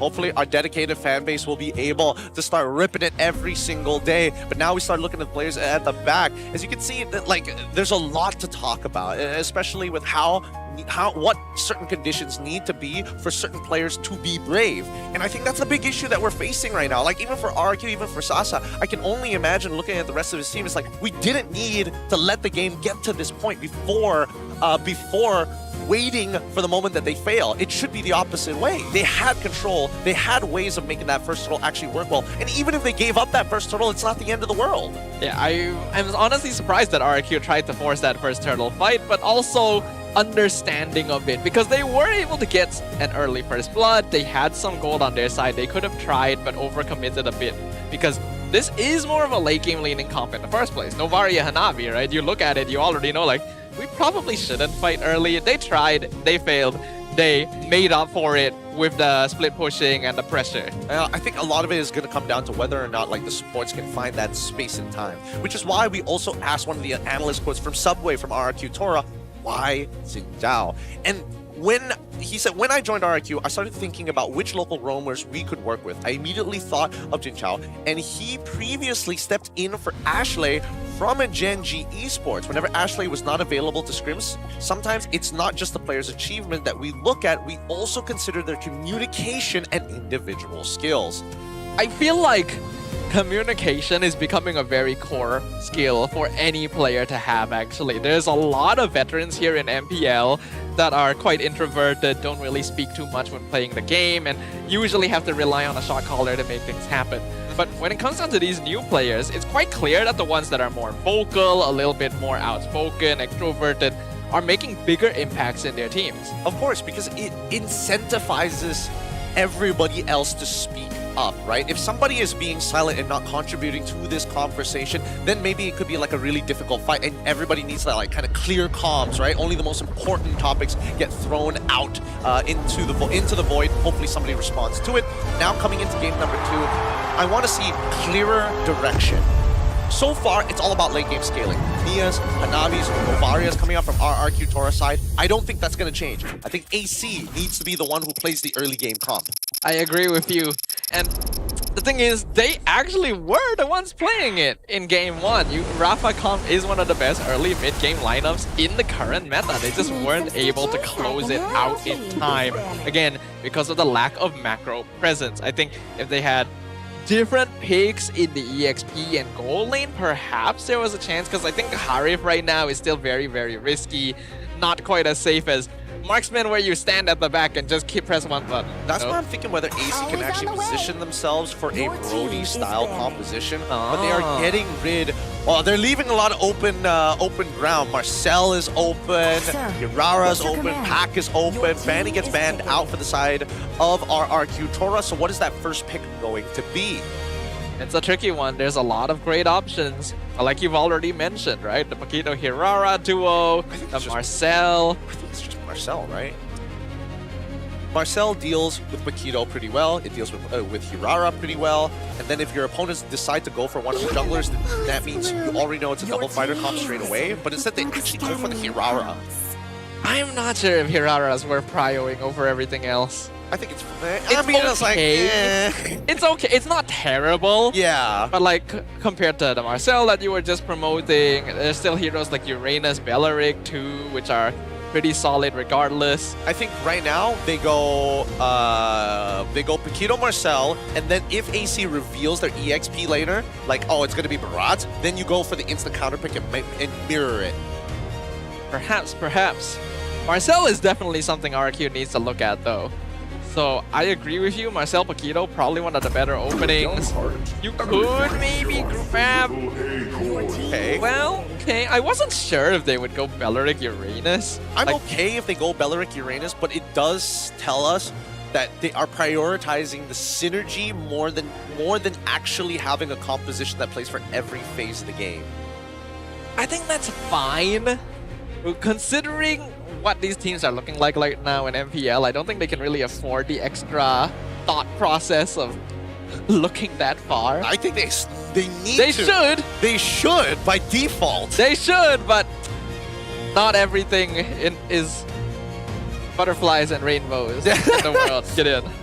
You gotta take it one step at a time sometimes. All right, that's fair. But right now, it just seems that Barats is not looking to be good this time around. But they are going to go Esme alongside with the Angela. So they deny the counter pick, and they can also double up on if this Hirara starts getting ahead early on. Okay, interesting. Esme Angela would definitely make up for some of Esmeralda's issues later on in the game of just not being bulky enough. We already saw an Angela earlier today. The big issue was not enough bodies to supplement lacking one person because Angela is going to be hard guarded. I'm hoping that AC just picks up at least one more fairly strong front line to pair with this. Oh, well, with AC, yes. For RQ, I think it's Eudora.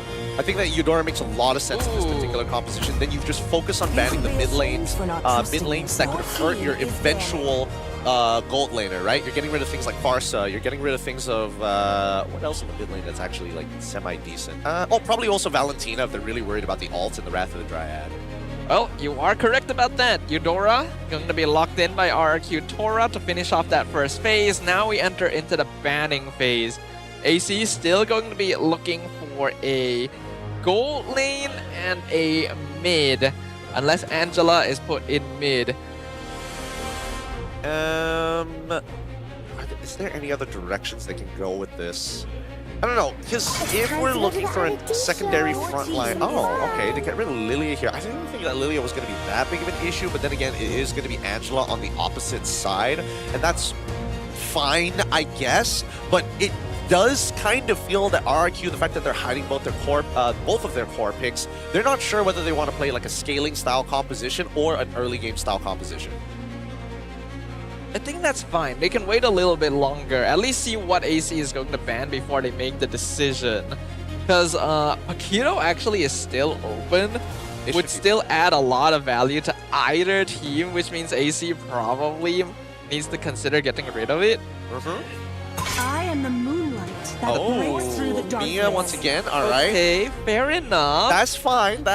But I feel like they're playing into RRQ's plan more than anything else. Because yeah, right now I'm expecting RRQ to pick Paquito. Yeah. Like right after the ban phase if he's still open. What else are they worried about? That's the thing. I'm not like 100% sure because they're worried about like their frontliners dying out to this Lilia. And I think that is a fair argument to be had. But then you are playing with the Angela on your side. What can get you that priority? What can actually win you that fight into the Eudora? Novaria, sure, you'll be able to clear those waves really fast. Selena was another thing that I was thinking about as well. That could probably make the difference in this game. But that's the big issue, right? They get rid of the Carmilla on top of everything else. So now this becomes a legitimate problem with how do we deal with their frontliners? Yeah, that's difficult because like even if you go something like the Valier we saw earlier, you still end up in an issue where you're not tanky enough. AC might need to commit to a fighter gold lane because I'm not sure if they have enough bodies otherwise. I don't think they're gonna get it if Paquito's coming in red 4. Yeah, that's the thing. Unless you go back to like Ruby, CC, Ruby. Yeah, I don't even think CC is like that great as well. Yeah. In a game. It's too slow. It's too slow, and you basically like, oh, I have sustain, but I suck against like big one shots. Oh, finally, there we go. Bad. Amen. Okay, now that that's out, this opens up a lot of different potentials. RRQ, show your gold laner. Yeah, showing gold lane is probably safest. Keep the jungle flexible so that you can go into something more early-oriented, something more scaling-oriented, depending on what is needed. Alchemy, the art. Yes, play early game. All right. This is what we want to see.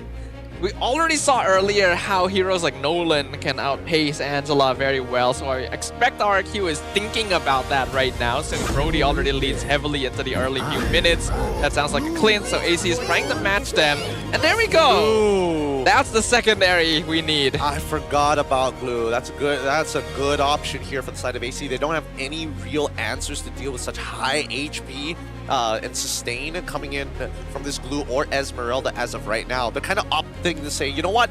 If you have high sustaining front lines, we're going to have high sustaining front lines. But now that you've already locked down the Eudora, do you have a jungler that can close the distance, beat Hirara, and catch the Clint? The only one is Nolan, but he eventually falls off.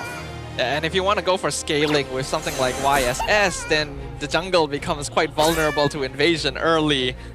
Arguably a worse problem to have if you go Yishin Shin, because then Glue is going to naturally solo out, single-handedly. Gotta be the Nolan then. One of the better heroes for scaling early. Maybe you can catch them out before they start getting tanky and slow down Izanami from hitting that level 4. Yep.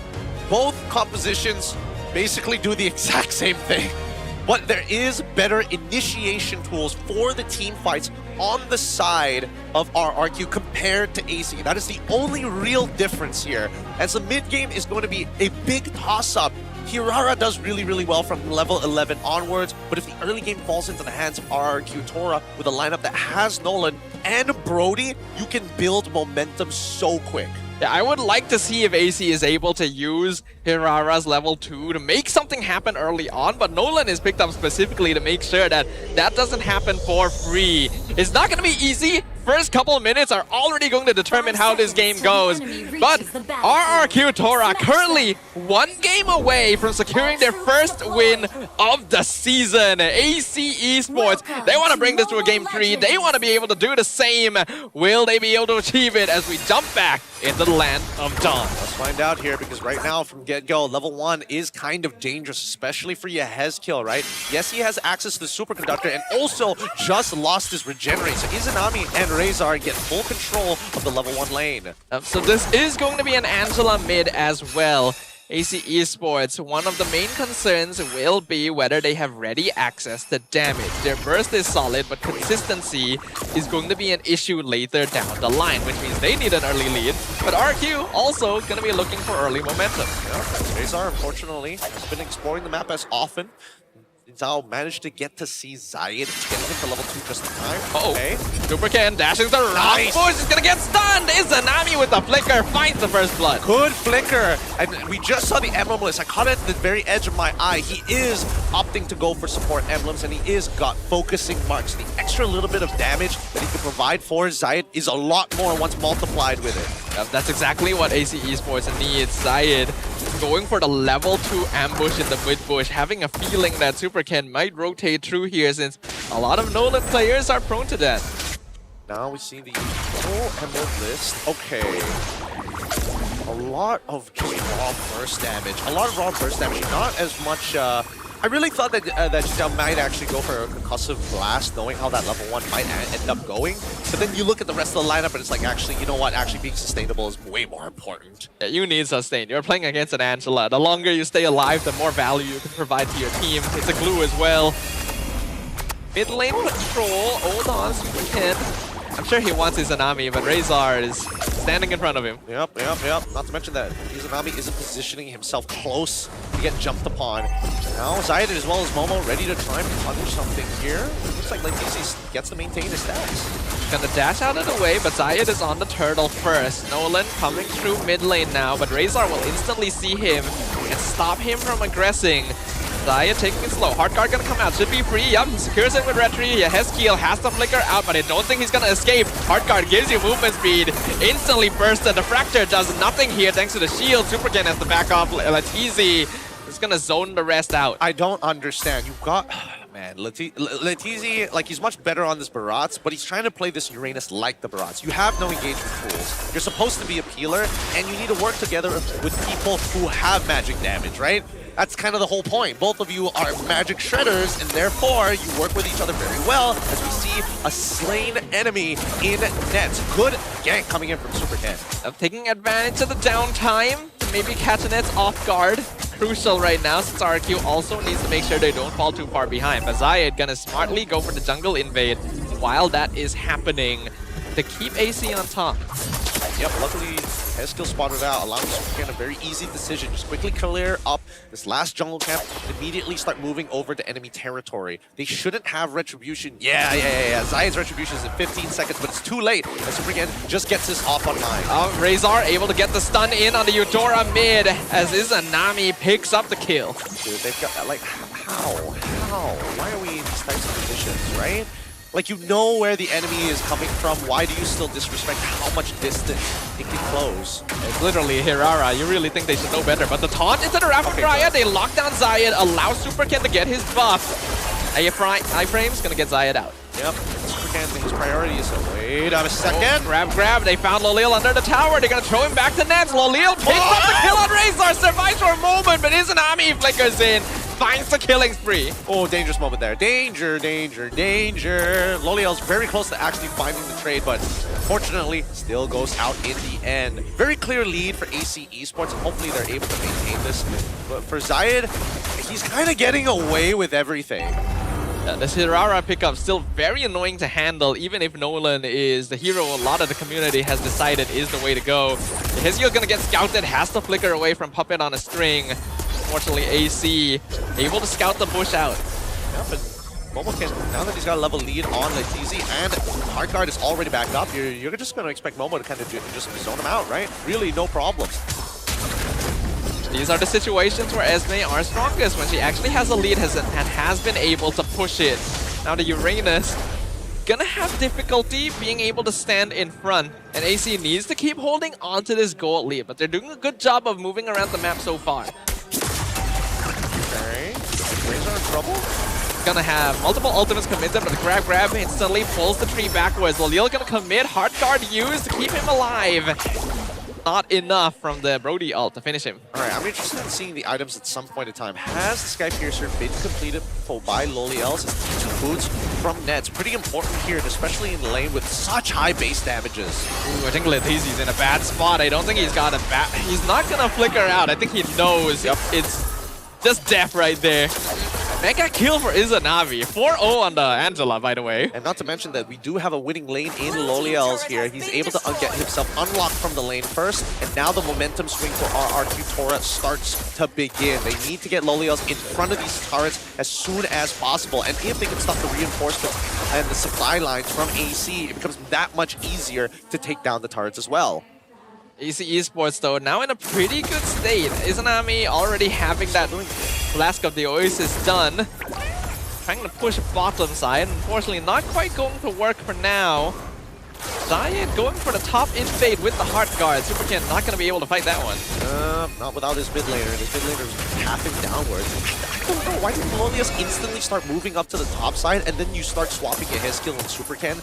Superkin clears up his buff and then immediately goes down mid, and then Yehezkiel is the one that makes his way down. So it's just, there are answers to get themselves in these positions, yet they don't want to do it. They actually want this bro to be part of the upcoming turtle fight.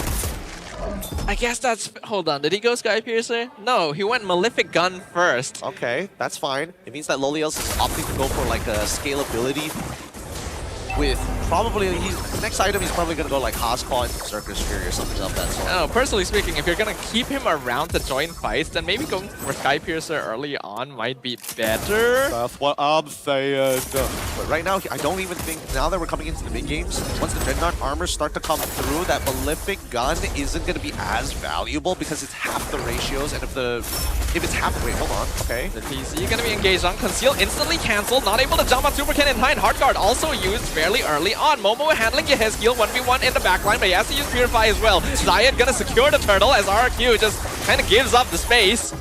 And I guess that's all. Oh, Zayed and Momo are having the time of their life. They're literally running circles around RRQ. And RRQ just can't seem to like make a solid decision about what they need, what the squadron pairings are, right? They don't want Yehezkiel and Loliels next to each other, because then it makes it that much easier for Zayed to punish them. But actually, in a matter of fact, they really, all they need... Wait, hold on. Oh, that's a dead man. Oh, he got caught. He got caught there. Good falling Star Moon from Momo. All they need right now is to use their pressure. Use their pressure with Superkin, right? They don't need him to like, they just need him to show up in awkward spots more than anything else. Oh, the iframe on the ball lightning. Zayed is doing so much right now. Maybe a bit deep here, but he can keep going. Hold on, wait. The Heart Guard has run out. Can he get out of this situation? Yes, he can. Yeah. Slippery hero, and now the rest of his team is cutting off the back. Momo and Razor being annoying. Yehezkiel just really doesn't do any damage anymore. 4K gold lead for AC Esports. And now we see the Sky Piercer coming through for Loliels, which I think is a little late, but hey, you know, it's never too late to try and close out this game, but with a 4.1k deficit, 4.2k now, for the side of AC Esports, I think that RRQ Tora are going to have to play on the back foot. They could have gotten the top tier 1. They could have contested for other things on the map, but no, they decided to keep meeting to the bottom lane.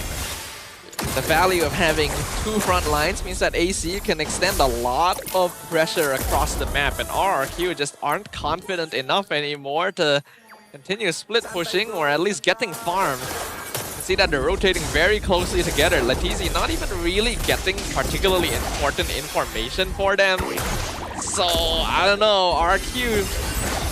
Not sure what their goal is. I think they're just trying to live right now. I think that's it. They're waiting for a mistake. There's the Wrath of Dryad, locks down one, but the grab instantly on top of Jin Chao, and here's the Heart Guard going to be used as well. Just keep Glue alive. Jin Chao dropping low. The rest of RQ running away. Torn apart memories though, gonna finish Razor off. Yehezkiel gonna be traded over. Letizi doing a good job of holding the back. Jin Chao somehow still alive, flickers away from the final hit of Nets, and now he switches on over to Letizi instead, who is still 1v1 against Izanami. Izanami is so low. Superkin goes in, Fracture, not gonna hit as Izanami flickers out of the way.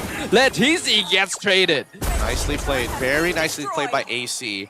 At this stage of the game, I think it's kind of done for RRQ Tora. There's literally nothing they can do at this point. Oh my goodness, look at this. They're just diving the tower. Lalil's nearly dead. Like, oh, and he is dead. The flicker killing spree from Nets. Yep. No surprises there. No surprises at all. Man, Arakitora have really wasted the momentum that they actually got in the early transition into the mid game. It's just that like these neutral objectives are so important. Oh, Zayed actually went for the push. He knew Yehezkiel was in there. Not able to get the pick off, but still surviving the attempted ambush. AC setting up for the Lord. Okay, that's gonna be a holy shielding in mid that instantly breaks it up. Supreme, don't need to fracture that. Just need to be nearby to get the gold. At this stage, Zayed having the time of his life. For once, man is actually allowed to play and dominate in the game. Having an Angela just pushes any leads you have even further, and RRQ doesn't know how to deal with it. They don't have enough lockdown, don't have enough burst. I do think this game is basically done unless a big mistake is made. Let's find out, because now it's going to be the holy shielding down on that bottom side that they're trying to hold on to, but it's going to be a free knock-in. Do they want to get this tower? I mean, Nets, he's got the range for it, but it looks like his focus is mainly on harassing his opponents in the tower itself. I don't think he minds too much. AC knows they don't need to rush this. They already are in complete control of the game. As long as they end it within the next 5 minutes or so, they'll be perfectly fine. They could wait for the Lord, just to be for certain. They could even allow RRQ to walk out a little bit, see if they can get some kind of flank action. Now that they're stuck so deep in their base, I'm not sure if they can get that flank action. We're going to have to wait until the Lord before either side even consider the options. But AC, so far, keeping it clean. I think the only person who's taking like major risks is Zayed, which he's allowed to at this stage of the game. But now that things are starting to even up, especially when it comes down to the raw damage of RRQ Tora. Wait, actually, do they even have enough? I'm thinking about it. I gotta go quickly look at how many items Eudora has. Yeah, not enough. Letizi in a tricky spot. AC not even gonna full invest into killing him, because now they're not afraid of him anymore. 35 seconds until the next Lord. Nothing that really needs to be done on the map. AC will just keep continuing to control the wave lines outside the base. At this stage of the game, Letizi needs to complete the anti-cuirass if he wants to survive these fights more often than not. They've grabbed Jin Chao. They're gonna pull him back. Rapid Dryad used to try and survive. He's gonna flicker away. Meanwhile, Dolo Leal being caught in front of his own base. A full dive from AC. The hard guard Hirara just way too difficult to handle. And RRQ Tora has no solution. They've lost their marksman. They even leave Zayed in the base because he's perfectly fine. He's nearly taking out Letizi. They go in. 3-man stun AC Esports. Taking no prisoners. Zero mercy, Letizi. You have no wave clear, sir. You have no HP. He can only stand in the base and watch as he slowly melted away on his crystal. Is taken down to bring us to a game number 3. Oh boy, that was a pretty difficult game to watch because it's not like they had no options to go and play around. It's just that they just, I don't know, they didn't decide to do it. They just didn't want to do it? I don't know, it's tough to say. It feels like there was something that was making them hesitant and I'm not 100% sure what. I really, like, we already pointed out before the game started that both these teams need early game advantage. So honestly, a single crucial play is what will make the difference. And I think that was when they were getting that level 2 ambush on Supercan in the mid-bush. Once that happened and the snowball fell behind, RQ just couldn't make any aggressive action anymore. I mean, the more I think about it, the more upset I'm getting. But at the same time, it's like, it is understandable because of how big of a lead that AC eventually developed. But how do we prevent it from getting to that point once again, right? Zayed had the space and time to actually play. Were there no potential gank opportunities? We saw one actually happening on the bottom side of the map to get this Brody out of the lane, but it wasn't utilized at all. I don't understand why they don't want to play with the rest of the map. There was a failure to maximize. I don't know. I really feel like maybe they got a bit too scared. After that first ambush, they just don't know where anyone is on the map anymore, and they're not willing to give away more kills. But as a result, Izanami, our MVP, the return of the Prince of Mages, on a support hero as well. How many kills did he have at the end? He had 506. That's kind of funny. That's kind of funny that even as the Prince of Mages is playing a support, he's like, hey, I'm still getting some KDA historical moments here. Angela, the most amount of kills you've ever seen. I'm making up for all the games I didn't get to play. Hey, poor boy, poor boy. Even so, still played a strong game. The hard guard was used very, very well. flickers as well saved him, especially with the directions that he's been flickering, has saved him from a lot more situations than he probably shouldn't have survived. He honestly had a really good composure. He was using the flicker at the right timings to go in and get kills or to get out of situations. I still remember him flickering at the last second to avoid the fracture. And that's supposed to be a very fast ability too. Experience speaks for itself.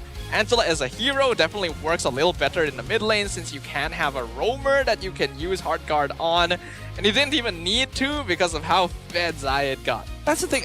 What I'm trying to figure out when I think about these compositions and the way that they wanted to play it, is this something that they were practicing during their drafting? Practicing during scrims. Because we knew that glue was eventually going to be a problem in this game, and it became very evident that he didn't even need to go for like a glowing wand, genius wand type, like I get on top of somebody, I deal damage until they die. They just made sure that they played a solid game, right? Control mid, open up that map, get Momo into better positions, and then finally let Zayed do the killing blows.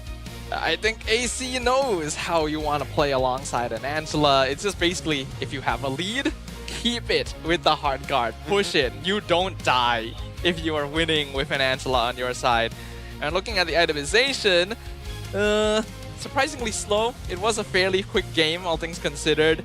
Anything unusual here? Personally, for me, I think that like I'm looking at the way that they're building their tier 2 boots. That's the important part, right? Because Loliels recognizes that, like, hey, my tier 2 boots is to protect me from, like, glue getting on top of me really, really quickly. If the puppet on the string, I want to be able to kind of minimize the CC overall. Compared to Nets, who is just like, I care for the lane. I don't care what you guys do to me. Even if I have, like, a reduction to the CC, I'm basically going to get one shot. He's accepted that reality and just said, let's fight. I mean, yeah, basically, these are 2 early game drafts. Whoever gets more of an early game lead probably just wins the whole thing. So you gotta commit a little bit. I mean, it's yes and no, because Clint in particular scales much harder to Brody. Brody is dependent on how many Sky Piercer stacks he actually gets if he wants to stay relevant in the game. Clint, naturally, upwards trajectory. Really strong early game, laning phase. A bit of a weak mid-game depending on how things go, but if you have enough of a lead, you can kind of like bypass the mid-game by accelerating straight to the late-game items if you're taking down turrets. Now, as we see this draft here, I think it's interesting to see like the first 3 brands coming out from Coach Sora, right? We are not getting any of the priority picks that we first initially wanted, with the Mia and as well as Paquito ban at the very end, just to make sure that RRQ didn't have those types of options, like a guaranteed late game. Yeah, I can definitely see where Coach Sora is coming from here. And while it may seem a little heavy-handed to ban out both of the supports, that means that if they grab the last viable healer for themselves, there's not really much that RRQ can play for anymore. They're willing to even give up Bellaric and Uranus because they know that the hard guard will make a damn tankier overall as long as they have the right heroes to pair it with. Very true, and I think that this glue was such a money pick. Such a money pick. How do you deal with this, right? Where your cores are Nolan, even Eudora, like sure, Eudora is able to like kind of like deal with it in the early stages of the game, but as soon as she hits level 4, you stop walking up to try and superconduct Fork Lightning. That's when you just give up on that plan. I think that letting Glue through was an oversight. If Glue was banned instead of Mia... Oh, instead of Mia?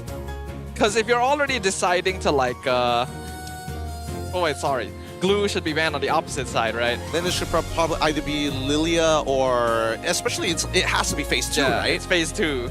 So it's got to be the Carmilla or getting rid of the Lilia. The Lilia, I understand. The Carmilla was kind of like a 50-50 at that point, right? I can understand the ban, though. That's the thing. I'm a little less forgiving of it, only because it just really boils down to like, oh, if Carmilla ends up getting picked up here, that means our battle spells and emblems have to slightly change, right? It's not major. It's not like a major kills, a major stopper for them. But I think revealing both Brody alongside with Clint this early on into the draft is also part and parcel why we got the Carmilla ban.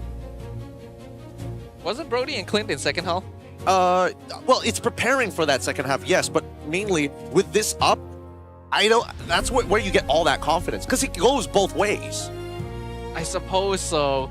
I don't know, I don't really have a big issue with the draft overall from RRQ here. Like, there's a clear idea to it. It's just that they are a bit more early game conditional compared to AC, which means that if early game is not going well for you, you can't just kind of turtle back and hope something changes. I think you just kind of have to throw caution to the wind a bit. I mean, if we're talking about throwing caution to the wind, let's have a look at one of these clips here, because again, it's pretty important to see it. Like, these compositions are extremely similar with very little variance between the two. Some obviously hyper mobile when it comes down to the junglers, but now we look at our 9-minute 22-second moment of the game. This particular flank here, coming in through the mid lane, as you can see, both Belric and as well as Nolan are going to be coming on this side of the map. Razor spots them out in the meantime, while Letizi has kind of opened up this particular angle and now locks them out, right? They've got the peel, they've got everything that they need. They just need to put all their damage into their one target in Razor,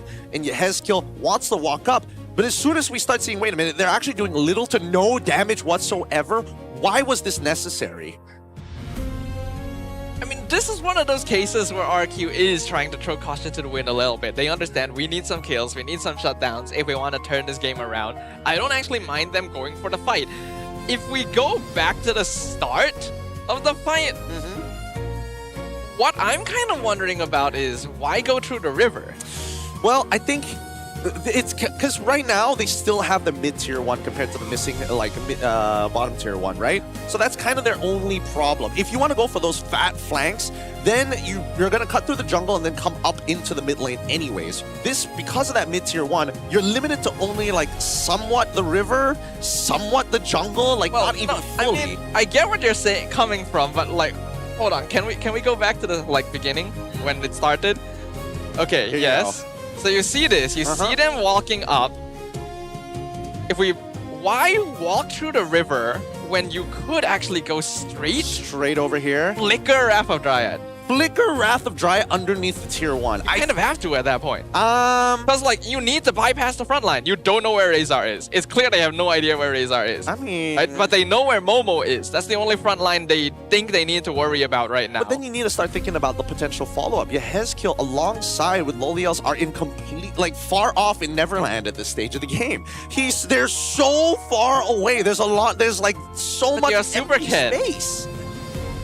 Because like, hold on. Okay, assuming that idea doesn't work, then what actually is their plan? They're gonna go through the riverside and commit everything on Momo instead? That's why I have a bit of a problem with that, because again, it's the Purify. Purify makes all the difference here, because if they start the initiation, you Purify, you walk out. They don't have any valid targets, and I think even they started to recognize, wait, we kind of don't have anything going for us. I feel like it could have worked though. Maybe like genuinely. Potentially. Tao walks forward, they don't know where Razor is. So like, logically speaking, he can only either be in that bush right there where he actually was, or on the opposite side of the jungle. In either case, Jin Tao walking up to the lane, flickering in and Wrath of Dryading Izanami and Nets together so that Super King can go in for the burst, feels like the best choice to me. How many? Okay, so if two potential, there's a chance that it's only a 1-for-1 trade. Potentially. It's tough because there's no guarantee, and I think you're really gambling at that point. You're really like rolling the dice to say that there is an option that if we commit hard enough, we are going to get a guaranteed 1-for-1, but there's a very high likelihood this ends up being a 2-for-1 in their favor anyways, right? Because Izanami is already difficult to catch. If he goes into hard guard, gets back out of there, flickers away, then you don't find the 2-for-2. But then what is the best case scenario and the alternatives? It's tough. That's the problem. Like if you don't do that, what do you get?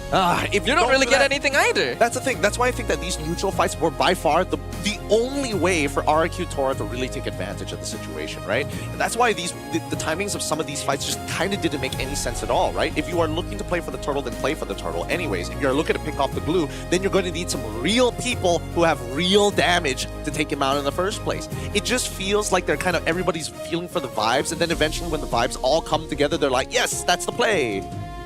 Unfortunately, that has been the case for both these teams for a while. I mean, that's why they're in this situation in the first place. Yeah, that's the truth. That's the truth of it. 4 dot is not their strength. That's the thing. That's why when it's really hard to start analyzing these clips, especially when it's like, what is the decisions that are being made actively amongst the teammates? And I think that from AC's POV, it's like, oh, okay, it's pretty easy for you. So you kind of already made your choice, and now I just have to respond.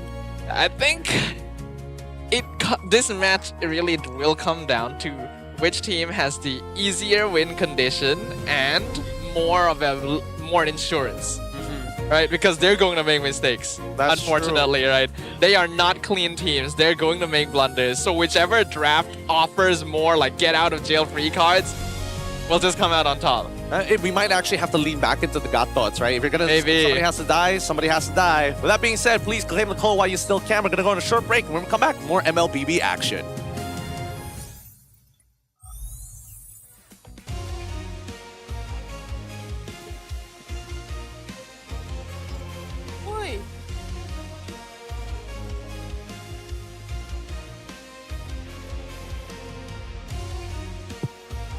Hey guys, this is Rose sekali lagi. Sorry guys. Tadi ada masalah teknikal sikit tapi tak apa sebab AC pun baru keluar dari bilik mereka and di dalam courtside interview ini kita actually nak borak sedikit dengan Izanami. Izanami, hello? Dalam situasi satu sama ini, apa perasaan sekarang? Perasaan nervous. Okay, tadi kan selepas kekalahan di game pertama, kita boleh nampak di mana beberapa player dalam AC nampak agak down. Ada Nets, ada Izanami. So, apa sebenarnya yang you tengah fikir masa tu? Tak, kalau bagi pendapat saya it's just a game lah. So, main je lah. Ya, tak perlu fikir overthinking apa semua. Just fokus main je lah. Ya. Biasanya kalau Izanami cakap ni dia lancar tapi kali ni kaku sikit, mungkin nervous lah kot. Izanami, tadi lepas game pertama kita nampak di mana coach ada serious discussion di dalam bilik, apa yang coach tengah advise korang that made you guys turn the game di dalam game kedua? Kalau dia sebenarnya sebab game pertama tu kami terlalu rushing apa semua. Ya. So coach just advice yang kami perlu main santai lah. Macam saya pun saya main support dan main Angela, tekan-tekan je. Jadi santai lah main. Mindset nothing to lose, mindset sangat-sangat chill lah kan. So you know di dalam next game ni, game 3, dia dah jadi best of 1 dalam perlawanan ini. And walaupun ini baru sahaja minggu ketiga, kemenangan ini sangat-sangat penting untuk moral team lah kan. So apa yang Izanami nak buktikan di dalam game ini? Kalau buktikan, saya tak perlu buktikan apa-apa pun sebab just perlu trust dengan diri sendiri je lah. Ya. Kita kalau nak menang bukan kita nak buktikan apa-apa lah dengan orang lain. Kita just percaya diri kita, fokus, menang. Ya. You think you got what it takes? You rasa boleh ni? Amin. Let's go Izanami. Good luck kepada you and of course your teammates di belakang. With that, mari kita masuk ke dalam Land of Dawn sebentar lagi. Nak lebih power? Jom.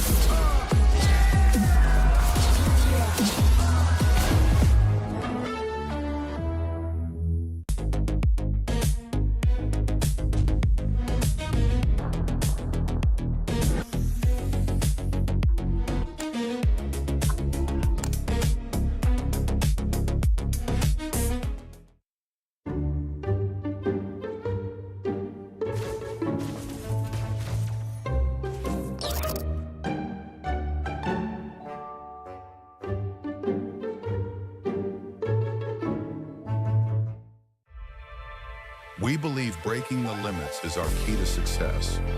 We specializes in sales and merchandising within the gaming and streetwear industries, where we blend the high-energy world of gaming with the cutting-edge style of streetwear. At Toe Dark Culture, we serve corporate service packages, rental or own package, event sponsorship and collaboration, and employee wellness program. We've helped others break the limits. Are you next?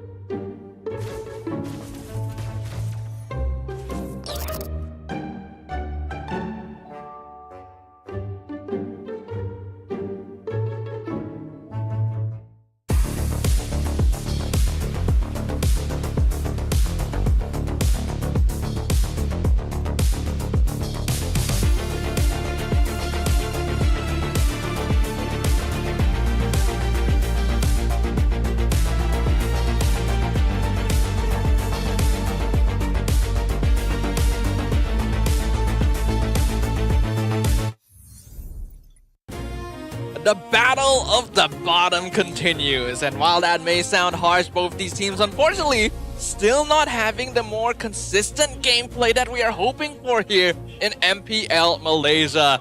Thank you, ladies and gentlemen, for being patient with the short break. We are going to be jumping into the Land of Dawn once again very, very soon for the final game of the series and the week.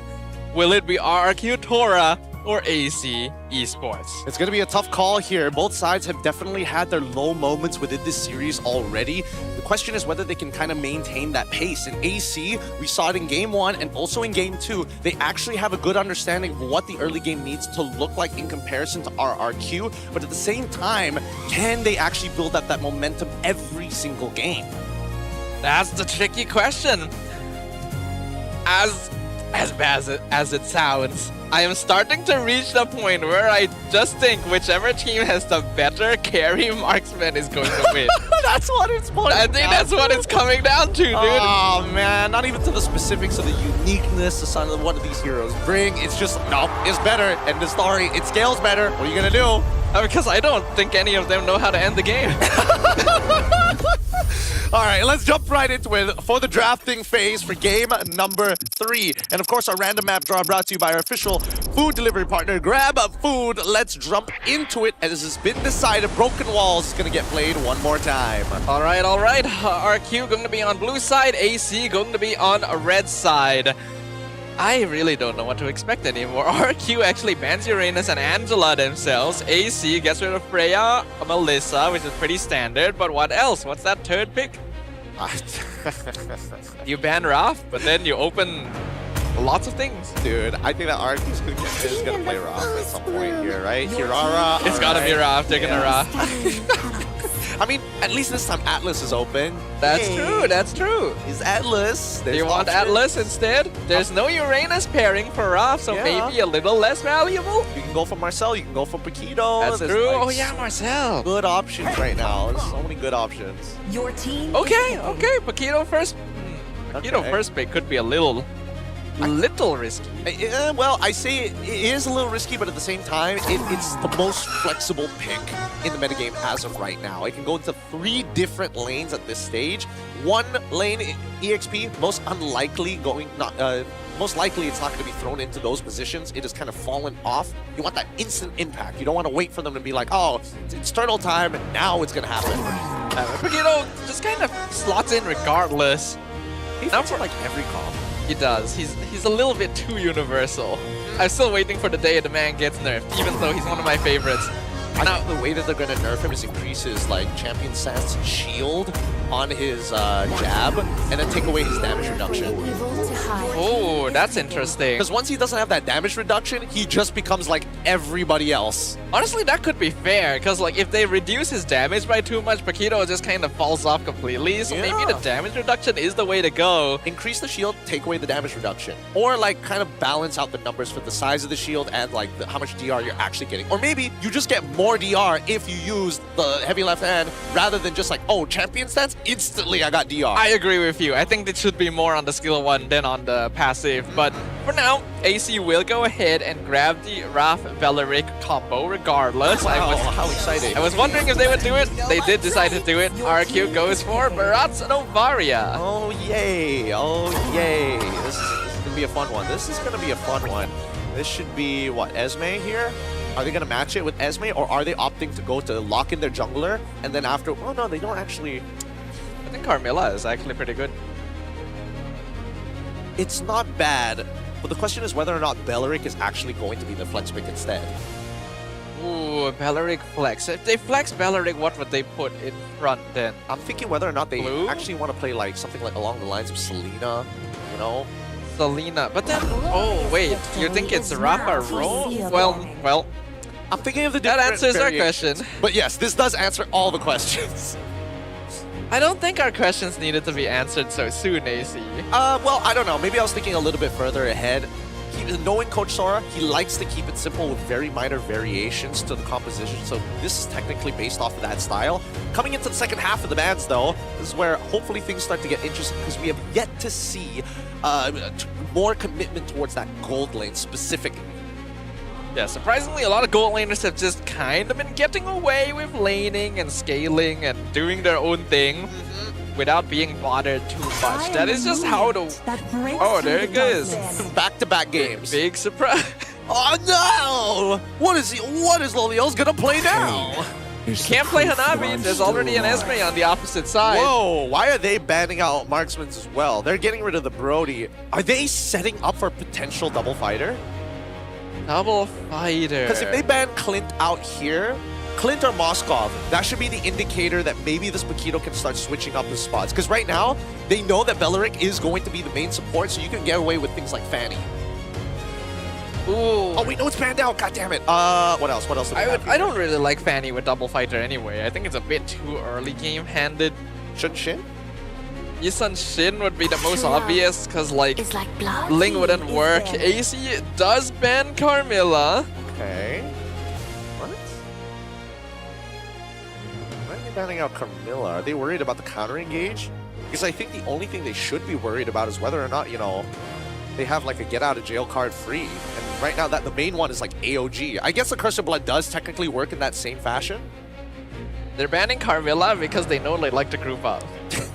That's real. I think that's it at this point. Because it's like if Barat wasn't here, I would say, oh, Carmilla's actually a pretty good EXP laner. I could maybe see her winning lane against Esme. But you have Barats. So the only reason you would ban it is because I just don't want to get hit with the Curse of Blood. Don't do that to me, please. We want to gather around for healing, you know? Oh no, no black magic here. Please, don't put a hex on us. I don't want to deal with Circle of Death. Yep. Circle of Death is honestly pretty annoying sometimes. The timing of it actually is really strong. Like, if you hit a few people with Curse of Blood, they melt so fast. They melt really. Especially with those like who have like Hanabi is a great example. Those bounces, they multiply. It's like getting hit by 3 auto attacks consistently. Oh. Ling gets picked up here. So much fun. I did not consider Ling for AC. That definitely slipped my mind. I was already thinking, yeah, RQ can't pick Ling into Beleric. I never thought AC would do it though. And now Yahes kills. Oh man, I'm the only target right now. What am I gonna do? How can they actually get away with this? I think they're probably gonna be like Moskov or something here. Marcel, okay, that's fair. All right, that's fine. Are they gonna double fighter? They gonna mosk it. Are they gonna mosk it? I think you do need some late game insurance because you don't really have anything that can burn through tanks right now. You need something that can burn through tanks. Yep. So it's like Moskov, carry's a little risky. Oh, Obsidian works. Yeah, that's fine. Well, I guess, okay. Yeah, it's more for the Ling than anybody else, but it also deters options from the side of AC too. Dang, with the RQ actually have like a pretty decent comp here. Pretty decent, but also a little bit conditional. Most of the damage is gonna come from Obsidia Paquito and late game Novaria. Does that mean that they have to influence the EXP lane and kind of let Obsidia just sit there underneath the tier 1? Like, I'm guessing, my prediction is that if they put more resources to the EXP for Turtle 1 and 2, Obsidia is going to get dove underneath their tier 1 on maybe 2nd or 3rd turtle. AC goes carry. Do you? Why?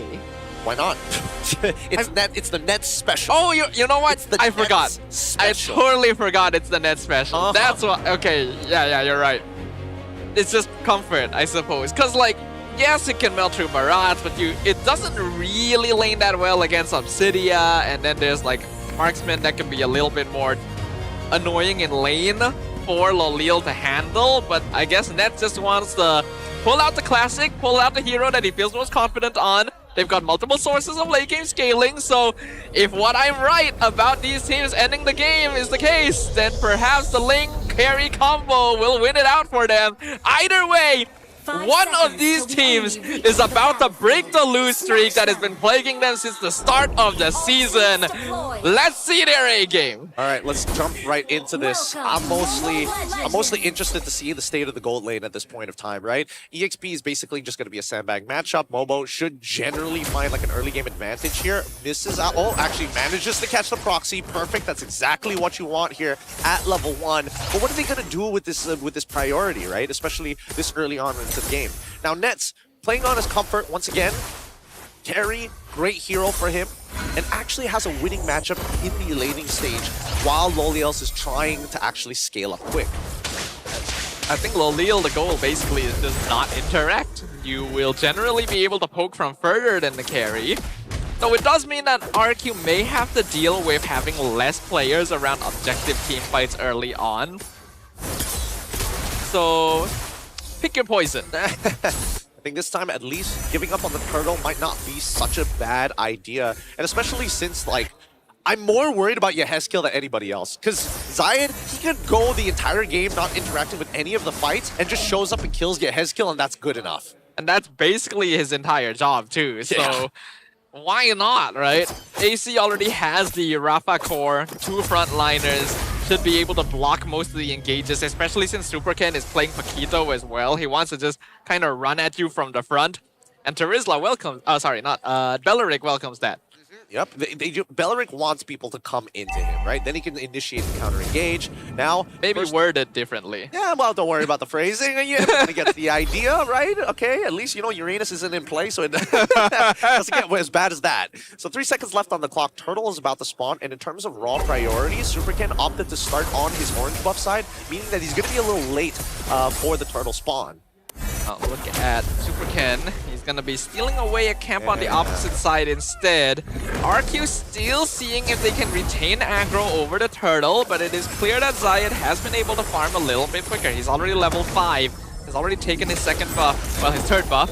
Meanwhile, they're gonna be able to stun, taunt Letizi. Holy Baptism comes out. Do they have enough damage to kill Barat yet at this point? Probably not. They're gonna snipe down the turtle. Maybe a little. Hold on! They ate the leg! Razor still gets the turtle somehow, though. And Letizi, despite his best efforts, is first blood. Zayed jumps in, instantly gets eaten by Letizi. He wasn't even the priority target in that fight. It was supposed to be Izanami if I was looking at it correctly. Very, very funny. He really said, take me instead. Nobody touches my prince. 90 seconds left on the clock for the next objective to spawn. And with everything that is already going on, and Nets actually going for the double wave at this stage of the game, it does mean that Loliels gets that free push and is now looking for this next wave. But I personally think that they need to kind of cover Loliels. Like, Jin Zhao, yes, he's trying to slow down AC, but I also think that he also needs to open up the map in terms of figuring out where this link actually is starting off with. Because then, that way, Obsidia can actually start hitting the turrets for free without having to worry too much about Nets walking up. RQ Tora definitely needs more information here. And the thing is, both these teams are generally a little bit afraid to be overly active on the map. It is understandable somewhat, since if Jincha makes a wrong move, he could die and feed kills, but you need info. You do need info, and it looks like Yehezkiel opted to go for the no boot start straight into the glowing wand. That was his entire purpose, and he rushed it super, super quick. I mean, if you're in Yehezkiel's position, you know that some shoes ain't getting you away from Zayed. you accept the death. It's like, I'm just gonna do all the damage I can. That's why I was thinking whether he goes for T2 boots, right? You know, you go for T2 boots, you make sure you get the warrior boots, and then you just tough it out. Maybe, I don't know. I think you just have to make a choice. Yehezkiel has made a choice. He has made peace with his life. He's made peace with his god, and he's ready to fight it out against Zayed in a 1v1 later down the line. I mean, who knows? Maybe Zayed won't chase him down, you know?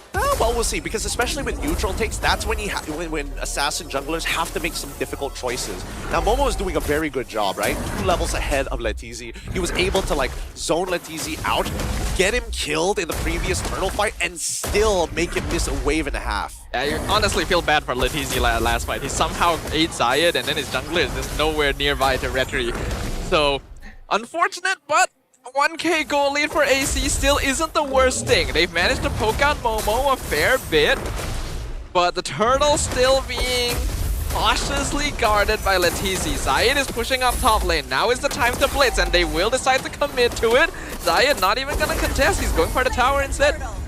Bro, I don't even know what's Nets doing here. What's Nets doing here? I don't know. I guess it's to Emotional support. I think it's just to really sell the idea like, oh, we're absolutely going to fight for this. Like 100% we're going to fight for this. And then Zayed shows up at the top side and it's like... Apparently he's here to almost kill Letizi. No, don't worry. They gave it over to Zayed. Yeah, his job was to almost kill him. The bone does connect, gets purified away. I don't think Lolil wants to commit to that anyway, because here comes the round for Dryad. That's the play we're looking for. They catch Lolil, and that is a 4-man gang down bottom. Hey, once again, AC takes the early game lead here. Let's see whether they can keep this momentum up, as they've already split the map in half, and they've punished Lolil's, putting him further and further behind as Nets takes the level lead. This is already something that I think we were all concerned about. You have a Wrath, you have strong lane prio, heroes that want to rotate around very, very quickly, and RQ have a much more difficult win condition of actually getting Super Ken into the fights, and he's kind of not doing so. Like, I know he wants to stay alive, but your team kind of needs your damage. They do, and the problem right now is that everybody he can apply his damage to don't really care about it. Like Razor and as well as Momo, they have no way to kill these guys effectively as at this stage of the game. They're just depending purely on Yehez's kill to actually get the damage down. But again, they're sustained just to make it happen. Whoa, Super Ken early takes out Zayed. On the boat, they landed! Beautiful snipe! Zayed goes down, missiles push Momo forward. They're going to be able to get that tower down bot. Really good counterplay coming in from Super Ken. He made sure to use both to chain his champion stances to be based off of the knockup strike. Once he gets that knockout strike onto Zayed, it's much harder for him to actually get his Divine Blades. It was just underestimation from Zayed right there. That is the second time this game that Zayed has decided to jump down in front of a melee hero. Well, I think this time around he wanted to like react faster than the initial attack and attempt from Super Ken with the Tempest the Blades, but it just you know, it didn't react fast enough. I don't know what to tell you. Yeah, you would think that bringing a sword to a fist fight is a good idea, but apparently not when you're as busted as Makito, though the zoning is still more than enough. Momo will be able to stop Super Ken from approaching the turtle, should be absolutely free. And I get the feeling Letizi is regretting some life choices. He has the flicker. Regretting a lot of life choices. All of this because he decided, hey, my jungler ain't here. I'm gonna make an attempt. I'm gonna eat. Man's gotta eat. Man's gotta eat. Sustenance is important. I think that Letizi at least is making a good decision by sticking with the rest of his team, right? And actually helping them manipulate the wave so they don't have to put anybody else in danger. Because right now, AC, with the help of Razor as well as Momo, they can block the shots from Yehez's kill consistently now. They can block the shots from Yehez's kill and more importantly, deny him from actually cleaning up the wave safely, forcing him in a position where he actually has to walk up to get golden EXP. There goes Letizi. Where did he go? He's already dead. Melted. Poor guy. Wait, does that mean the golden staff? Yeah, the golden staff is already completed for this carry. Doesn't even need the DHS. It's good. Letizi is turning into a fossil in real time, guys. It's gonna be the petroleum that gets us home later. Oh, man. Oh, man. Petronas hit him up. Letizi, spokesperson for Petronas. That would be hilarious. Oh. Because, like, Barats are being pulled over to join fights a lot. That's pretty normal. Who is catching his waves? Nobody. No one's getting his waves. You're wasting minion waves. I mean, like, whenever you go up to these turtles as an EXP laner, there is always the risk every second that passes by of the turtle not have it being taken away. And when those times happen where it's extra long and there's nothing you can do about it, your waves will eventually collide. And I think it's right now, AC, just much better understanding of that tempo and can control it a little bit better because every single time it Flicker Rapid Riot on tree! It's a disaster! Astral Echo comes out, slows things down a little bit. Letizi, we don't need to talk about him anymore. The rest of his team walks away. That's 3 flickers instantaneously on top of a kill. Really big play coming in from Razor. And now, momentum in full control of AC. Any other plays that occur after this, RQ Tora do not have a get out of jail card free. Another Lord taken by AC, and really nice ambush. Razor finally confident enough to go for these flanks. Something that was sorely missing earlier in the series, but now rearing its fangs at RRQ. See how this plays out, because AC now are going to start grouping together. And every single one of these picks that they find is almost an insta-kill as long as Nets is nearby. Not to mention that Zayed, he can play up on the opposite side of his team. They've got the 4-in-1 formation already set up here, and they want to make sure that they cover all their bases. RQ needs to somehow punish Ned's positioning, but they can't do that. It's a Rafa and 2 frontline comms. I feel like we need to come up with a name for this at some point, so we don't have to say the entire sentence, because it is clearly prevalent in the meta right now. And RQ doesn't have a way to blast through. I feel like they just failed to utilize potential early mid spikes. I mean, their early mid spikes isn't as effective compared to AC esports. And I think the big proprietor right now is the fact that AC, they're like, oh yeah, now that we've unlocked Nets from his lane, we can actually start taking out tanks without having to worry too much about it, right? Izanami and Razor could not do it by themselves, so the same can be said about Zayed. So the only real person who can do that is Nets for the raw burst.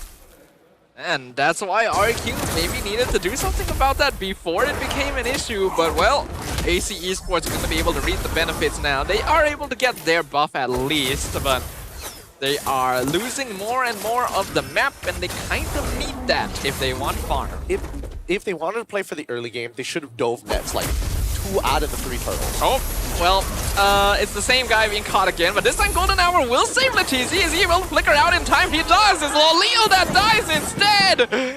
Not the trade you want. Oh, that's so sad. That's so sad. Very, very sad indeed. But what can you do? Ling, at this stage of the game, is going to be an absolute nuisance, an absolute monster for Loliels and Yehezkiel. And everybody else is just praying that they can buy some time. I think there's also a real question of whether or not Xin Zhao is playing a good game, or anybody who needs him to peel are just never in the right position. Because, like, I'm looking at Xin Zhao, and he is covering the right targets. It's just that when you have to diversify and split your attention amongst multiple people, you kind of expect your teammates to kind of walk to you, and you to them at the same time, rather than just me walking towards you. Problem is, Marcel is not particularly good at saving you from losing situations. He's someone that gives you more control, slows down fights, right? Rewards tempo if you're at least even. When he is being, like, that was the one and only time they committed resources to save Latizi, and it cost their marksman. I mean, the marksman still had flicker the entire time. It did. But it's the same thing as Yehezkiel buying no shoes. That's true. That is true. You just gotta accept it. It's gonna Flicker is only going to delay the inevitable. Yeah, I gotta save it for later. Later down the line. Don't worry. I'll use it in my next life. Loliel's M8. He finally uses the flicker. It's been off cooldown for 3 months. Oh, that's hilarious. AC now holding great priority. They've got a nice pushing wave down bot side, and finally the Winds of Nature out. Oh, Lord dropping low. Astral Echo scouts it. Zayed secures it easily. Rapid Dry lockdown Superkin. Meanwhile, Momo holding back everyone else. He's taking a good amount of damage from Loleo, but it's not enough to finish him off. And now AC gonna back off. Good dodge on the missiles. All right, good dodge on the Hunt of Bone as well on Zayed. Actually, there's probably an argument where Zayed should have just gotten hit by the Hunt of Bone so that the rest of the team can, like, forcefully get Loliels as the trade if necessary. But it's all good. It's all good. Zayed can only jump in front of melee heroes. Oh, that's true. That's true. That's true. He'll dodge everything else, right? Even yes. Even the Star Shadow doesn't matter. He can dodge that. But man, if he gets hit by, dude, if he gets eaten by Latizi after Latizi going 0-4, I don't know what to say. I mean, he doesn't need to have kills to eat someone. I mean, true, but at the same time, it's like, what if he gets? Honestly, I would be more accepting if he blocks the Detonator's welcome for the sake of net, so he doesn't have to use the Purify. It honestly would be worth it if you do that. Oh, Jin Tao, he got stuck in a bad place. Good punish, good punish. But you know what he should have done? He should have dropped the Golden Hour on top of his inhibitor. Oh, that would have been nice, yeah. Or at least something. Either way, he's dead. Nets gets a free tower. They're literally walking in like they own the place. Loliel's damage is respectable, but just not enough to really force AC back. The Novaria is starting to build up itemization, but is it too late? She is currently at 3 items, and it looks like she is trying to build into a... What but you already have the... It looks like it's an enchanted talisman, but at the same time, it's like... You might even want to consider... So, right? You might even want to like consider going in for a clock... Oh wait, no, the missile, they got someone, they're gonna eat him. Who is that? They spin him in the gold now. Is this Anami? I could not tell. Too many bodies there. But on the phone, they hit Momo, they're dancing forward. Rapid Triad use counters everyone. They're gonna fight them back. They already used Purify. Zayed gonna drop the Tempest Ablaze. Meanwhile, he's gonna actually jump back in. Not able to find the kill just yet. But AC disengages. Great mechanics coming in from Zayed, able to kind of like, you know, prevent the rest, pull the attention away. But also, these shots coming in from Yehezkiel are worthwhile. I think Nets lost a lot of confidence after losing 50% of his HP bar, and he wasn't even the main target. Yeah, Nets knows how to be very wary when he's on this carry. He knows the importance of his positioning compared to when he's playing Brody, and we'll talk about that another time. In this case, AC lost their healer. They instantly knew, okay, this is becoming dangerous. It honestly looked like RRQ might have been able to wipe them out there. So they could have. Props to Zayed for good zoning. Yeah, they made sure, again, attention. Having your opponent's attention is a big resource. If you can pull their eyes to look at when you're doing multiple things at once, you already can set up for advantages, right? If you attack on one side and all of a sudden initiate on the other, you can't expect the Mobile Legends player to see absolutely everything. No, we don't have eyes on the back of our heads. So we gotta pay attention to what is in front of us. Ah, the Wishing Lantern. Interesting. I thought he wanted to go for a little bit more burst, but now he wants to make sure that Razor and as well as Momo, honestly, he doesn't need the Wishing Lantern because as soon as they get Guardian Helms, like it doesn't matter because they're gonna get popped up by Izanami. Sure, but maybe you may as well grab it at this point because most of your Star Shatters are going to be hitting the tanks anyway, so at least even if it gets healed later, you delay things a bit. I think, personally, instead of going for the Wishing Lantern, you just double down on, like, mega damage. Like, you want 100 to 0 Nets. Or 100 to 0 Zayed. I don't know, I feel like he is mostly dealing with the tanks for now, though. Jin Chao with the golden hour catches the two behind, but look at Zayed. He's going for his kill. He flickers away and he caught Zayed. Nice. This play's gonna be used. Let's see, he's gonna be traded away. Killing spree for Nets. It's gonna be a 1v3. Momo taking so much damage. They can't kill him. RQ have the one home. Oh, they missed it. They missed their opportunity here. Super Ken ended up whiffing some pretty important abilities. Yehezkiel, he managed to land one, but out of the three, he needed more to actually hit. Oh, that's so sad. And they lose the Lord and all of their battle spells. This is gonna be a tough defense. RQ has definitely been putting in their best effort, but like you mentioned, Gideon, it has been so close multiple times and just missing something. AC Esports definitely seems to be locked in right now. They want this win. They know what's at stake. Let's find out because Thunderbelt on Dinda has been doing him some good work, but he's even going for a brute force breastplate just to make sure that he has a little bit more tenacity to get through the CC. Because the CC chain so far for AC Esports have been executed very well at this point of time. Oh, here's the golden hour once again, catches the entire team, but can they follow up in time? They only go for the eat on Momo and he misses the spin! Let Easy go! They do, oh my goodness, I don't know how to feel about that one. But AC Esports is gonna continue. They take some damage from the Star Shatter. Zayed still dashing around, still has access to the purple buff. Only one inhibitor left standing and the minion waves are perfectly synced up to run into it. No more towers left for RQ Tora. AC, they're happy with that. This is a dire situation for RQ Tora. Why did Super Ken try to use his champion stance empowered jab while they were in the golden hour? Like he whiffed that timing on an unbelievable level. Dude, Jin Chao got such a good golden hour. He straight up got scammed. He got scammed out of a great play. That could have been play of the week. Oh my god, dude. Just forget about Momo, man. There's bigger fish back there. I know. That's the worst part about all of this. I'm looking at Nets and Izanami just frozen, perfectly vulnerable in the back line. Exactly. Like, I mean, the Star Shatters needed to connect onto the right targets. Now we see that this Wishing Lantern is, Oh, looks like it might be a Winter Crown purchase coming in from Yehezkiel. That would be good. I think I would have preferred the Winter Crown over the Wishing Lantern at this point, especially since like his biggest problem is Zayed, to be fair, and the raw CC coming out of Izanami and Razor. So surprisingly, he hasn't really died since the Wishing Lantern though, so technically speaking, it still worked. I mean, does that mean the Wishing Lantern was the reason, or the fact that... No, it's just... Zayed, honestly, Zayed doesn't really care for going for Yehezkiel, if I'm being perfectly honest. He and I think I kind of get it, like, in terms of raw impact, even the Astral Echoes, like, you get the information, and it's like, we're playing so honest that there's only one outcome, and you have to deal with the front to back. Like, I gotta give him props for that, you know? It takes a big man on a Link to say, I'm not gonna kill Novaria. Yeah. No, my services are needed elsewhere. No Daytona's welcome now. Letizi had to use it to run. Surely, you can't try to contest this. Surely. Yo. They're trying. Yo. Is somebody gonna deal with that wave?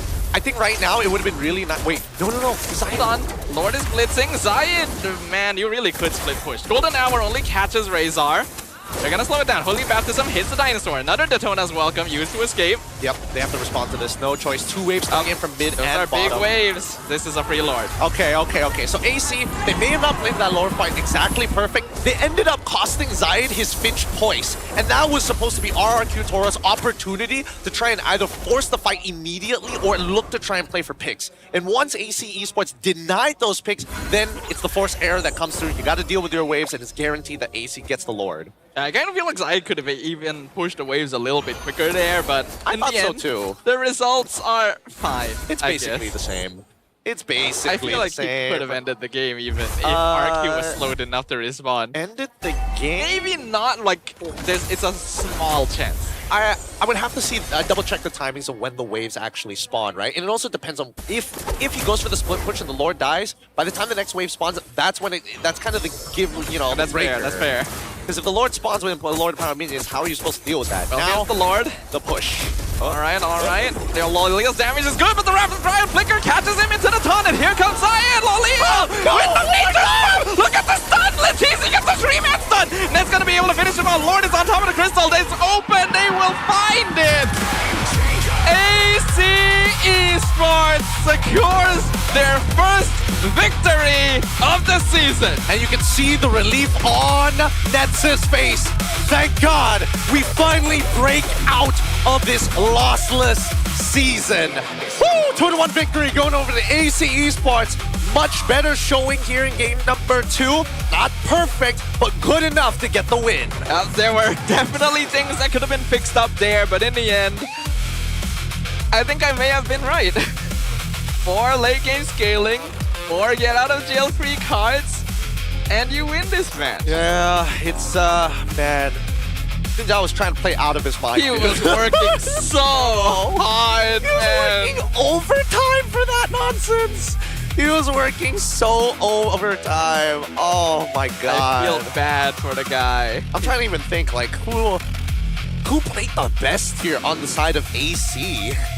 Honestly, Zayed had good moments outside of, jumping in front of melee heroes, but overall, good spatial awareness. Nets has solid positioning. We'll just throw it on over to Rose. She can handle the rest. GG's to AC.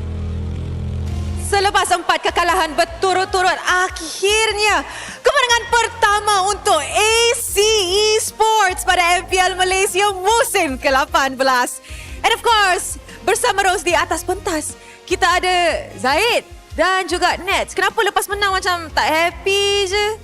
Muka masing-masing macam?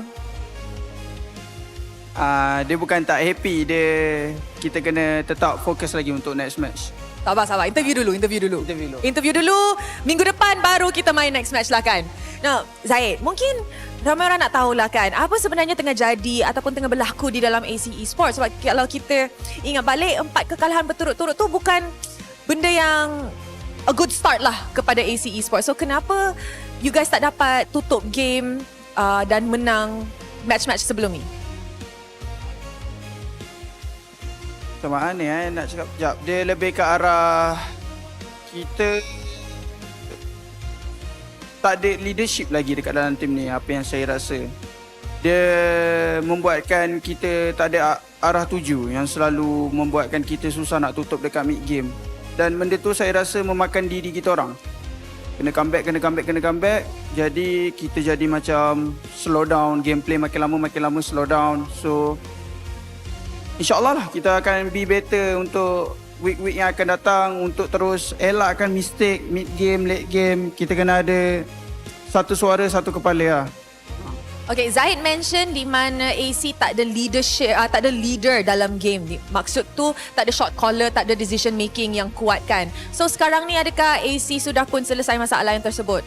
You guys sudah dapat cari satu in-game leader yang boleh bantu you guys di dalam game? Ada. Kita dah cuba fix dari minggu lepas lagi. Kita dah bagi-bagikan tugas setiap masing-masing lah. Setiap role apa tugas dia. Dah lah. Okay, so that's good lah. Supaya moving forward, kita mungkin boleh nampak AC menang lagi banyak game. Mungkin nampak Zahid lagi happy lah. Sebab Zahid sekarang macam sedih sikit.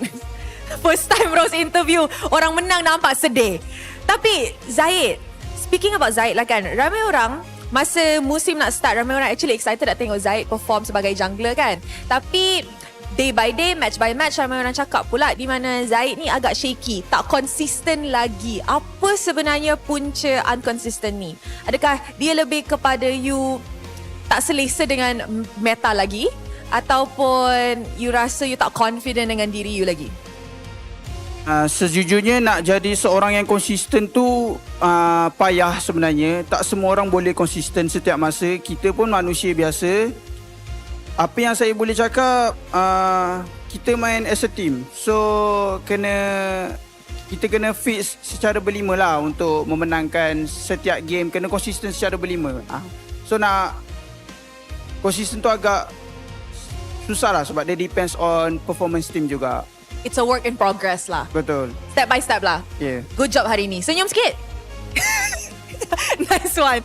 Okay, Nets pula, Nets. Lama Syak. Lama doi nak interview Nets. 3 minggu juga. Ya doh. Ya kan? So nak tanya, walaupun lambat lah, rindu MPL MY kan? Rindu. So macam mana so far you punya perjalanan experience di MPL Malaysia lepas hilang beberapa musim? Sedih. Sedih, kenapa sedih? First time doh aku lose streak dekat Malay. Susah kan? Susah. So macam mana you tengah, bagi balik confidence dekat diri you? Tu lah, kena menang dulu. Tapi dah menang. Yay. Minggu depan, please lah menang lagi. Nak menang lagi. Okay, nak tanya. Kita tahu dulu masa Nets dekat Malaysia, Nets main dalam satu team di mana, dua team di mana semua player sama kan. Kali ni you balik ke Malaysia, main dalam organisasi baru, organisation baru, ada teammate baru. Betul. So macam mana you tengah bond dengan dorang? Lebih jauh lain. Ya, yang lain tu macam mana? How? Besar lah sebab dulu kan kami dorang dah kuat baru masuk. Kami rebuild ni memang susah sebab dorang ni ada orang tak main season lepas. Dua-dua jago main mid, ada sabula. Paning, cok. Macam mana tu? Ya. So tu yang susah sikit nak menang Susah sikit nak menang. Kena take time. Oh, take time. Now is the time. It's my time. Ya, boleh. Boleh kata tapi boleh lah sebab menang kan? Yes. Jangan marah. Kau tu. Wow. Sorry Nets. Sorry. Okay, so Nets. Kita tahu Nets beberapa musim tak ada dalam MPL MY. So, bagi Nets, apa beza competitiveness dulu dengan sekarang? Mana lagi intense? Ini memang ni lah. Memang ni? Sebab apa beza? Kan? Bukan pasal you kalah. Memang. Sebab kami baru kan. Yes. Tapi dulu dah kuat, dah senang main. Tak, bukan pasal team you, pasal MPL MY. Oh, MPL MY semua team. Memang semua team dah improve lah. Dah improve. Dulu semua poker tu. Sorry. Ish, you ni kan. Sorry. Maafkan dia guys, dia. Dia terlalu excited nak borak dengan Rose di atas pentas. Okay, so Nets, apa kata kita umumkan MVP lah kan? Okay. Kita panggil MVP.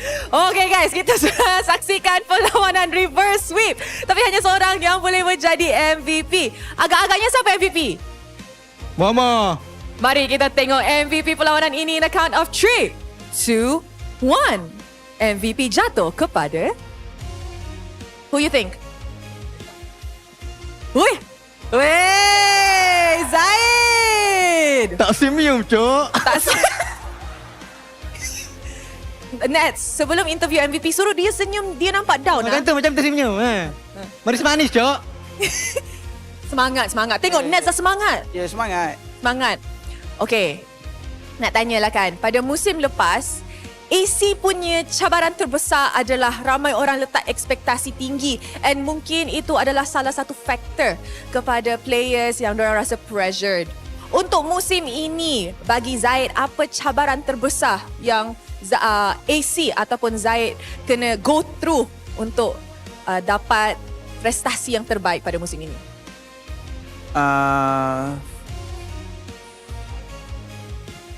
Cabaran terbesar nak ke playoff lah buat masa sekarang.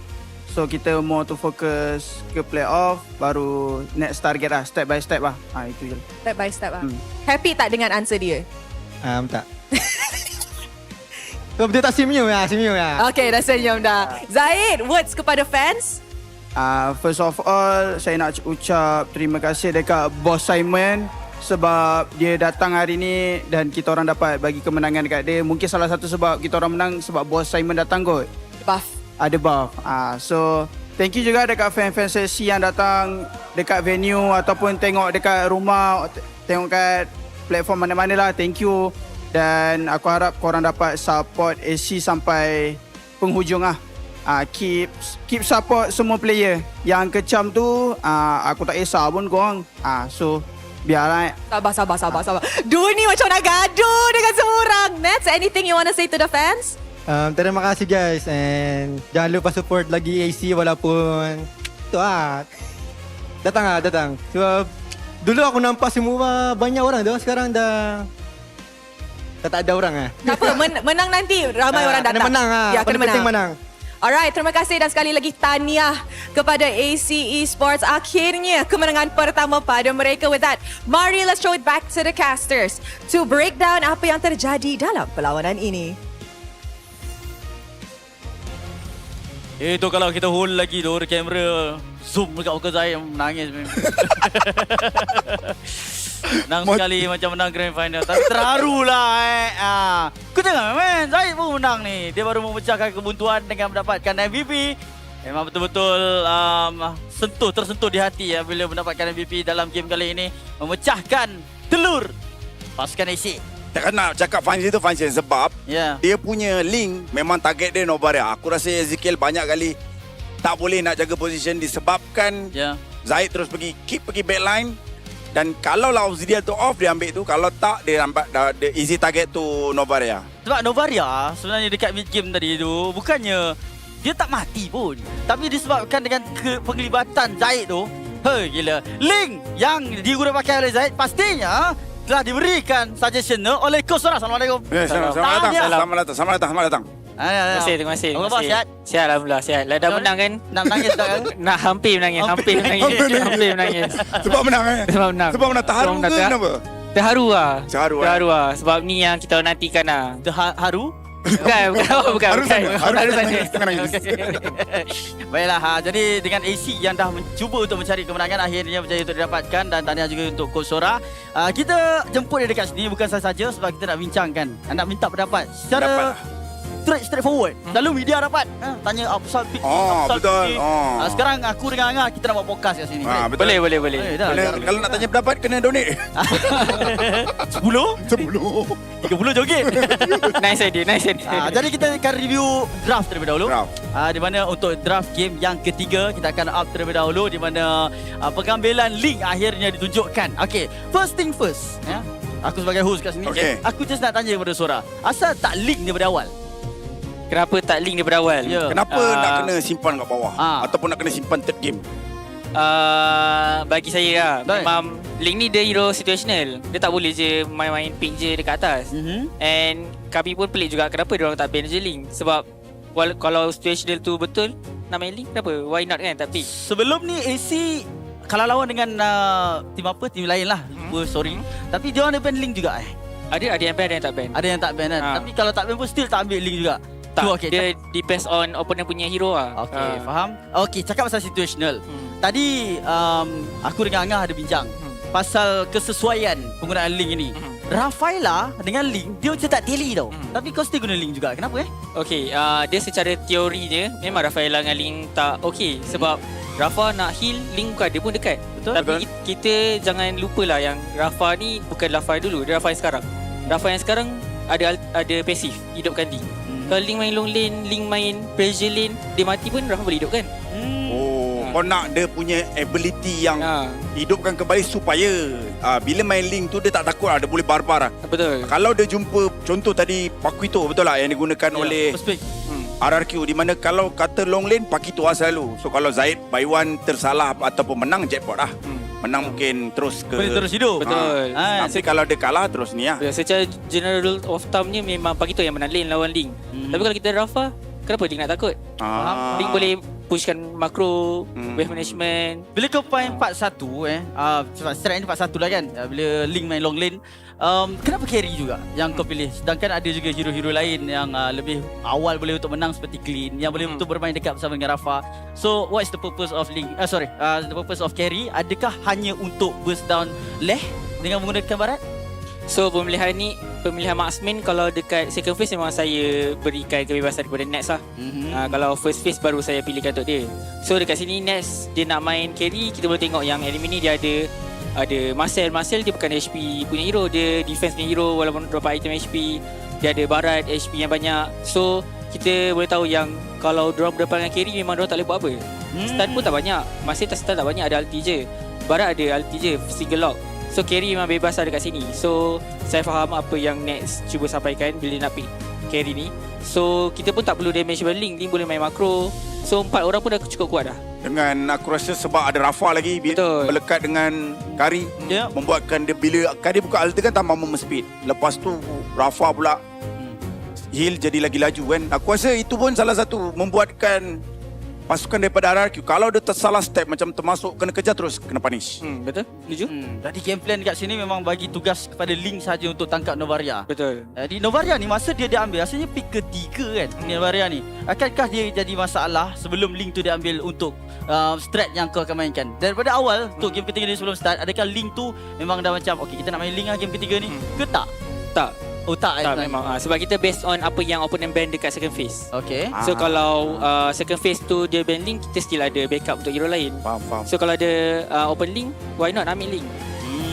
Jadi dia punya situational tu lengkap lah kat sini. Aku rasa tim AC je kan yang pick link. Tim lain ada ke support masa sekarang? Belum ada lagi. Aku rasa macam aku tak bertugas minggu kedua. So aku tak apa nak ingat. So aku rasa macam Zaid punya link je lah. Yang paling popular sekarang pengguna link memang Zaid lah Sebab ni. Bagi saya tim-tim sekarang ada stigma yang jungle sekarang kena early game, kena agresif. Tapi bagi saya kalau kita menang hero match 2 mid, kenapa tak main scaling?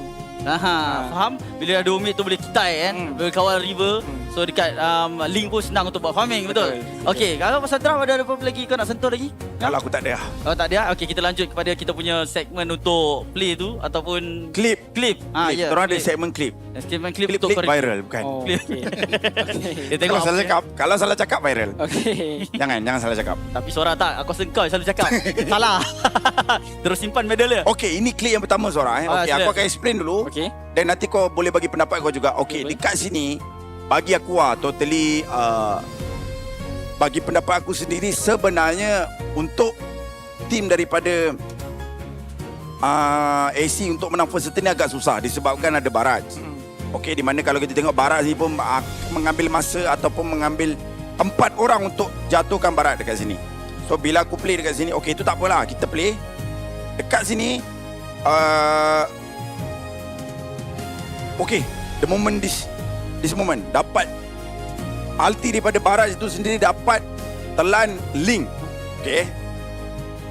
Tapi disebabkan Super Ken jauh, sekejap kita patah balik posisi Super Ken terlampau jauh, membuatkan tim RRQ tu kalah fight.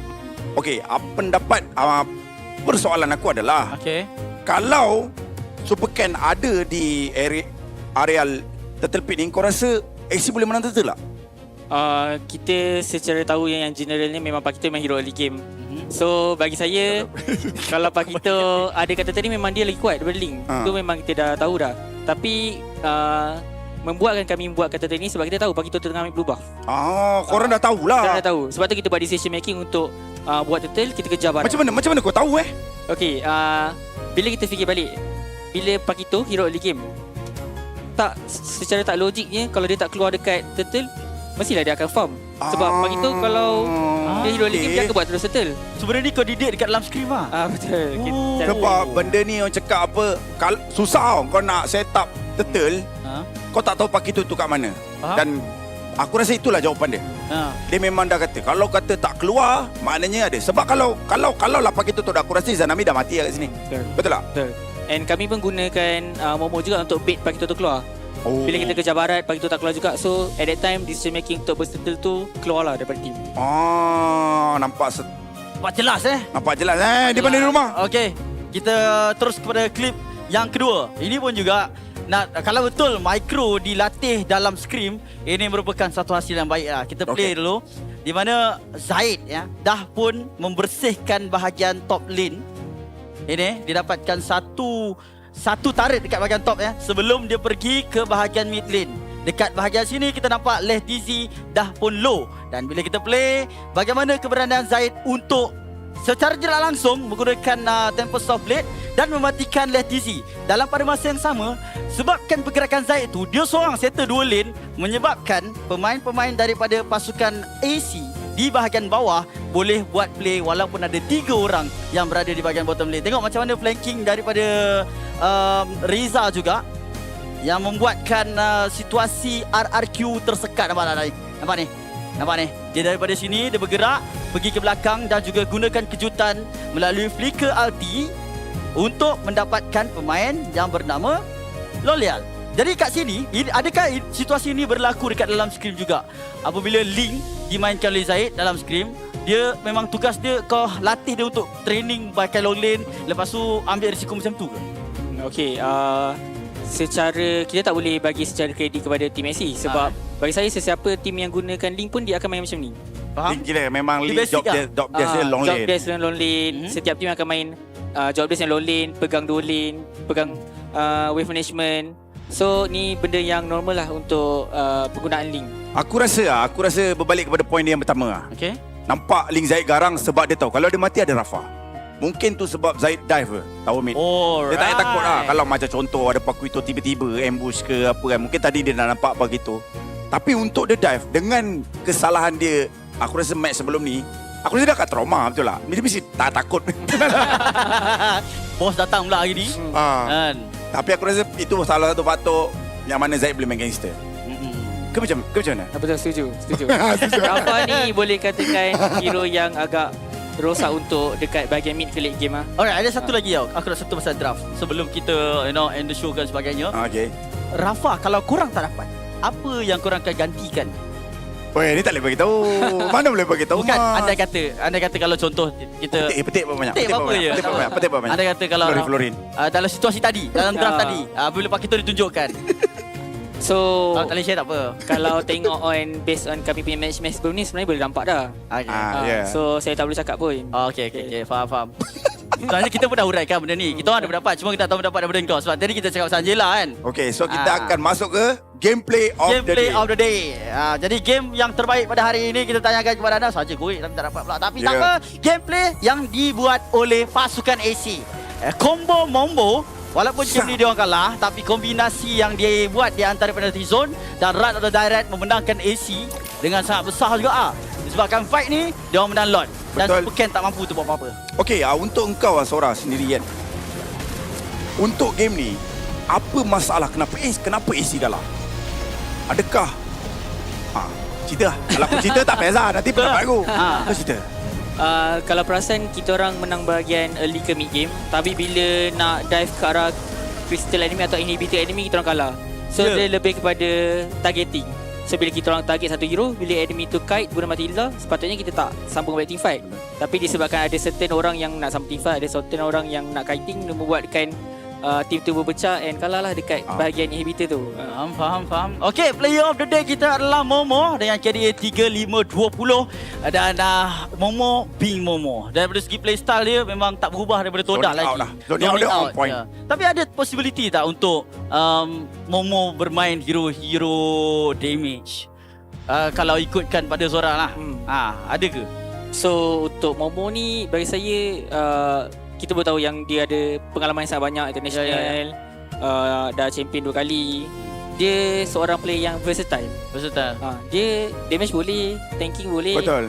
Dia tak perlu ikut Pedera meta pun. Dia boleh suit mana-mana, dia boleh adapt mana-mana. Sebab tu dia masih relevan. Betul.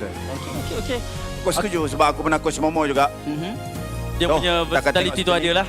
Jadi untuk keseluruhan SRG masih lagi tempat pertama, tetapi disebabkan dengan kemenangan pertama AC dapat mengatasi pasukan RRQ. Alhamdulillah. Tanya nombor 7. Alhamdulillah. Tapi masih lagi boleh untuk meningkat naik sebab sekarang ini 2 pasukan yang tidak membawa pulangan sebarang mata berjaya untuk memecahkan kosong mereka dengan Flash berjaya menang tadi lawan dengan IG, dan TR sekarang berada di tempat kedua berbeza 1 mata bersama dengan pasukan SRG. Begitu juga dengan pasukan Vamos dengan 4 mata. Tak banyak lagi perbezaan mata sebab kita masih lagi di awal minggu, masih lagi leg yang pertama, dan pada minggu depan 4 September sampai 6 September jadual pertama AC lawan dengan Flash. So, macam mana tu Zora? Apa persiapan kau? Memang bantai lah Flash Nak tak nak memang kena menang juga. Cakap aku akan bantai dia. Kau nak pancing. Aku nak pancing. Jika cakap aku sebab Coach Pap saya respect juga. Tak kisah. Pap tak apa. Member. Tapi match tu menarik tau. Dia pertembungan di antara 2 local coach. Yang ni pun sama. Local coach juga. Yalah betul. Kau dah menang 1 coach. Ada lagi 1 coach. Bantai kau Pap. Nasib baik Angga tak main. Tapi dalam keadaan sekarang ni kan, untuk secara keseluruhan ekosistem MPL ni, kita boleh nampak tak ada persaingan yang lebih sengit berbanding dengan season lepas? Kalau general lah untuk mendapat kau Zora. Saya tak ada kat season lepas, so saya tak sure. Tapi untuk pemerhati, saya tengok season ni, bagi saya Alhamdulillah juga. Kalau untuk part local coach tu ada penambahan saya dengan Coach Pups. So bukan sah-sah seorang-seorang lah jadi head coach. Ada banding season lepas. And bila kita tengok tentang saingan, bagi saya semua tim nak menjadi yang terbaik. So setiap tim akan cuba untuk buat perubahan setiap season. So kalau perasan even top 2 tim pun ada juga perubahan dekat ESP. Macam Vamos kan, SRG tak lah. So setiap tim nak buat perubahan. Kita tak boleh nak bandingkan season lepas ke season ni. Okay, satu lagi soalan. Sebelum kau ada soalan tak? Tak ada. Satu lagi soalan. Ada transfer ke? Ada transfer window? Adakah? Transfer tengah buka ni. Brusko ke? Apa yang saya boleh cakap yang saya happy dengan performance hari ni. Walaupun kami kalah 1 game, even kami kalah 1 game, tapi 2 game yang kami menang clean game. Betul. So saya harap saya masih mahu percaya player saya. Saya percaya yang mereka boleh buat lebih better daripada ini. And saya harap fans di rumah juga dan di venue juga percaya pada player saya. And apa-apa pun saya kena bertanggungjawab jugalah sebab saya yang pilih player ni, bukan orang lain. Faham? Saya yang buat trial. Mandat tu dah diberi lah. Kira memang akan kekal. Betul. So saya harap kalau mahu kritik capability saya memilih player daripada blaming player lah. Slot assistant masih kosong kan? Ada. Patutlah player dia sedih-sedih. Dia pun sedih. Buat sini. Dia sedih sebab nanti seorang yang kena blame. Tapi Alhamdulillah menang. Slot assistant masih kosong ke? Ada. Ada. Alamak. Assistant 2? Dia dah level lain. Memang tak ada job. Okay, diharapkan dengan AC dapat untuk roast lagi dengan kemenangan-kemenangan yang ada. Apa dia cakap ni? Boleh end the day. Okay. Sebelum kita end the day kita bagi ruang kepada Sora untuk ucapan last ucapan sikit. Sini kamera. Jangan pandang aku. Bukan aku fans kau. Terima kasih sangat kepada supporter AC yang percaya kami daripada awal hingga ke akhir. Yang masih mau kritik, silakan kritik sebab kami pun baca juga. Tapi saya harap bagilah semangat kat player saya. Sebab player saya pun dibaca juga. Tengok betul-betul down tu. Orang lain cakap. So bagi saya ada 5 orang dekat atas stage. Player ke-6 tu ialah fans-fans di rumah. Bukan Izanami, bukan Mati Z. Bukan Mati Z. Player yang ke-6 yang bermain-main dekat atas stage bila dah masuk game tu memang fans di rumah. Mereka akan ingat kata-kata kalian, mereka akan bawa kata-kata semangat kalian ke dalam game. Rumah kau. Memang tu.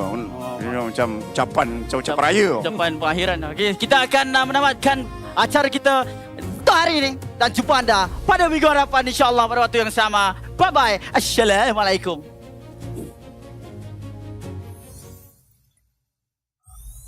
Buka dulu. Tarik kau dah. Ni barat dia. Dia tengah aku Tengok. Aku. Let's go guys. Nabi ni. Mati. Lagi. Maju. Boleh lah. Aku buka. Dia mau fight. Konsil. Lihat situ tu. Ada tarik. Gol tu. Selesai ke tarik aku. Tekan. Nice. Thank you. Ada gua guys. Belum ada. Ayo. Tu. Hari 0 hari 0. Gambar apa? Hari. Tengah keluar. Mati. Bunuh. Bisa ada mid. Nice. Sabar ya. Dia enggak ada hidupin. Langsung metal nih. Ya. Enggak ada flicker sini. Oh dia mau perangin, jangan perang. Berapa. Bisa kiting enggak? Aman. Tarik. Hari ke mana? Nice one. Pikir. Ada telur tu dah guys. Aman. Bisa kan? Ke depan. Bisa. Try ya. Bisa teman-teman je. Ya, dapat guys. Wave apa lagi? Lama lagi. Tengah go guys. Tiga. Mantap. Nice guys. Ada wave mid, kita main bareng aja. Jom. Ayo guys. Ya. Bisa start dari sana. Ya, let go ya. Pikir je. Ayo. Let's go guys. Opsi. Aku start. Opsi Imo. Aku aman. Depan dulu. Barat. Flicker. Tahu lot. Boleh. Bisa. Orang jauh. Boleh agak. Wah.